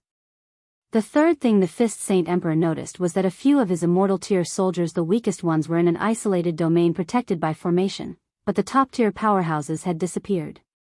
He immediately concluded they were teleported to the void battlefield, just like what had happened to him before. Many thoughts flashed in his mind as soon as he acquired the information through his divine sense. After processing it, the Fist Saint Emperor made his move. He decided to attack the order-disorder array or technique that allowed these mortals to partake in this war. We will have the number advantage as long as they regain their powers and these mortals become weak and useless, he thought, but a voice echoed in the void before he could move. I'm your opponent. The Fist Saint Emperor heard that sweet and angelic voice, and before he could react, his surroundings had changed. He was now in that vast emptiness with a power that was so dangerous yet tempting nothingness. He looked at the person before him, and his heart skipped a beat. What a beauty, he instinctively exclaimed. Although he had seen Su Shi, he felt the latter was the unapproachable kind of beauty. However, the woman before him was different. She was graceful and ethereal due to a sage-like aura.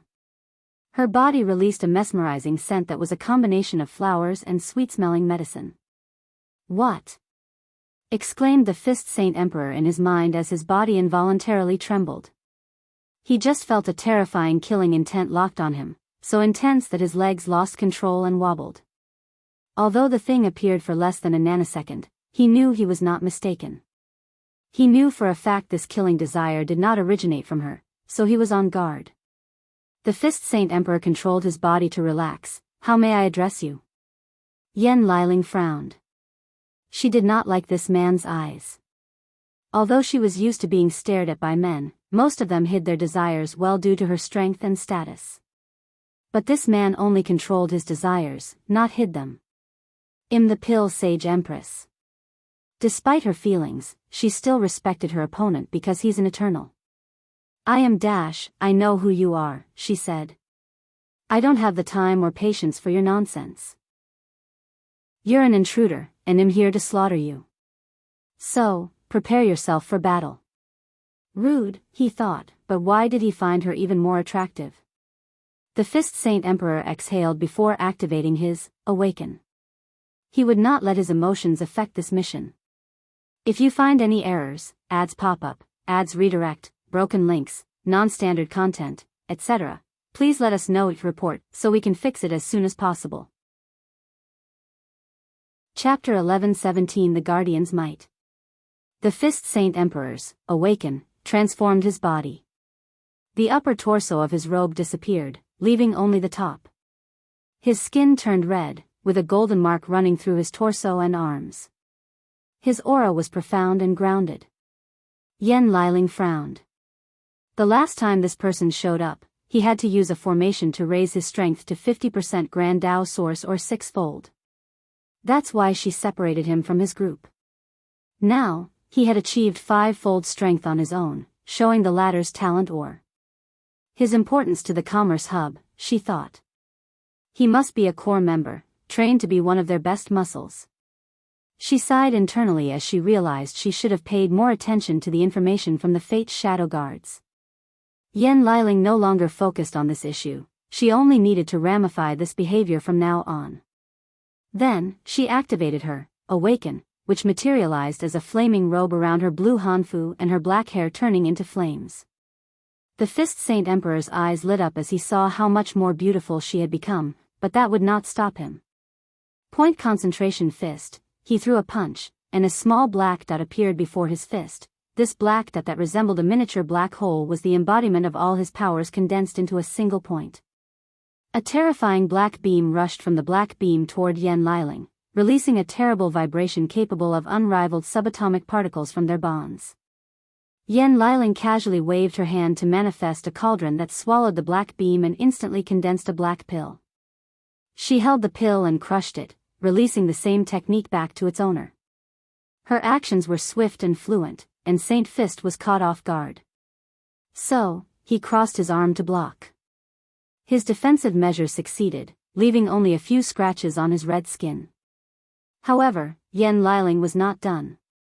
Void Pill Bomb, her cauldron made good use of the environment's power of nothingness. It condensed the energy around into pills that she exploded toward her opponent.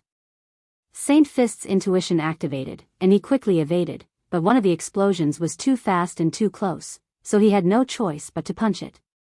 His fist was capable of punching anything including life, death, space-time, and other concepts. However, Saint Fist felt this explosion was corroding his arms, so he acted decisively and blew up one arm. Abandoning and regenerating a new one was the best choice in this scenario. Her main Dao is pill refining, so there is a high chance her physical body is her weakness. So, I need to get closer. Saint Fist organized a battle plan based on the information he observed in this short confrontation and the information from the hub. He knew all emperors from the Myriad Emperor world had terrible battle experiences, so directly approaching his opponent would not work as she would know how to control her weakness. Temporal Storm Fist, a phantom of the river of time materialized behind him as he punched her. A terrifying storm with the power of time rushed toward Yan Liling. If she were hit, her body would either age terribly or be erased from the very fabric of time. However, her response was a sneer.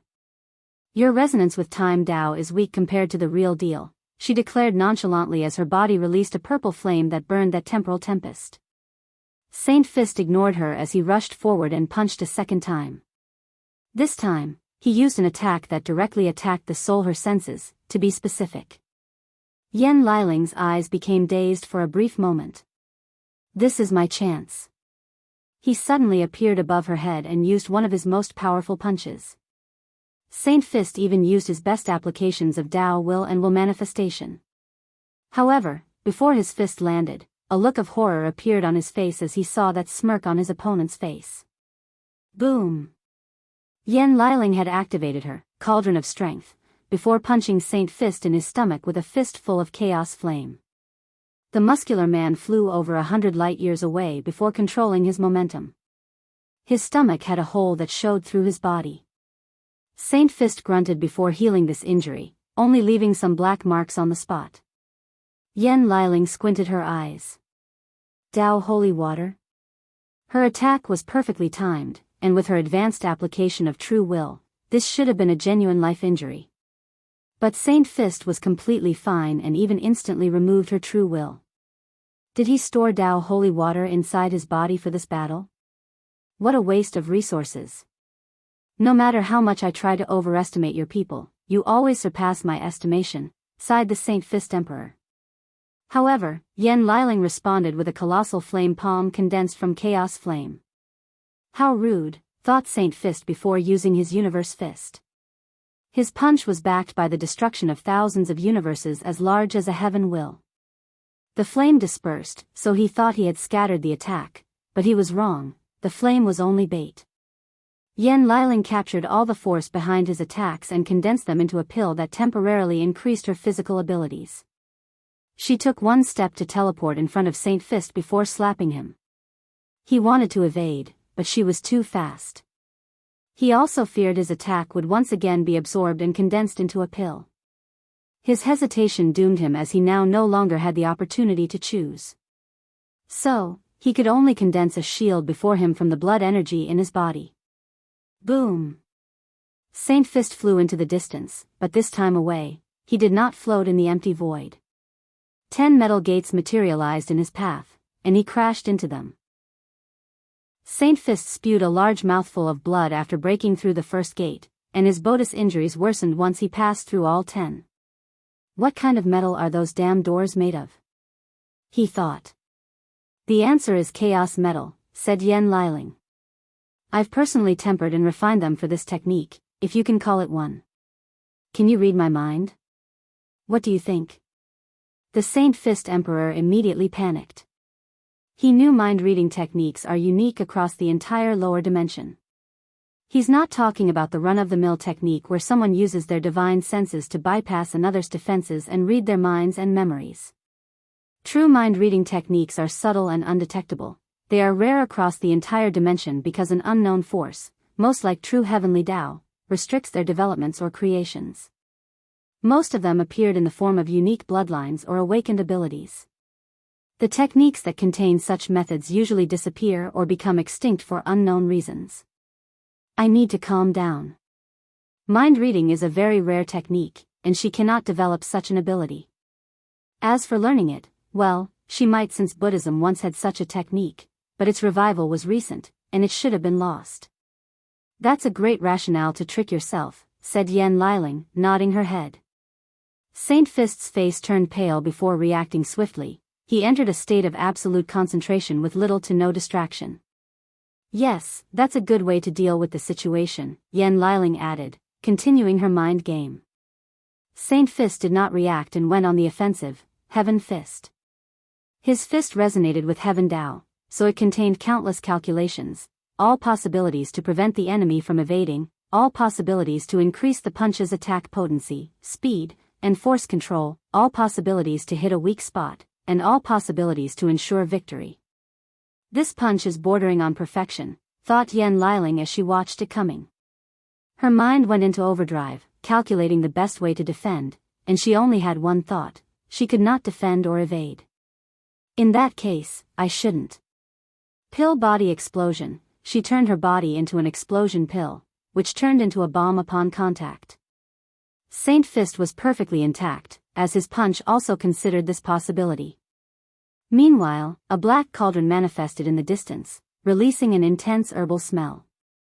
Then, Yan Liling's new body emerged from the open cauldron. I must admit that this technique was brilliant, she praised calmly. I'm glad you think so. This is my life's masterpiece, said Saint Fist with a smug look. I also know there is no way you developed it on your own. How insulting, said Saint Fist, slightly raising his voice. There is nothing worse than a man having his pride trampled on in front of the woman he loves, let alone by her. I'm not diminishing your talent, but stating a logical conclusion, she added. Despite everything that has happened, it has been a very short time since all the Heavenwell worlds ended their final battles. So, there is no way for you to have created such a technique in such a short period without access to the dream world or any foreign aid.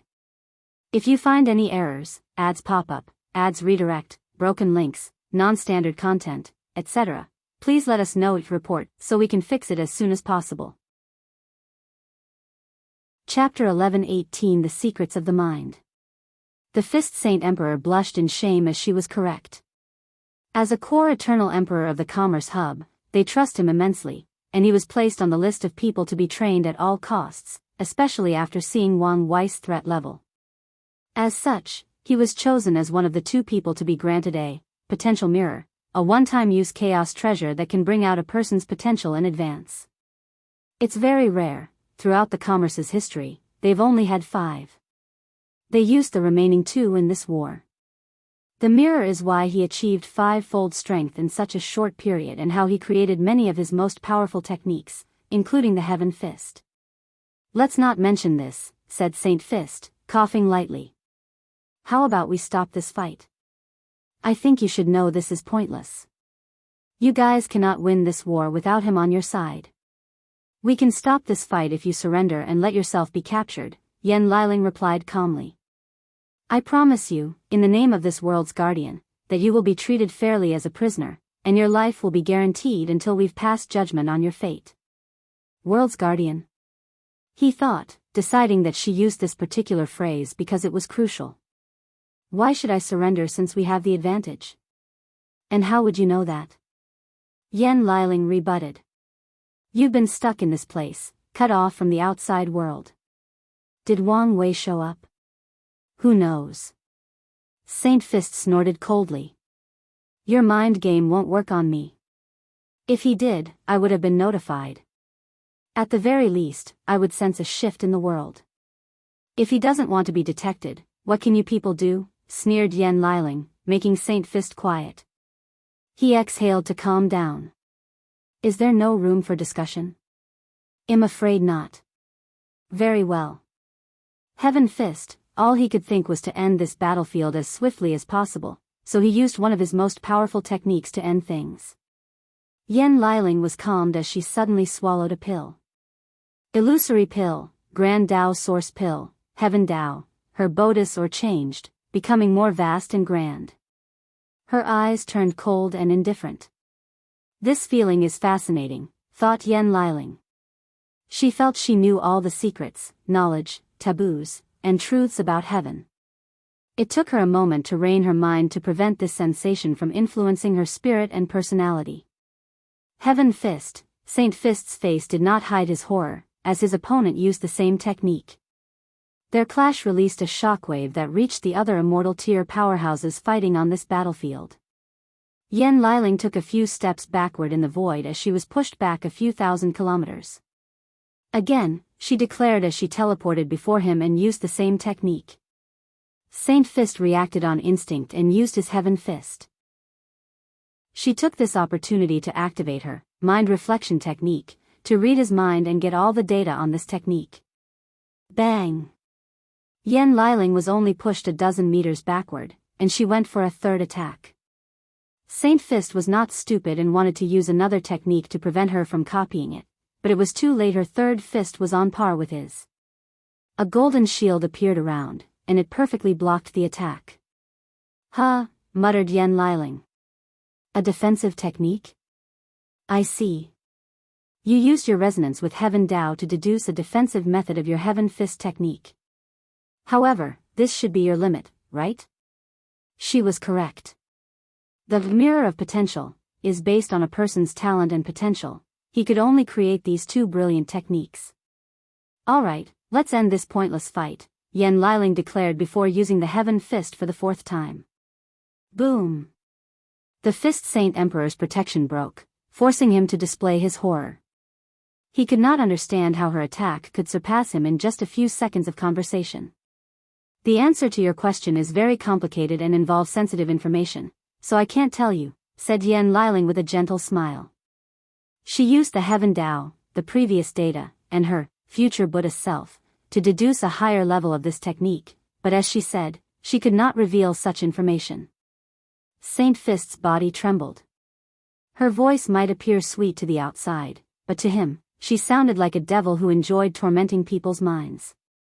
Yen Liling did not hesitate to attack with the same technique. She wanted to destroy him physically and spiritually, and killing him with his own technique would help. Saint Fist's body and soul disintegrated into particles smaller than quarks. Yen Liling experienced everything and even checked with her divine sense, but she could not help but frown. Whenever an eternal dies, even if it's not true death, there is a unique aura in the atmosphere. Not to mention that an eternal like Saint Fist would have his own vision for his death since he did not die on one of the battlefields where there were too many deaths for heaven and earth to count. She suddenly turned to her right before sighing. A new and intact Saint Fist had materialized in the position near her. A longevity technique? No, this felt familiar. The Heaven Dao's effect was still on, so she immediately realized the source of the familiarity. One of the spies, Yuzhou. You're immortal, she declared. That's right, he nodded. My life is linked to our headquarters, so until it is destroyed, I'm immortal. Yen Liling grunted before waving her hand to release a purple poison cloud. Saint Fist tried to defend himself, but the cloud corrupted his golden shield before turning his body into stone. However, the stone body disintegrated before another body materialized. Let's stop this pointless battle, said Saint Fist. Although you're stronger than me, I will outlast you. Big brother, called out Yen Liling in her mind. I know what you want to ask, responded Wang Wei. His link is delicate, and I cannot do anything until I have full control of the headquarters, so seal him until then to prevent any trouble. All right. Yen Liling waved her hand to summon a cauldron that swallowed the Saint Fist Emperor despite his resistance. I've never refined a immortal before, commented Yen Liling. Meanwhile, Saint Fist tried to kill himself to be revived elsewhere on the battlefield, but his plan failed despite a few efforts. Muttered Yen Liling as she noticed something. He escaped. Did he revive himself in his homeworld? This guy is becoming a cockroach, she grunted. Big brother, he escaped. I see. It's fine. I'll teleport him back to you if he shows up again, replied Wang Wei. By the way, your conjecture was correct. Which one? The one about mind-reading techniques. Yen Liling awakened her ability a few days after proving the Dao due to her soul's mutation. She tried it on others, and it worked even on Wang Wei. The only exception was when he used the illusory pill to achieve taboo strength. So, Wang Wei was already developing techniques to protect his mind, not from ordinary mind-reading ability but from talented people like Yen Liling. Did you find something in his mind? Yes. The Commerce Hub had the same suspicions as you and conducted experiments. So, they also believe true Heavenly Dao has severely restricted mind-reading methods. Good to know. Wang Wei had noticed this anomaly very early on in his cultivation journey, and he had deduced many truths from that observation. For example, the world does not function on any absolute, so how is the power of fate limited? Its counterpart, free will. But how is free will manifested? The answer should be the ability to make choices, but the true root of this answer is the mind, the thing that makes these choices. As early as when Wang Wei first created his fate puppeteer physique, when he first encountered the river of fate, he was almost swallowed by its all-encompassing power. He only survived because he realized that the river could not read his mind and used this fact to survive. Since then, he has known how important the mind would be for him to one day achieve his goal of absolute freedom, and he has also understood the importance of true mind-reading techniques. You reminded me of the importance of the Commerce Hub's database, said Wang Wei. This institution has existed for so long that it must have gathered much lost knowledge and secrets. Don't forget to keep their pill recipe and knowledge on runes for me. No problem, nodded Wang Wei. By the way, you can also study the disruption rune before I gift it. A portal appeared before Yan Liling to drop Emperor Jia's book, and she caught it with a smile. She immediately read it and became lost in thought, forgetting she would see her husband after this match. Meanwhile, Li Jun was clicking his tongue while shaking his head in the samsara court. If you find any errors, ads pop up, ads redirect, broken links, non-standard content, etc., please let us know each report so we can fix it as soon as possible. Chapter 11:19 Greatest Weapon. Wang Wei looked at the distracted Yan Liling and shook his head. He guessed the disruption rune must have inspired her, so he looked forward to what she would do with it. He gazed at the mortal civilizations and the mortal Dao art to ensure nothing unexpected would occur now that Yan Liling was distracted. He sent orders to one of the puppets to keep watch of the world. Finally, Wang Wei checked on the Nether Hell's seal before shifting his attention to someone else, or to be specific, another group, the innate demon gods' leaders. Some people realized these people's identities and lusted after their bodies and bloodlines. Their situation appeared dire as countless powerhouses surrounded each of them. Wang Wei even detected people from the corpse selling sects secretly encroaching on these people, most likely interested in their dead bodies. This is a perfect opportunity to help them and increase their allegiance to the myriad emperor world, he thought before scanning every battlefield to see how he could send help to these people. However, everybody was occupied and could not leave their stations. The best option would be to free Ji Lanfang, but his release would increase these people's suspicions. So, my other option is to use some people from the Fate Shadow Guard or... Wang Wei pricked his finger to draw a single drop of blood, and when it fell on the ground, 5 clones of him with weak aura, relative to him, appeared. Then, these 5 individuals turned into different people, including men and women of different sizes, appearances, and even personalities. You're now mercenaries hired from world communities unaffiliated with the Commerce Hub. Go find Tai Gang, he will order you to help these innate lives. The clones bowed before disappearing. Wang Wei continued his observation and planning before muttering, it's about time for this farce to end. He ordered Wang Ju and the Fate Shadow Guards to prepare for mobilization. It was almost time for them to play their parts. Void Zone. Su Shi floated in the void with a pink hanfu, looking more feminine and beautiful than ever. She glanced at the handsome young man before her, dressed in all white, with a natural arrogance and nobility that could compare with Hufeng Huang, if not better. You're the last person I expect to take orders from the Commerce Hub, said Su Shi. Where is Wang Wei? Asked Chu Luo. Haven't you heard? He's been exiled to the upper dimension. I don't believe that for a second. This fact was obvious to Chu Luo, not only because he knew what kind of talent it took to become a Dao overlord, but due to the actions of the myriad Emperor World's Eternals. All these people work together because there is a monster above them to restrict their actions, forcing them to act accordingly and follow the rules. So, what would they do once that monster was no longer here? They would show their fangs, returning to their lesser or basic instinct of greed and unrestrained competition. Chu Luo knew there was a flaw to this analysis, and it was patriotism. These Eternals might have continued to band together to protect their home world. But that's not how things are looking. They continued acting as if that monster still had its leash on them. They entered this war without hesitation, and the confidence that they would be the winner never wavered. Chu Luo had no choice but to conclude that Wang Wei was playing a major scheme, and this was nothing but a facade. Since you don't believe it, why are you fighting on the opposite side? Asked Su Shi.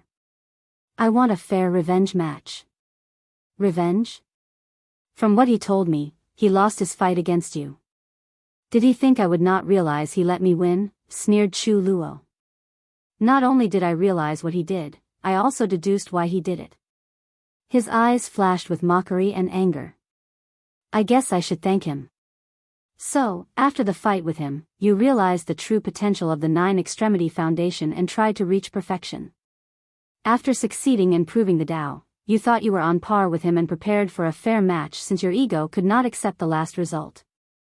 Then, you heard about his strength and accomplishment and could not accept such a result, thinking these people exaggerated his powers. Then, when the Commerce Hub came to you with an offer you could not refuse, you accepted since this was the perfect opportunity to prove you were right. Did I miss something? No, you did not, Chu Luo replied calmly, his emotions or aura not fluctuating in the slightest. Unfortunately for you, the rumors are true. You paled in comparison to his strength. That remains to be proven. Su Shi shook her head. Get past me first before anything else. I suppressed you once, and I can do it again, Chu Luo declared as he activated his Awaken. His white robe turned into clouds, along with his pupils, who also appeared as white as a blank canvas. His aura was vast and ethereal, like a god of creation about to breathe life into an entirely new universe filled with life. As expected, his strength was on par with me, thought Su Shi. She achieved a strength of peak six-fold. However, she knew she was this fast because Wang Wei helped her accelerate the process, otherwise, she would never achieve it so quickly. Yet, Chu Luo did so without someone like Wang Wei for help, assuming he did not receive aid from the Commerce Hub. As soon as I ascend, I must reforge my foundation, she thought while activating her Awaken. Su Shi knew she was approaching the limit that her current foundation would allow her to stack Grand Dao boosts, which is a problem that restricts all cultivators from reaching the higher levels of the battle realm. In other words, even if she had increased her understanding of Dao imprint, her body wouldn't have been able to bear it without the proper Dao foundation. Chu Luo raised his hand to summon a sword, Ultimate Swordsman Sword. With the power of creation, he created a weapon with the power of a pure swordsman on par with Wang Tian and Ji Lanfang, no, even more powerful, given his respective strength. Swish! Chu Luo's hand left shadows as he moved so swiftly, releasing slash after slash, each containing unparalleled powers. Su Shi realized the terror of these attacks and reacted swiftly. Her body became transparent, and the slashes passed through her as if she were intangible. Chu Luo's eyes narrowed as he realized what had happened. She temporarily sent her body into a parallel timeline to evade, so he slashed once again with the intent to cut off spacetime itself. Su Shi created a sword with the fabric of spacetime and countered the attack. Her sword slash erased the enemy's slash from time itself before continuing forward. The sword in Chu Luo's hands suddenly changed, beginning to release the same spatial temporal aura as his opponent.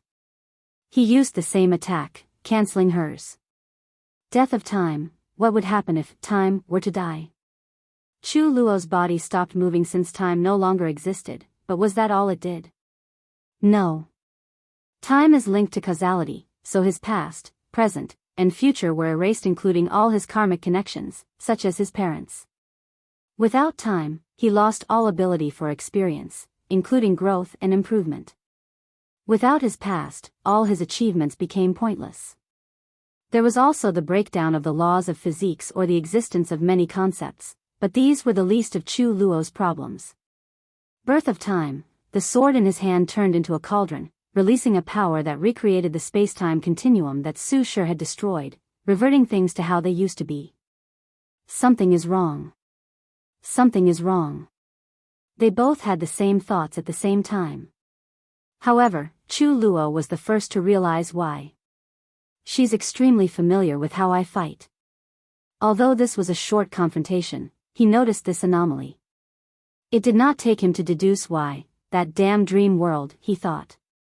His battle IQ and experience are not less than mine, Su Shi analyzed after their initial clash to test each other. He probably used his creation Dao to create something similar to the dream world to train himself.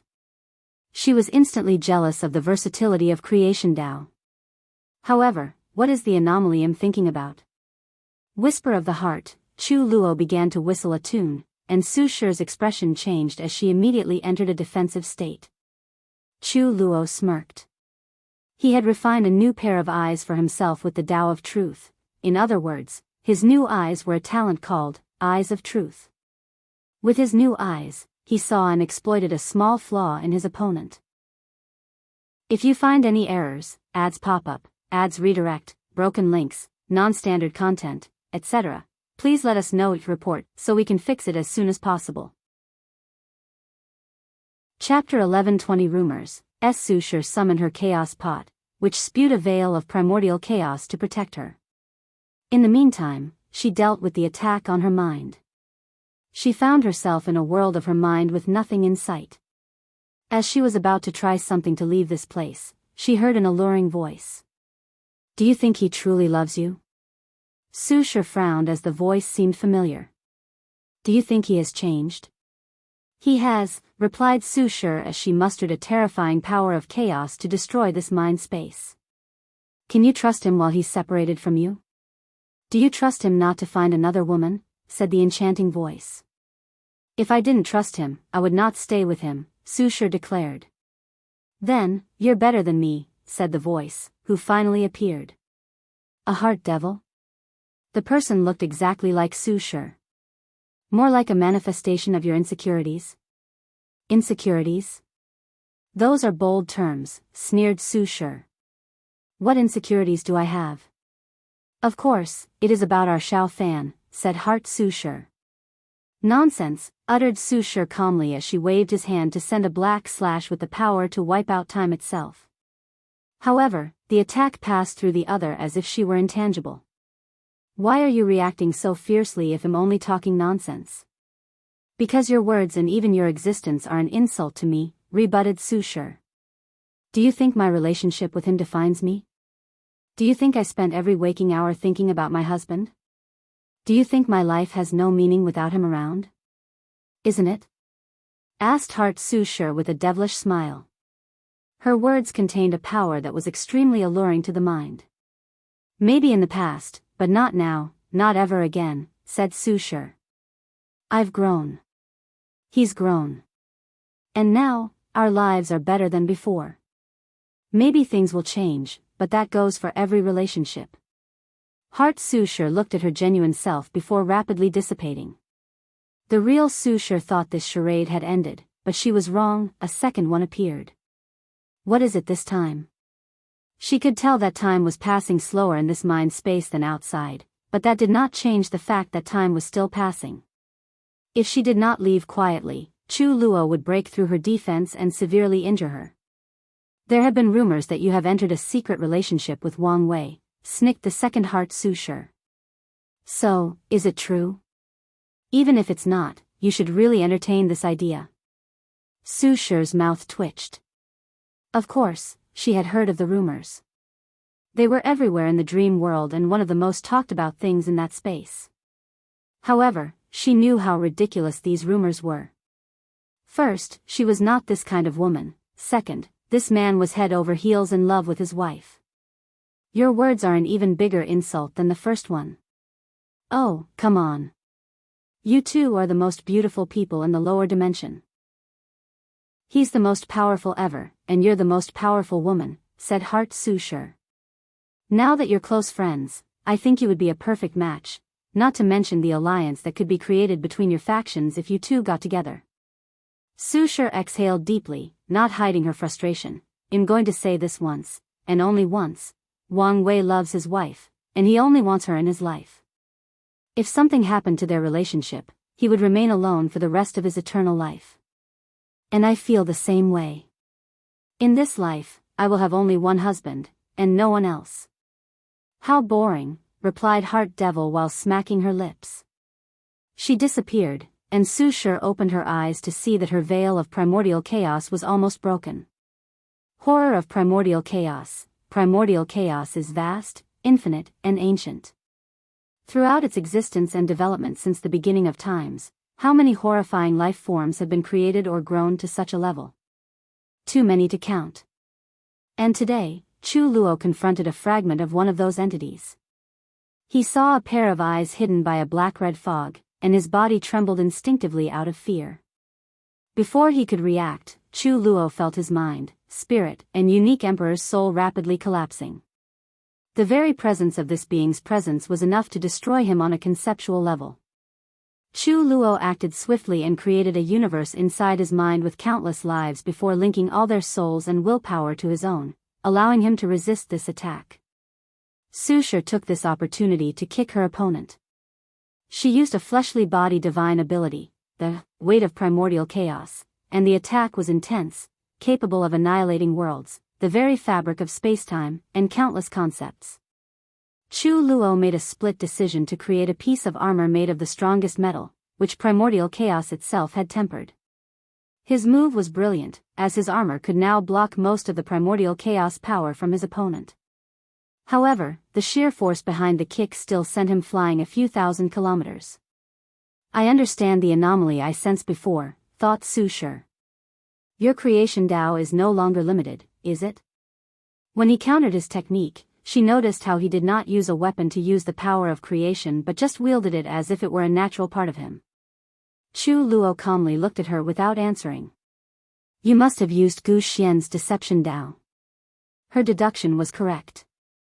After studying the inheritance, Chu Luo worked hard to gain full power over creation Dao. So, he refined the deception emperor's soul instead of creation to allow himself to deceive Grand Dao into thinking he was a true Dao overlord. Once that was done, Chu Luo rarely used his true creation Dao because he knew using such a crooked path could earn him the ire of Grand Dao, leading to his death. So, in most fights, he only used his limited creation Dao unless it was absolutely necessary. Omicron M, Song of Eternity. Su Shi's pot spewed a fog that rapidly turned into a zither. A projection of the river of time materialized behind her as she played, and a beautiful melody emanated from it. Under Su Shi's guidance, a terrifying vibration that combined sounds or music from the past, present, and future rushed toward her opponent. Before the vibration arrived, Chu Luo heard strange music in his mind, which hurt his spirit. He heard many different zither players from the beginning of time until the last musician in the universe. God of music and vibration, Chu Luo snapped his finger to create a god whose sole power is absolute control or mastery over music and vibrations. A large phantom of a man in all white, sitting cross-legged with a zither before him, materialized behind him. The god plucked one string to release a vibration that countered Su Shi. Their clash released a shockwave that could have destroyed countless great thousand worlds. However, this was just the beginning. As these two masterful musicians clashed, the melodies they created reverberated from the void zone to the martial hegemony and myriad emperor worlds' world communities. People who heard the sound had different reactions. Some felt they heard the most murderous songs between heaven and earth, almost driving them to madness.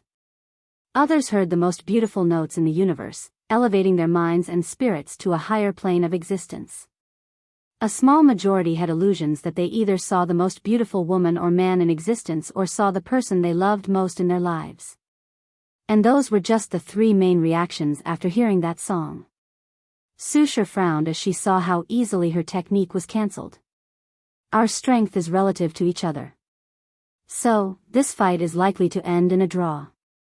She was unhappy with this news, and it was the same for Chu Luo, who figured out the same thing. They looked at each other, and their auras clashed. They were both extremely competitive, and no one wanted to give up, especially given the result of their first fight.